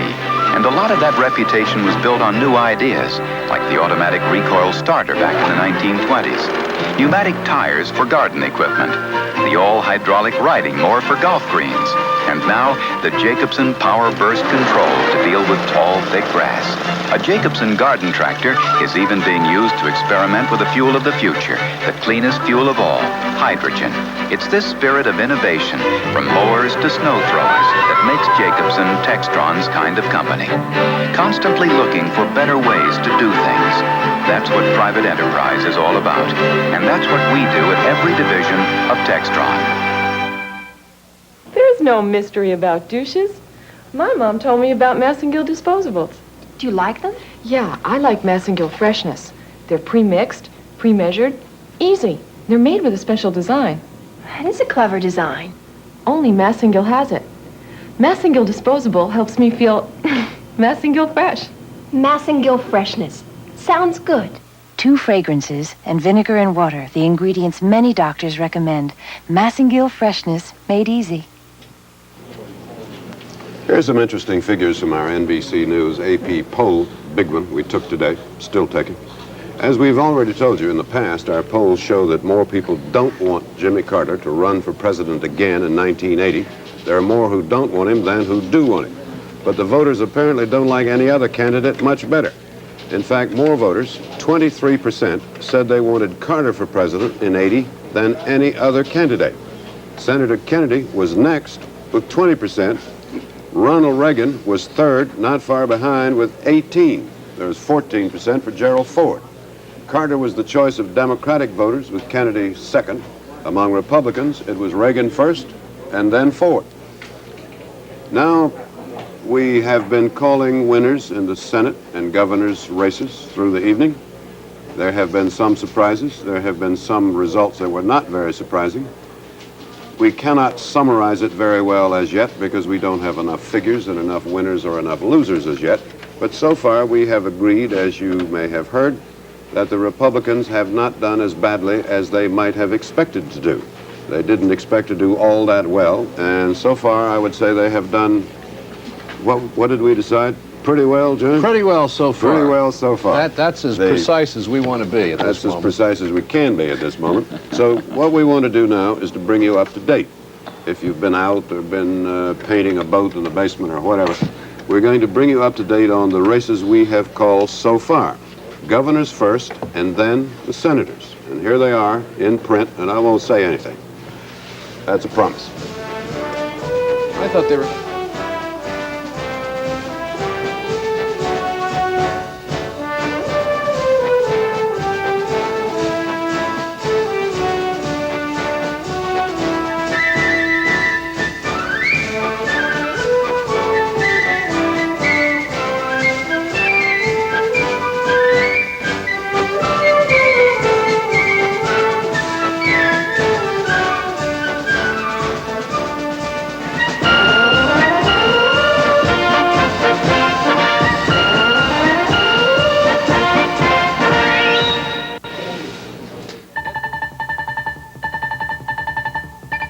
Decision 78 continues with the Tri-State Report.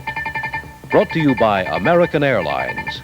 Now here are Chuck Scarborough and Jack Cafferty. Good evening to you once again. The problem I told you about last time has been pretty much cleared up. We're getting some early returns in now. And we do have 2 projected winners for you. First of all, Governor Hugh Carey, we project, will win another term in the State House. Hugh Carey defeating Perry B. Duryea in our projected winner. If we take a look at the boards right now, at the statewide total, we see that with 14% of the precincts reporting statewide, Governor Carey has a substantial lead with 60% of the vote to Duryea's 40% of the vote to hang on to that office he holds already. Now let's take a look at the citywide returns in comparison. Citywide, with 32% of the precincts reporting, it's a little wider spread, 65% to 35%. Now I don't know if you noticed the vote totals earlier, but most of the vote that's coming in is coming in from the city. The totals you see right here are almost the same as the total statewide. This means the city returns are coming in early. It means it did not rain today, so we're getting a big Democratic turnout in the city, and this may be one of the reasons why it's such a runaway at this point with Governor Hugh Carey. And, of course, we projected if it had rained, fewer Democrats would turn out, fewer people would turn out, and it might have been a closer race. However, we will shift right now to Kerry headquarters with Melba Tolliver and see what's going on over there now that we've projected Kerry the winner. Melba? Chuck, I'm not sure how to describe the mood here at Kerry headquarters at the moment. The crowd is here, the band was playing, the bar is open. The question is, where is the governor? We were told about a half an hour ago that he would be down here in the Grand Ballroom at the Statler. We assumed that he was coming to make a victory statement. Then a couple of minutes ago, we were told that he was not even in the building, that he is out visiting a local television station, and that in addition, he had not decided to make this statement because he had not received a call yet from Perry Duryea. Pia at Duryea headquarters, do you know why that call hasn't come into this headquarters yet? All right, thank you, Melba. Well, in spite of the predictions, Mr. Duryea is not ready to concede. His campaign manager just came down and said that he feels there's not enough information yet for them to call this election. And he also said, we don't give up this easily. It's going to be a long night here. So we expect to be here for quite a few more hours. Back to you in the studio. All right, Pia, thank you very much. And once again, we are projecting that Governor Hugh Carey will win re-election to keep his $85,000 a year job in New York State and run the state for 4 more years, overcoming great odds. At one point, he was considered clearly the underdog, with Perry Duryea clearly the winner. Another projection for you right now in the race for New York Attorney General. Robert Abrams is our projected winner there. Robert Abrams, at 40 years old, is an amazing vote getter. If you'll recall, 4 years ago, he was fielded against Republican Louis Lefkowitz, who had been Attorney General then for 18 years, and he was sort of a sacrificial lamb. He almost beat him then. He is the winner tonight. He's our projected winner with 64% of the vote against Michael Ross, 36% of the vote. Now, moving on to the controller's race. Again, it looks like we have a very close race here, but it may be the Democrat once more winning. Harrison Golden for controller statewide right now, 14% of the precincts reporting, has 59% of the vote. And Ned Reagan, the Republican, 41%. We are not projecting this yet, but indeed, if this vote total holds, if those percentages hold, we will have a clean sweep for the first time in 40 years of the Democratic offices, the statewide offices being won by Democrats in New York State. Jack? All right, Chuck, in just a couple of moments, Tony Guide is going to look at some of the poll information and see if he can give us an idea of why Governor Carey was reelected. But first, these messages. An important message to people throughout the New York area. Now you can earn interest on your checking at Citibank. We've taken advantage of a new law and will now offer you 5% interest on checking, the highest interest any bank can pay, even savings banks. 5% checking is the newest addition to 24-hour Citi card banking.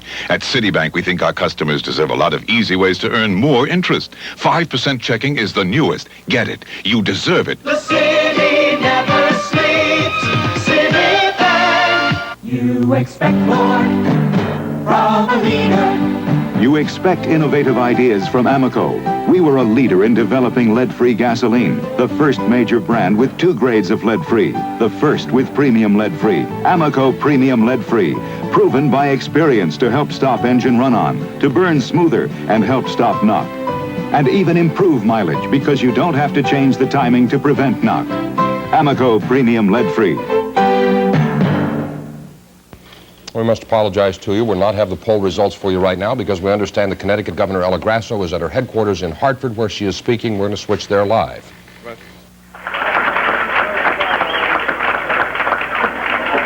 first of all, to get that budget together and to do it as I said, without any tax increases, without any new taxes.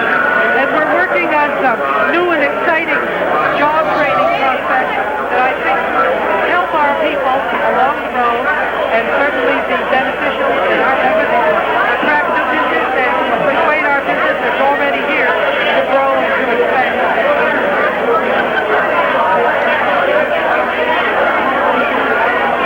All right, we're having some trouble with picking up the audio of Ella Grasso.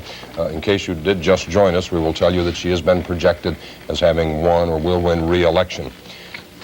Okay, now, in New Jersey, there are a couple of issues on the ballot that are of importance. In Essex County, as you'll recall, the voters last year voted for a reorganization of county government there, and the race is on tonight for Essex County Executive, where 29% of the precincts reporting.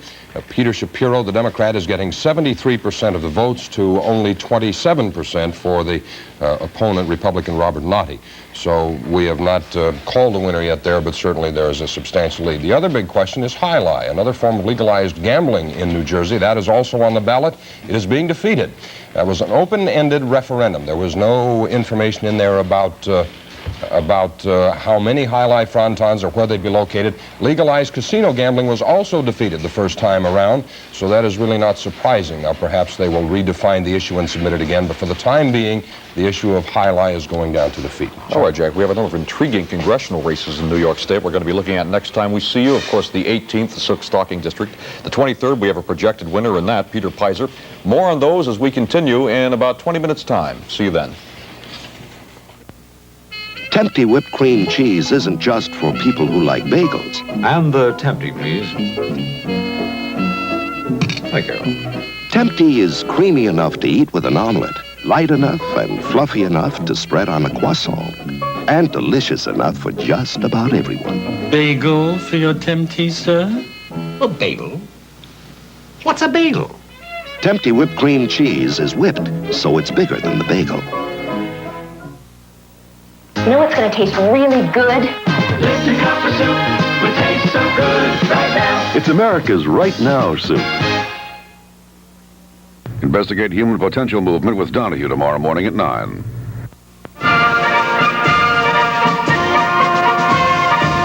NBC News continues its election night report. Decision 78. Here is David Brinkley. We have some projections beginning in Montana, where we project that the winner in the race for the Senate is the Democrat Max Baucus in Montana. Montana, the winner in the Senate, Max Baucus, the Democrat. And in Wyoming, we project the winner there to be Alan Simpson, the Republican. In Wyoming, Simpson, the Republican. Now here is the map showing how we are doing so far, how the parties are doing so far in the elections of senators. As we have said, blue Republican senators projected, red Democratic senators projected. And as you see, it's sort of a checkerboard across the country. The white states we have not yet been able to call because we don't have enough figures yet. And the total figures on the elections of senators so far show that the Democrats have elected 14, the Republicans 9. The net total we will not be able to give you until sometime later when we have more states and more figures. Now a projection in Nebraska in the election of governor. We project the winner to be the Republican Charles Thone. Nebraska, the governor, the Republican Charles Thone. The map, our big map, now lit up for governors, shows a picture something like this.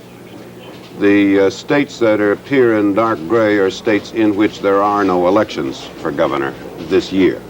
The white states we have not called yet. The Republicans are shown in blue, projected winners of Republicans in blue. The figures at this hour stand like this.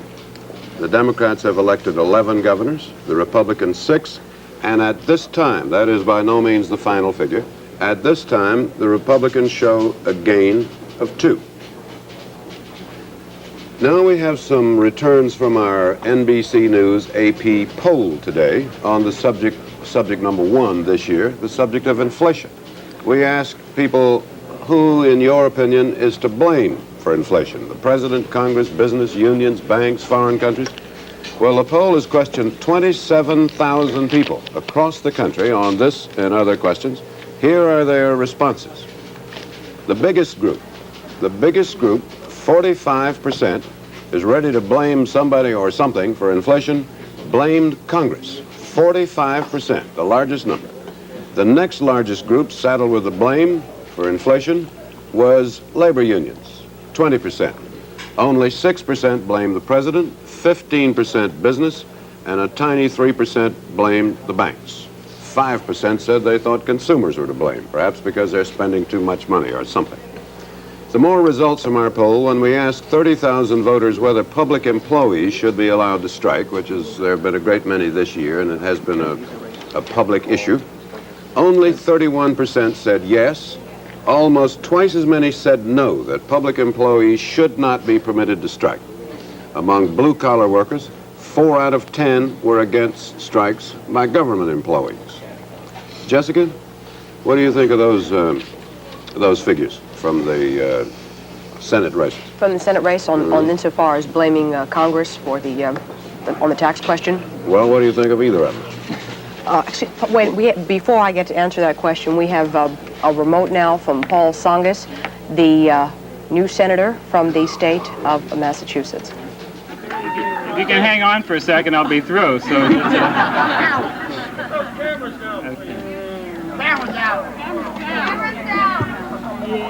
Well, now look what you've done.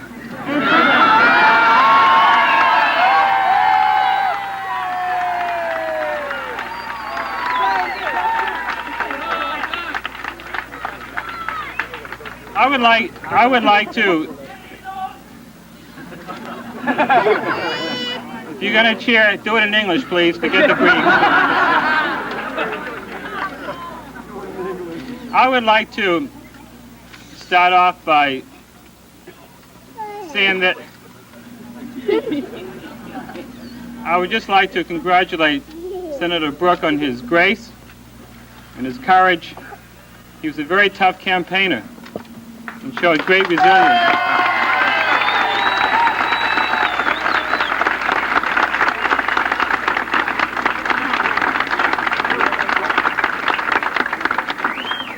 I tried during this campaign to dislike him, but I never could. And I developed, especially during the debates, a great affection for him. And he leaves behind 12 years in the Senate that he has every right to be proud of. And Massachusetts did not make a mistake sending him there for 12 years. And I, for one, think that he should be very proud for what he's done for the state and for this country during those 12 years.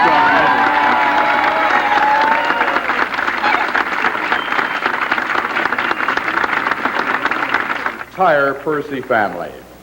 Charles Percy, who retained his Senate seat, making his victory and your statement. goodwill is something that we shall carry proudly all of our lives.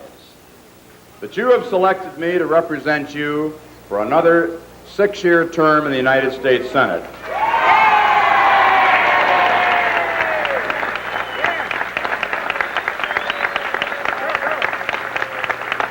This is truly the greatest honor of my life, and I promise you I will give you my best. This evening is enhanced for me by the victories of so many of my colleagues that I have run arm in arm with. Led by Governor Jim Thompson and Bill Scott, they deserve your vote of confidence.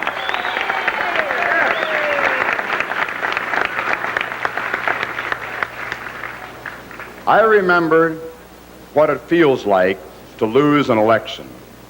So I can sympathize with Alex and Francine, as well as with their fine children, Bill, Kathleen, and Robert, and with Alex's parents, Helen and Alex Sr. I wish them all well. I'd like to make a comment there on Percy's statement. He's talking about the Seath, his opponent, and there were some bitter words between the two of them and included some family members there. I thought it was a very interesting statement. Didn't it look for a while as if Percy was going down the second time? It certainly did. Drowning? One poll showed him 15 points behind a couple of weeks ago. He certainly looked very relieved there. And also, well, there's a certain kind of graciousness that comes over politicians when they've won. We've just seen 2 examples of it, Paul Tsongas and Chuck Percy being so terribly nice to their opponents. I wish some night on one of these programs somebody would get up and say, my opponent was a bum. And I'm glad deserved to lose. Deserved worse. They're all marvelous at that moment. They're so generous. the one before that, you saw Paul Tsongas, which, as David, you had been mentioning earlier, there was no animosity between the 2 candidates in that race, so he was pretty true to form when he said that it were the voters in Massachusetts that done well to send Brooke to the Senate for that many years. We have a couple of Senate races we'd like to take a look at this time. In Virginia, with maybe, almost 66% of the precincts reporting in. That race has gone back and forth all night long, and there you see the Democrat Miller, 51% of the vote, Republican John Warner trailing with 49% of the vote. too close to call, and it's been going back and forth all evening that way. In West Virginia, Archmore and Jennings Randolph, 26% of the precincts reporting at this time. Randolph, 51% of the vote. Archmore, former governor of the state, 49% of the vote. And the battle there between Randolph and his Republican challengers emphasized one of the questions more than any other, and that's who built the most highways and the bridges. Randolph claims he did it as chairman of the Senate Public Works Committee, and Moore says that he did it as the former governor of the state. In North Carolina, a race that NBC News has called, 16% of the precincts reporting Jesse Helms, Republican, holding his Senate seat there. That's a race NBC News has called. In Mississippi, we now project, as you see there, Republican Jesse Helms, re-elected in the state. In Mississippi, 20% of the precincts reporting in. There's a race we're going to have to watch, because there's a race where independents really do have a part in making up what could be a Republican victory in the state of Mississippi. Thad Cochran, the U.S. House member, practicing attorney from Jackson, has 45% of the vote. Democrat Maurice Danton, 45%. Those others, the others, again, Charles Evers, brother of slain civil rights leader Medgar Evers, is doing well, and if he does very well, it might be enough to split the vote. If it splits the vote, it could well be that a Republican, Thad Cochran, may be the very first Republican that Mississippi has had since Civil War. And Mississippi has 37% black voters in that state, so it could very well be that Evers will get a significant portion of that black vote. In the state of Texas, let's take a look at some of the results there. 1% of the precincts reporting at this time. John Tower in a tough fight there against his Democratic challenger Kruger. He has 54% of the vote, but of course that's only 1% of the precincts reporting, and that is a race to watch. The Republicans really do want to hang on to that Senate seat. John. We would like now to project a winner in the gubernatorial contest in the state of Iowa. Governor Robert Ray, no real surprise there, will have, by our projection, his 5th two-year term. Very popular governor in Iowa, Robert Ray. And on Frank Rizzo and the Philadelphia Charter revision, United Press International says that the voters seem to have defeated the proposal that would have allowed Rizzo to run for a 3rd term. The proposal to allow unlimited terms for mayors in Philadelphia is trailing sizably. And another question, to allow elected officials to hold office while campaigning for another office, is trailing even more. Rizzo is described as subdued. We'll be back with more after this.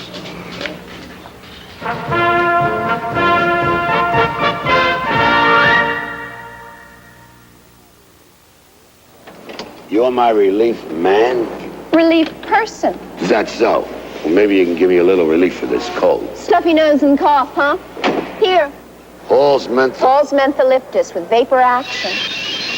Hey, that's strong. That's vapor action. It penetrates deep to make your nasal passages feel clearer. And Hall's cools your throat to help your cough. You're a terrific relief person. Hall's mentholyptus with vapor action in cherry and honey lemon, too.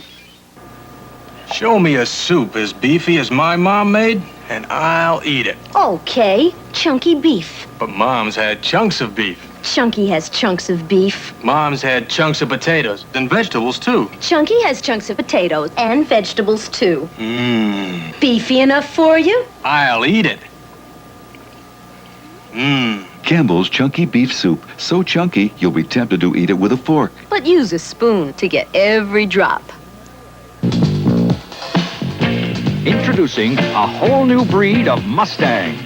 The all-new 79 Mustang from Ford. With a new aerodynamic design, precise handling, and Mustang performance from options of V6, V8, even a turbocharged engine. Mustang for 79, the new breed in 2-door and 3-door models.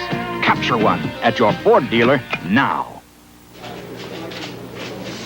We have 2 projections in the votes on taxation and money, beginning in South Dakota, which is where it is called Amendment D, and it provides that any tax increase takes a 2/3 vote of the Senate, of the members of the legislature. Our projection is that that restriction in South Dakota has got a yes vote. It has passed, been approved. In Colorado, It is called Amendment 2, and it says that the state's spending cannot grow faster than the cost of living and the population growth. Our projection is that the response of the voters in Colorado on that question is no. So that's the news at this moment about the money. John? Well, I'm just looking at our famous computer terminal here. In Florida, former Senator Edward Gurney appears to be losing by a sizable margin in his contest there, with 42% of the precincts now reporting 62% of the vote is going to Gurney's opponent, Bill Nelson, a member of the state house there. He's got 28,000 votes to former Senator Gurney's 17,000. So Gurney has about 38% to 62% for his opponent in the 9th District of Florida. And he talked about this tonight in what I'm told are, I haven't seen this yet, bitter terms. And we'd like to show you that now. Senator Gurney, former Senator Gurney, speaking in Florida at his headquarters tonight. We have a new congressman. I wish him well. I hope he carries out the statements and promises he made to the people. If he does, we'll have a good congressman. Is this the end of your campaign career? Well, indeed it is. I have no desire to run for another one. As a matter of fact, it took a year to make up my mind to do this one, and obviously it'd have been just as well if I hadn't. What are your comments now about your political comeback? It was a tough road. Well, I don't think there's much comment to make, except I lost. It's quite evident. Senator, are you sorry you went into the campaign? No, I won't say that. It's not a good feeling to lose. As a matter of fact, I think this is the 14th election I've had, and this is the first time I've lost, so I can't exactly say I enjoy it, but at the same time, I enjoy the campaigning. Do you think the charges that you faced, do you think the bribery charge that you face hurt you anyway? I know you were acquitted. Yes, you think no it hurt question you? about it. No question about it, it did. How severely do you think it hurt you? I can't say that. You'd have to go out and do a poll in depth, but as a matter of fact, I could see that in the primary. I should have won the primary by a much larger margin than I did. And when I didn't, I realized that the effect of the trial was more than I thought. Would you think that was the primary reason for your defeat? I couldn't say that. It was one of the ingredients, and as I say, I'm not really interested in going through all of those. What are you going to do now, Senator? Former Senator Gurney is 64 years old. He says he didn't do terribly well in the primary this year, but he got 70% of the vote in the primary, which most people regard as doing exceedingly well.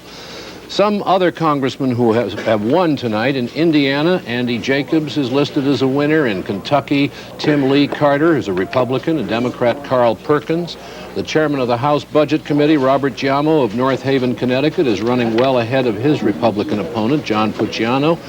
Helen Minor, a Democratic incumbent in New Jersey, is a little bit behind, a few hundred votes behind her opponent, who is an attorney named Jim Courter.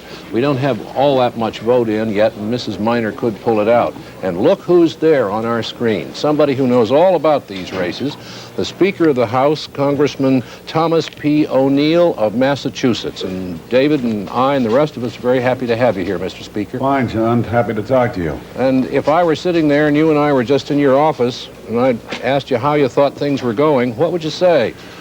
Well, at the present time, we see about 12 of our members in trouble across the nation. We've already won 2 seats, and we haven't lost any, but there are 12 in trouble, and we look to see 3 or more that we can possibly win. I'd say at tops we would have a net loss of 12 as compared with the average of the off year when the party in the White House is in power of an average of 36 since 1916. So I say we'll do very well. I'll put it at 12 is the highest that we can possibly lose. So you think that's not so bad? Well, no, we have 287 members, and that'll bring us down to about, we'll be above 275, 276, something of that nature. Well, Mr. Speaker, we're losing. It seems as though there's a kind of a wave in Pennsylvania at the present time, with the Democratic governor going down the way, candidate for governor going down the way he did. We've got 5 or 6 that are in difficulty out there. And that seems to be the one local area. We're doing exceptionally well in New York State with some of our candidates that we thought would be in difficult. We apparently have won the Lou Fry seat down in Florida, and we've won the Saracen seat in Connecticut from what we gather, and it'll be somewhere between 8 and 12 seats that we'll lose. Is this about what you expected, Mr. Speaker? Well, yes. We were predicting early in the year we'd somewhere between 12 and 20, but it was interesting. The Republicans targeted 56 seats, and then they brought it down to somewhere around 28, and we figured if we could hold our losses to less than 20, we would be doing well. And so we think that the party has done exceptionally well. Mr. Speaker? Somewhere between 8 and 12, I predict right now. In a year when it seemed the public mood was in tune with the standard Republican positions, why do you feel they weren't able to do better with it? Well, I just truly believe that in times of crisis, the polls have always showed us that in times of crisis, the people have more confidence in the Democratic Party. There's a crisis now, inflation, no question about it. And the Harris poll, the Gallup poll, the various polls that we see tell us that at times like this, there's a tendency to go to the Democrats. And I think that's what happened. Plus the fact that I believe this year it emanates from grassroots. The Congress of the United States really reads the pulse of the people across the nation. And we took the deficit figure that the president had offered to us earlier in the year, and we cut it $22 billion. And I think the people were cognizant of the fact that we were doing pruning and we were doing cutting, and we were doing exactly what they wanted us to do. And at the same time, while we were doing this, we were coming out with the health programs and the educational programs, and thought of the senior citizens. And so overall, the 95th Congress came away, in my opinion, in the minds of the American public, with an excellent record. Mr. Speaker, excuse me, but you're a strongly partisan man. You're very partisan, no question about that. You're one of the great partisans in the history of American politics. Well, that's John Rhodes, he'll tell you.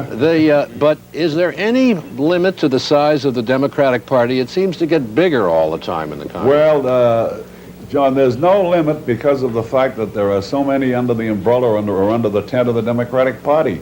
We have way out liberals and way out conservatives. We have progressive liberals like myself. We have moderates. We have conservatives.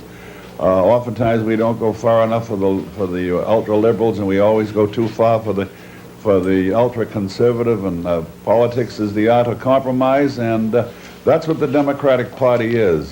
Diversity under one umbrella, and compromise is the art, and the American people seem to like that. We have everybody under our tent. About 5 parties in one. About 5 parties. Yeah, I think if we were in France, we'd be 5 parties, 5 splinter parties. I don't think there's any doubt about that. Mr. Speaker, thank you very much for taking the time out to be with us tonight. Delighted. Very nice.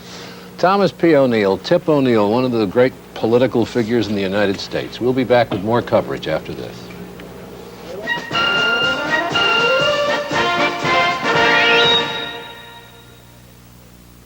When your headache says, Take something strong. common sense says, Take something safe. 6 popular headache remedies. All are safe, used as directed. All but one are regular strength. Of all these, only one. Anacin combines that safety with extra strength. Anacin's pain reliever is recognized by experts as safe, used as directed. Strength with safety. That's common sense. Of all these, only one. Anacin combines safety you expect with extra strength you want. I'm not going, and that's final. You're overreacting, Phil. What's the matter? Well, his doctor told him caffeine bothers him. You should drink Sanka brand decaffeinated coffee. But I only like real coffee. Phil, Sanka brand is 100% real coffee. Try it. This is real coffee. My goodness, look at the lovebirds. That's what happens when you fall in love with Sanka brand. Sanka brand, the coffee that lets you be your best. And in this corner, introducing the champ, Plymouth Oval mileage champ for 79 with a record of 43 miles per gallon. Highway 33 City.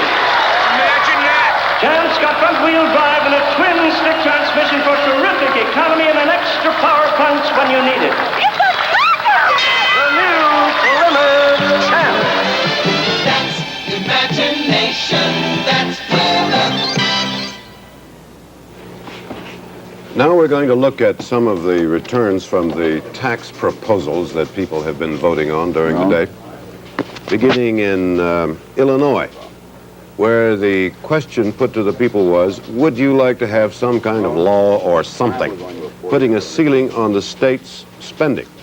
We projected some time ago that the result there would be a yes vote. Those are the figures at this time. 82% have said yes.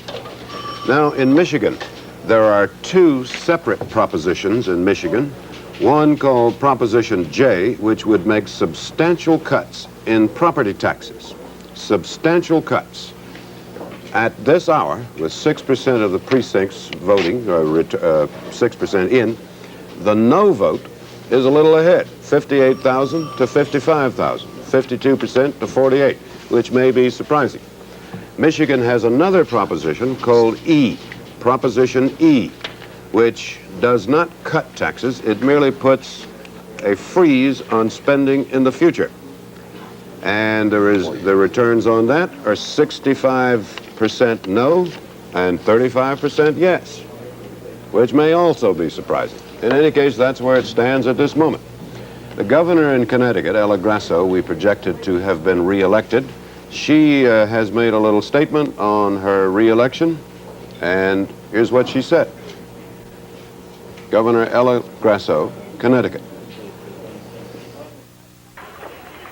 I think we won. And I think that it was a great victory, truly.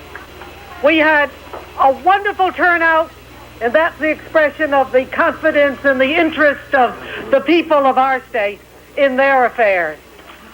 And I said before that we've been so honored to serve them all of these years, and it will be my pleasure in these next 4 years to renew our partnership and to get all of our work done. And tonight, I want to say thank you to each one of you here in this room. I know what you did to help us get out the vote, to help establish confidence in our ticket and in our party, and I am most grateful and most appreciative. I want to thank Howard, who served as my campaign manager.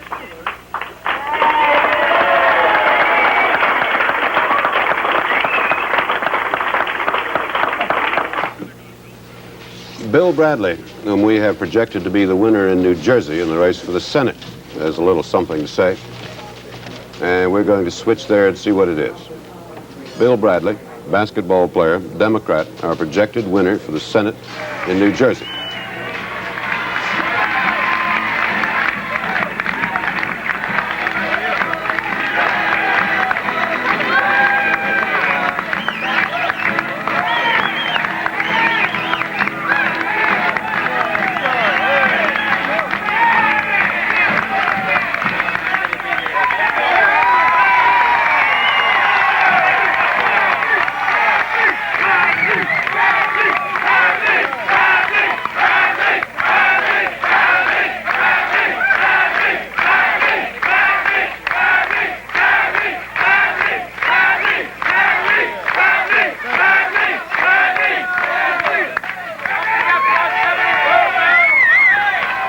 Thank you. Thank you.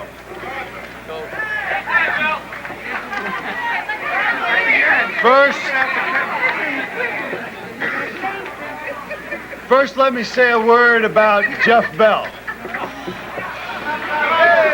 What for?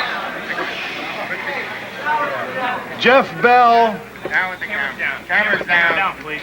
ran a clean campaign based on issues. He and I disagreed fundamentally. But because in 21 debates, we discussed what to do about taxes and government, inflation and jobs, we participated in a real campaign, not one based on personalities or innuendo. Jeff Bell was a hard and worthy adversary, and for that, he has my respect.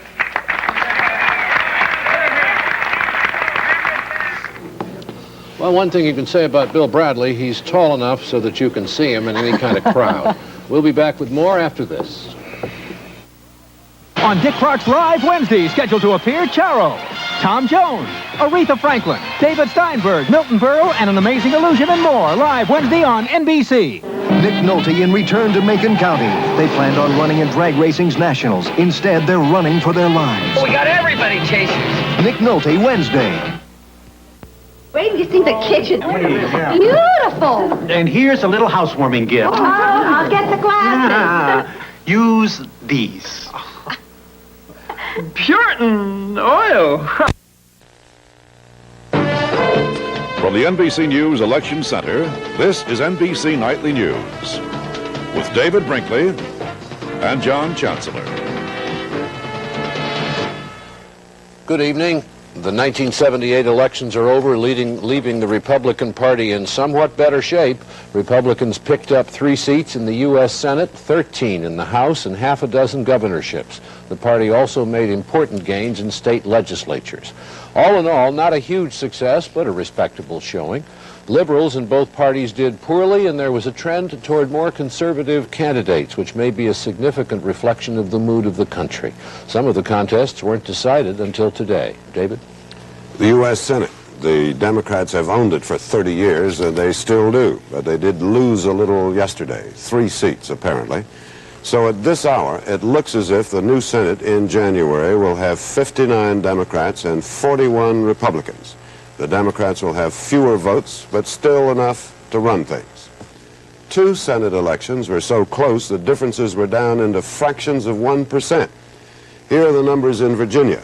Warner, the Republican, has a lead so small it is almost in Texas.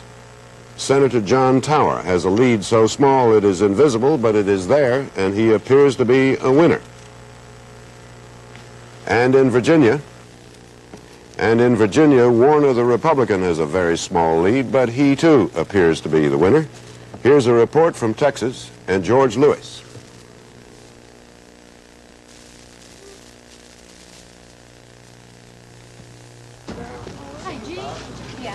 It was a rough campaign, even by Texas standards, and the closest race John Tower has run in his 17 years as a U.S. Senator.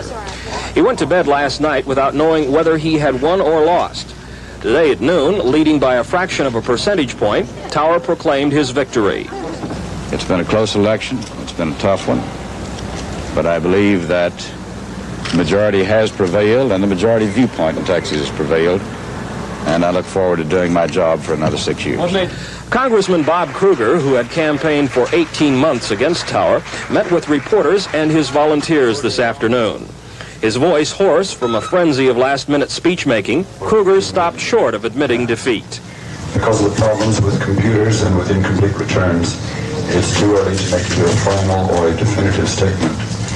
I can only say that if the incumbent senator is retained in office, I wish him well and wish the people of our state well in his service.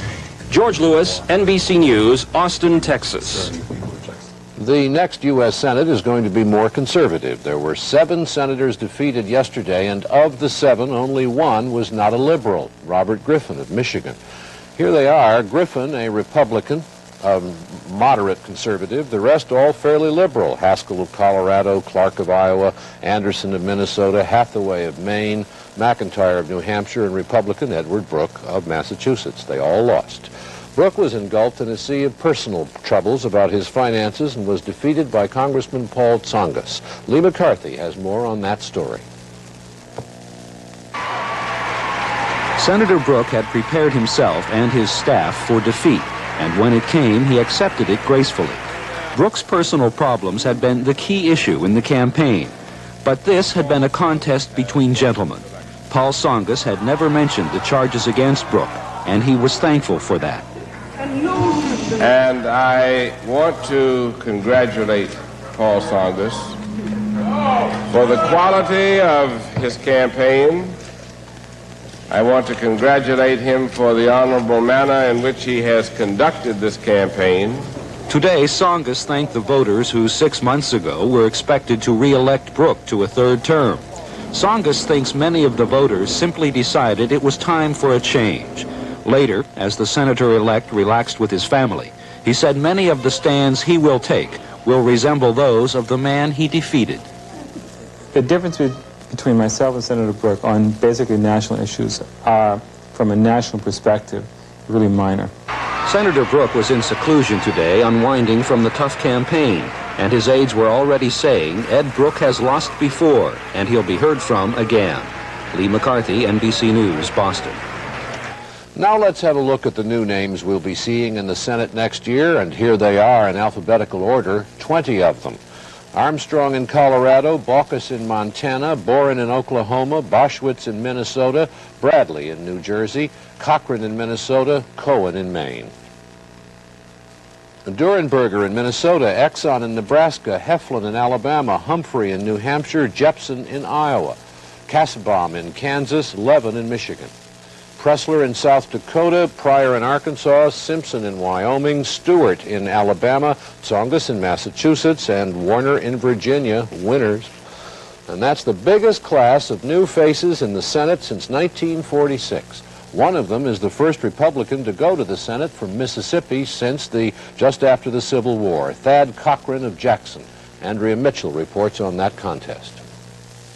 Oh, senators! This morning, Thad Cochran thanked campaign workers, including disgruntled Democrats who helped him carry rural white sections that have never before voted Republican. You liable to catch something. Everybody up here's got a case of the gloats.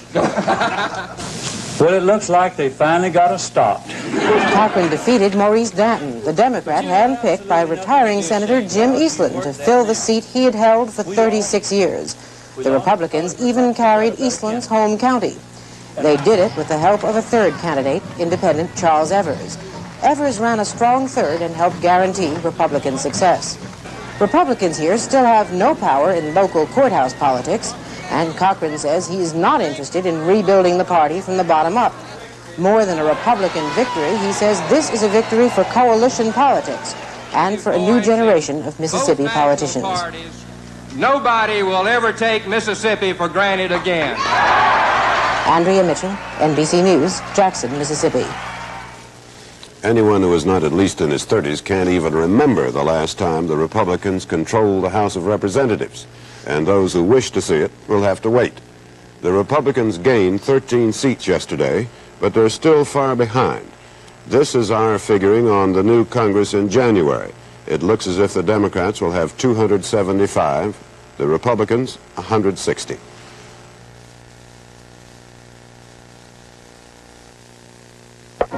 Bringing telegram from the Green Giant. He's introducing lasagna. That's nice. It cooks in 20 minutes. 20 minutes? It's the Giant's new boil and bag lasagna. It cooks in 20 minutes. Made with 4 flavorful cheeses, good ground beef, and tangy tomato sauce. Delicious. New boil and bag main dishes. From the Green Giant. That's music to my ears. Ho, ho, ho. Green Giant.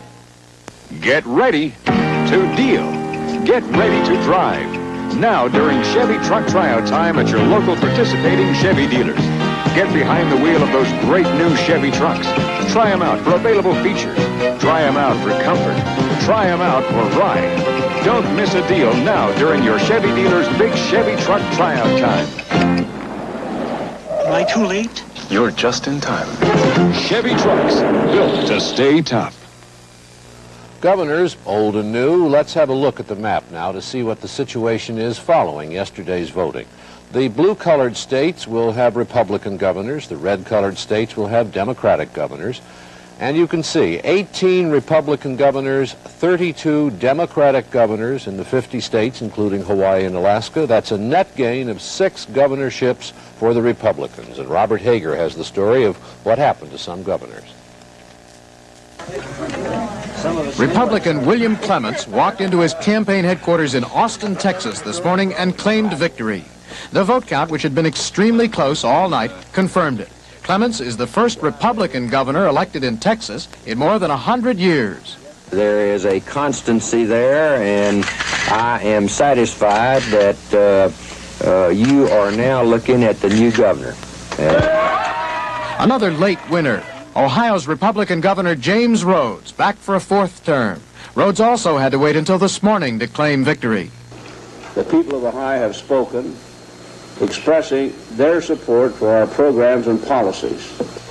There was talk about the presidential ambitions of some governors who were re-elected last night. California's Democratic Governor Jerry Brown held a news conference at an outdoor cafe today and was asked if he sees himself as a national leader. I see myself as an individual who has been given a second chance and a very big job, and I intend to do it. What happens after that, I don't know. And in Illinois, Republican Governor James Thompson, who won big there yesterday, was also asked if he were a presidential possibility. I don't think you can even begin to talk hypothetically, as commentators sometimes like to do, about the national political scene until next summer, next fall. Some other Republicans who won. In Michigan, William Milliken, re-elected after a tough, close campaign.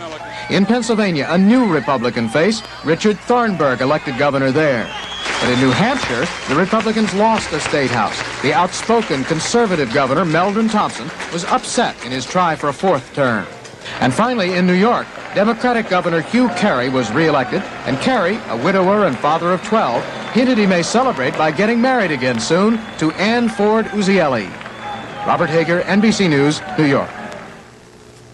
For a generation, the Democratic Farmer-Labor Party in Minnesota was liberal, sleek, successful, choosing its candidates and electing them, producing governors, senators, 2 vice presidents, 2 candidates for president so far. But yesterday, it all collapsed. It scattered all over the floor. Here's Bob Jameson in Minneapolis. In Hubert Humphrey's Minnesota today, the buildings were still standing, but the party he built was in a shambles. Republican Dave Durenberger won Humphrey's own Senate seat easily. Republican Rudy Boschwitz, a millionaire, won Walter Mondale's Senate seat comfortably. And the Republicans took the governorship and substantially increased the number of their seats in the state legislature. But the Republicans in Minnesota did not win the election so much as the Democrats lost it. The DFL party has suffered a tragic loss. One reason they lost is this man, millionaire conservative Robert Short, whose primary victory over Congressman Don Fraser, darling of the Liberals, fractured the party. The Liberals did not help Short. They worked against him. Neither the president nor Vice President Mondale could bring the factions together. The Liberals reluctantly rallied around Wendell Anderson after Fraser lost. And Anderson could not overcome the bad feeling that developed when, as governor, he got himself appointed senator to succeed Mondale. The biggest problem, however, may have been that Minnesota Democrats have not learned how to live without Hubert Humphrey. Most members of his party believe this would not have happened if he were still alive. The question is, can the party rebuild itself now that he is gone? Bob Jameson, NBC News, Minneapolis. This was the kind of election that produced a little something for everybody. The party out of power in the White House nearly always gains in midterm elections, and the Republicans did that, but their gains were below average. That enabled John White, the Democratic National Chairman, to call the results today a big win, and it allowed Bill Brock of the Republicans to proclaim a great Republican victory. Take your choice. What did the election do for Jimmy Carter? John Dancy has some information on that. The President of the United States. President Carter campaigned in 31 states this year, with only marginal success in helping Democrats get elected. Of the candidates for whom he campaigned, 24 won and 16 lost. He was unable to pull Senator William Hathaway through in Maine. He campaigned for both Robert Short and Wendell Anderson for the Senate in Minnesota. Both lost. He told a Kansas audience that Bill Roy would remain independent if he won a Senate seat, but Roy lost anyway. In Tennessee, Mr. Carter wasn't able to help Jane Eskind overcome a big deficit in her Senate race with Howard Baker. The president did better with governors, Hugh Carey in New York State, Ella Grasso in Connecticut, and Jerry Brown in California. But Brown and Grasso would almost certainly have won anyway. There were some other states where the administration was hoping to win the governorship, but didn't. Michigan, Pennsylvania, Ohio, for example. The governors in those states control a lot of patronage jobs, and patronage workers are the backbone of any political party. If the administration could have captured the State House in Michigan, Pennsylvania, and Ohio, 3 of the largest electoral vote states in the country, it would have had a great advantage in the 1980 presidential race. John Dancy, NBC News, the White House. The American taxpayers' revolt, often discussed, promised, threatened, worried about, may at last have appeared. In 16 states yesterday, the people had a chance to vote on reducing government spending, or reducing taxes, or both. In 12 states, they said yes, cut them. And there were votes on a variety of other questions of public policy, and here are reports on 3 of them. Last night in Los Angeles, thousands of gays and others opposed to Proposition 6, a measure that would have allowed school boards to fire homosexual teachers, cheered when it became obvious that the measure had been voted down by 3-2. How sweet it is! And in San Francisco, former Sergeant Leonard Mackliger, who unsuccessfully challenged an Air Force ban against homosexuals, led a celebration. But State Senator John Briggs, who drafted the initiative, said the battle against gay rights would continue. Meredith Lewis, NBC News, Los Angeles. Similar story with those who wrote and lost California's Proposition 5, Clean Indoor Air Act, which would have curtailed smoking in public places. Asked today, why did they lose? There were 5.5 million reasons why. They're all called dollars. That was the amount of money spent against us by the out-of-state tobacco interest. But though they lost, Prop 5 people vow they'll get it done somehow. We will go to the state legislature, to local legislatures, education programs, and if everything else fails, we will be back on the ballot in 1980. Jack Perkins, NBC News, Los Angeles. Supporters were stunned. The casino proposal was defeated in every one of Florida's 67 counties. 3 out of 4 voters said no to legalize casino gambling. This hotel owner, Irving Cowan of The Diplomat, lost $500,000 in the campaign. Florida's Governor Ruben Askew, who called hotel owners greedy, said the vote was an overwhelming mandate that the quality of life here should not be altered. Hotel men said that means more retirees on fixed incomes, and they predict that soon all of Miami Beach will look like this if something is not done to stop it. Fred Francis, NBC News, Miami Beach. Mayor Frank Rizzo of Philadelphia tried yesterday to get the city charter amended to make it possible for him to run for a 3rd term. He lost. Not only that, the FBI now has been ordered to investigate some suspected hanky-panky in the voting. Here's Carl Stern in Washington. The FBI has been ordered to investigate yesterday's election in Philadelphia. That followed the convening of a federal grand jury just hours after the polls closed. The unusual action was ordered after allegations that 1/10 of the city's voting machines wouldn't work, 90% of them in black districts where opposition was greatest to Mayor Frank Rizzo's effort to change the city charter to run again. The chairman of the election board, an ally of Rizzo, was arrested on local charges of interfering with voting by last-minute moving of polling places. Authorities have impounded the voting machines and subpoenaed records of their condition and repairs. It is a federal crime to interfere with voting. The mayor's bid for a charter change was overwhelmingly turned down. Carl Stern, NBC News, Washington. One of the areas of real importance for the Republican Party in this election involved seats in state legislatures around the country where the Democrats outnumber Republicans 2-1. This year, the Republicans spent $2 million on these contests, and the party says it did better than it had expected. The Republicans had hoped for a gain of 200 state, House, and Senate seats. They got 275, and those Republicans are mightily pleased. There are a lot of delicious things you can put in a sandwich, including a really good-tasting bread, Roman meal. Roman meal is made from a unique blend of natural whole grains that are combined with other nutritious ingredients, like enriched flour and honey. Roman meal is a special kind of bread with natural whole grain goodness, and that makes your whole sandwich taste as good as the good things you put inside. Your Roman meal bakery thought you'd like to know.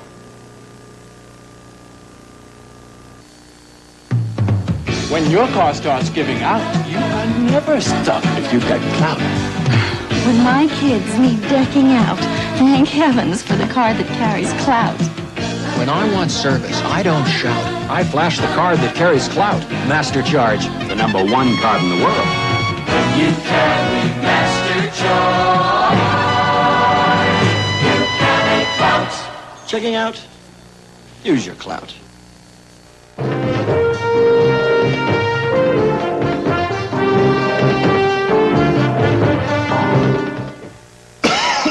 That cough needs Formula 44. Got anything stronger? Can't buy anything stronger. It's got a fully effective dose of the strongest non-narcotic cough suppressant you can buy without a prescription. Call the drugstore for something stronger. You know, more effective. Okay, but try Formula 44. Better? Much. Oh, I called the drugstore. They said... Yeah, I know. We can't buy anything stronger. Vicks Formula 44. You can't buy anything stronger for a cough. I've got something here you're really gonna love. Trust me, trust me.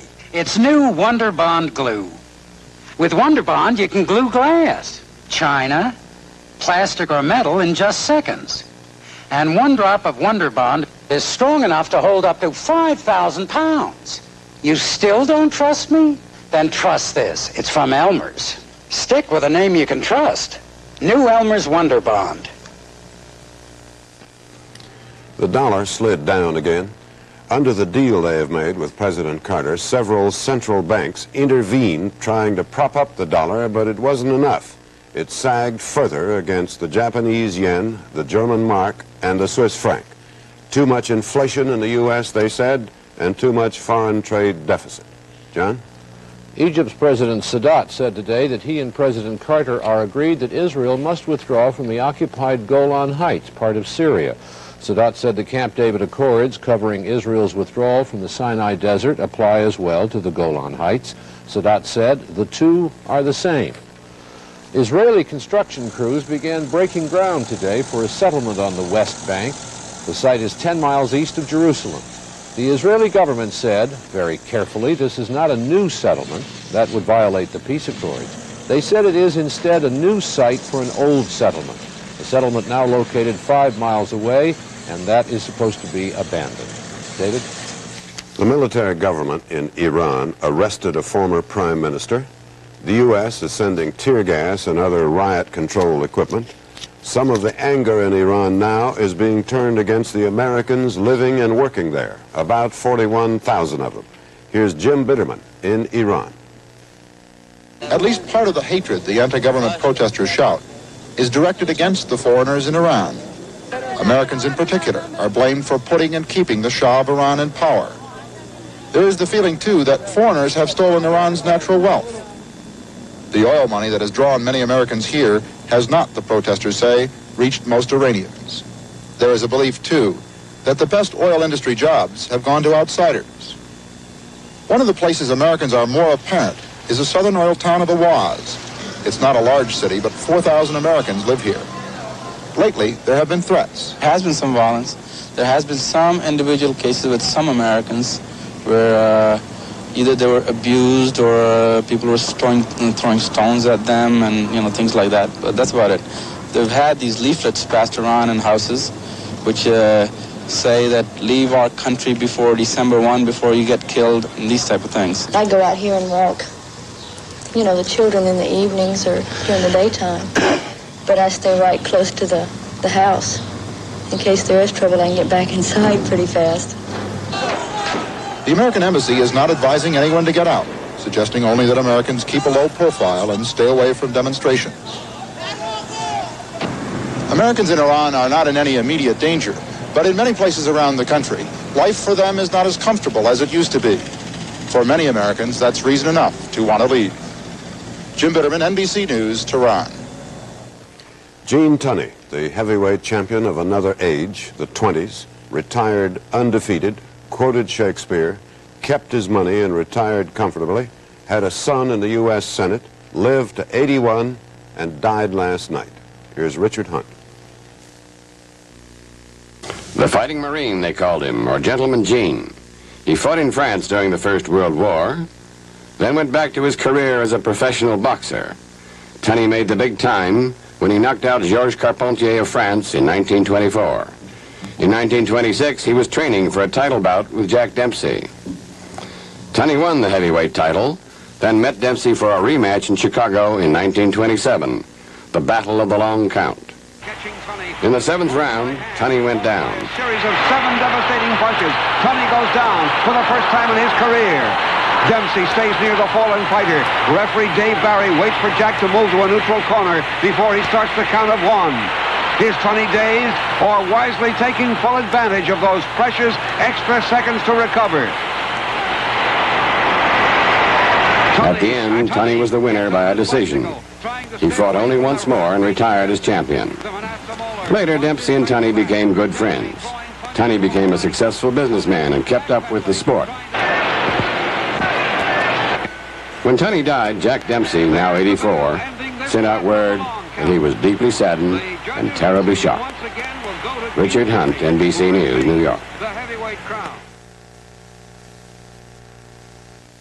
This itching's driving me crazy. My skin's so dry, cracked, and rough, the itching's unbearable. Honey, stop scratching. It'll get infected. Itching. It's painful and it can cause problems. You need amazing Lanacaine. Lanacaine's medically tested ingredients help stop itching fast, and its antibacterial action permits natural healing. Itching's gone, and my skin feels soft and smooth. Lanacaine's amazing. Also, for all-over relief, get Lanacaine bath oil treatment. The famous design of Olds Cutlass Supreme is one reason why it's so popular. But there's another reason. Cutlass is different cars for different people. Cutlass Supreme for style, practicality, and a lot of value. Cutlass Calais for the feel of grand touring. And Cutlass Supreme Brome for the nicest luxury touches. All come with solid Olds engineering and that great Cutlass feeling on the road. Discover Cutlass Supreme. Have one built for you.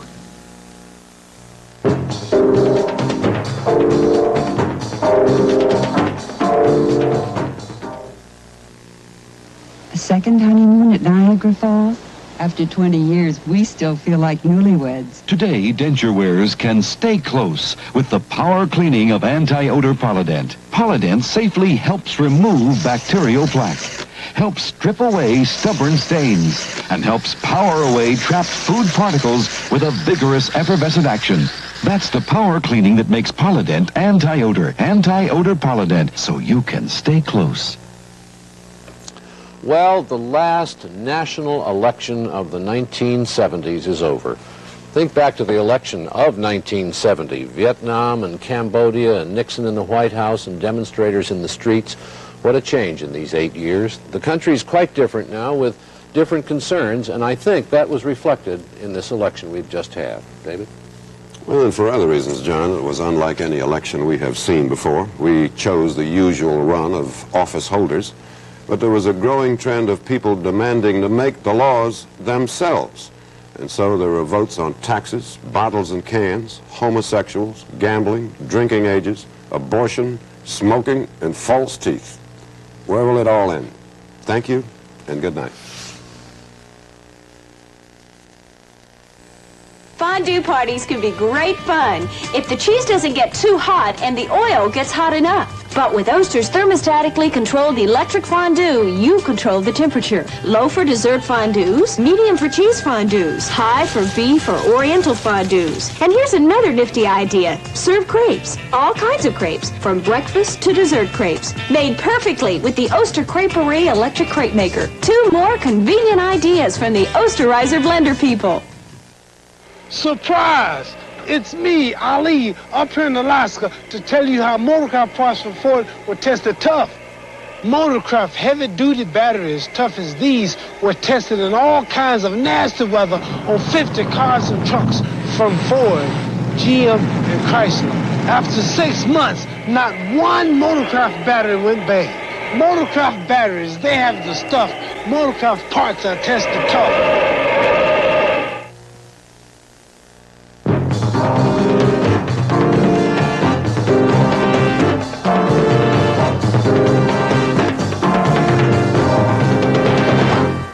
Dick Clark's Live Wednesday schedule. Got everybody chasing.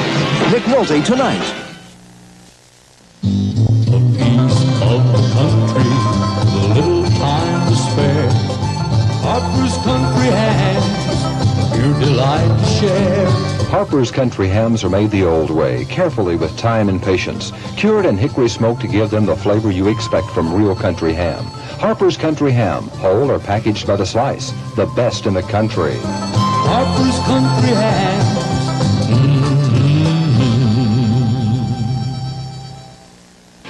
You've been hearing a lot about the Canon AE-1 camera system lately. It's the one they say is changing the course of photography. It's incredibly lightweight, compact, and easy to...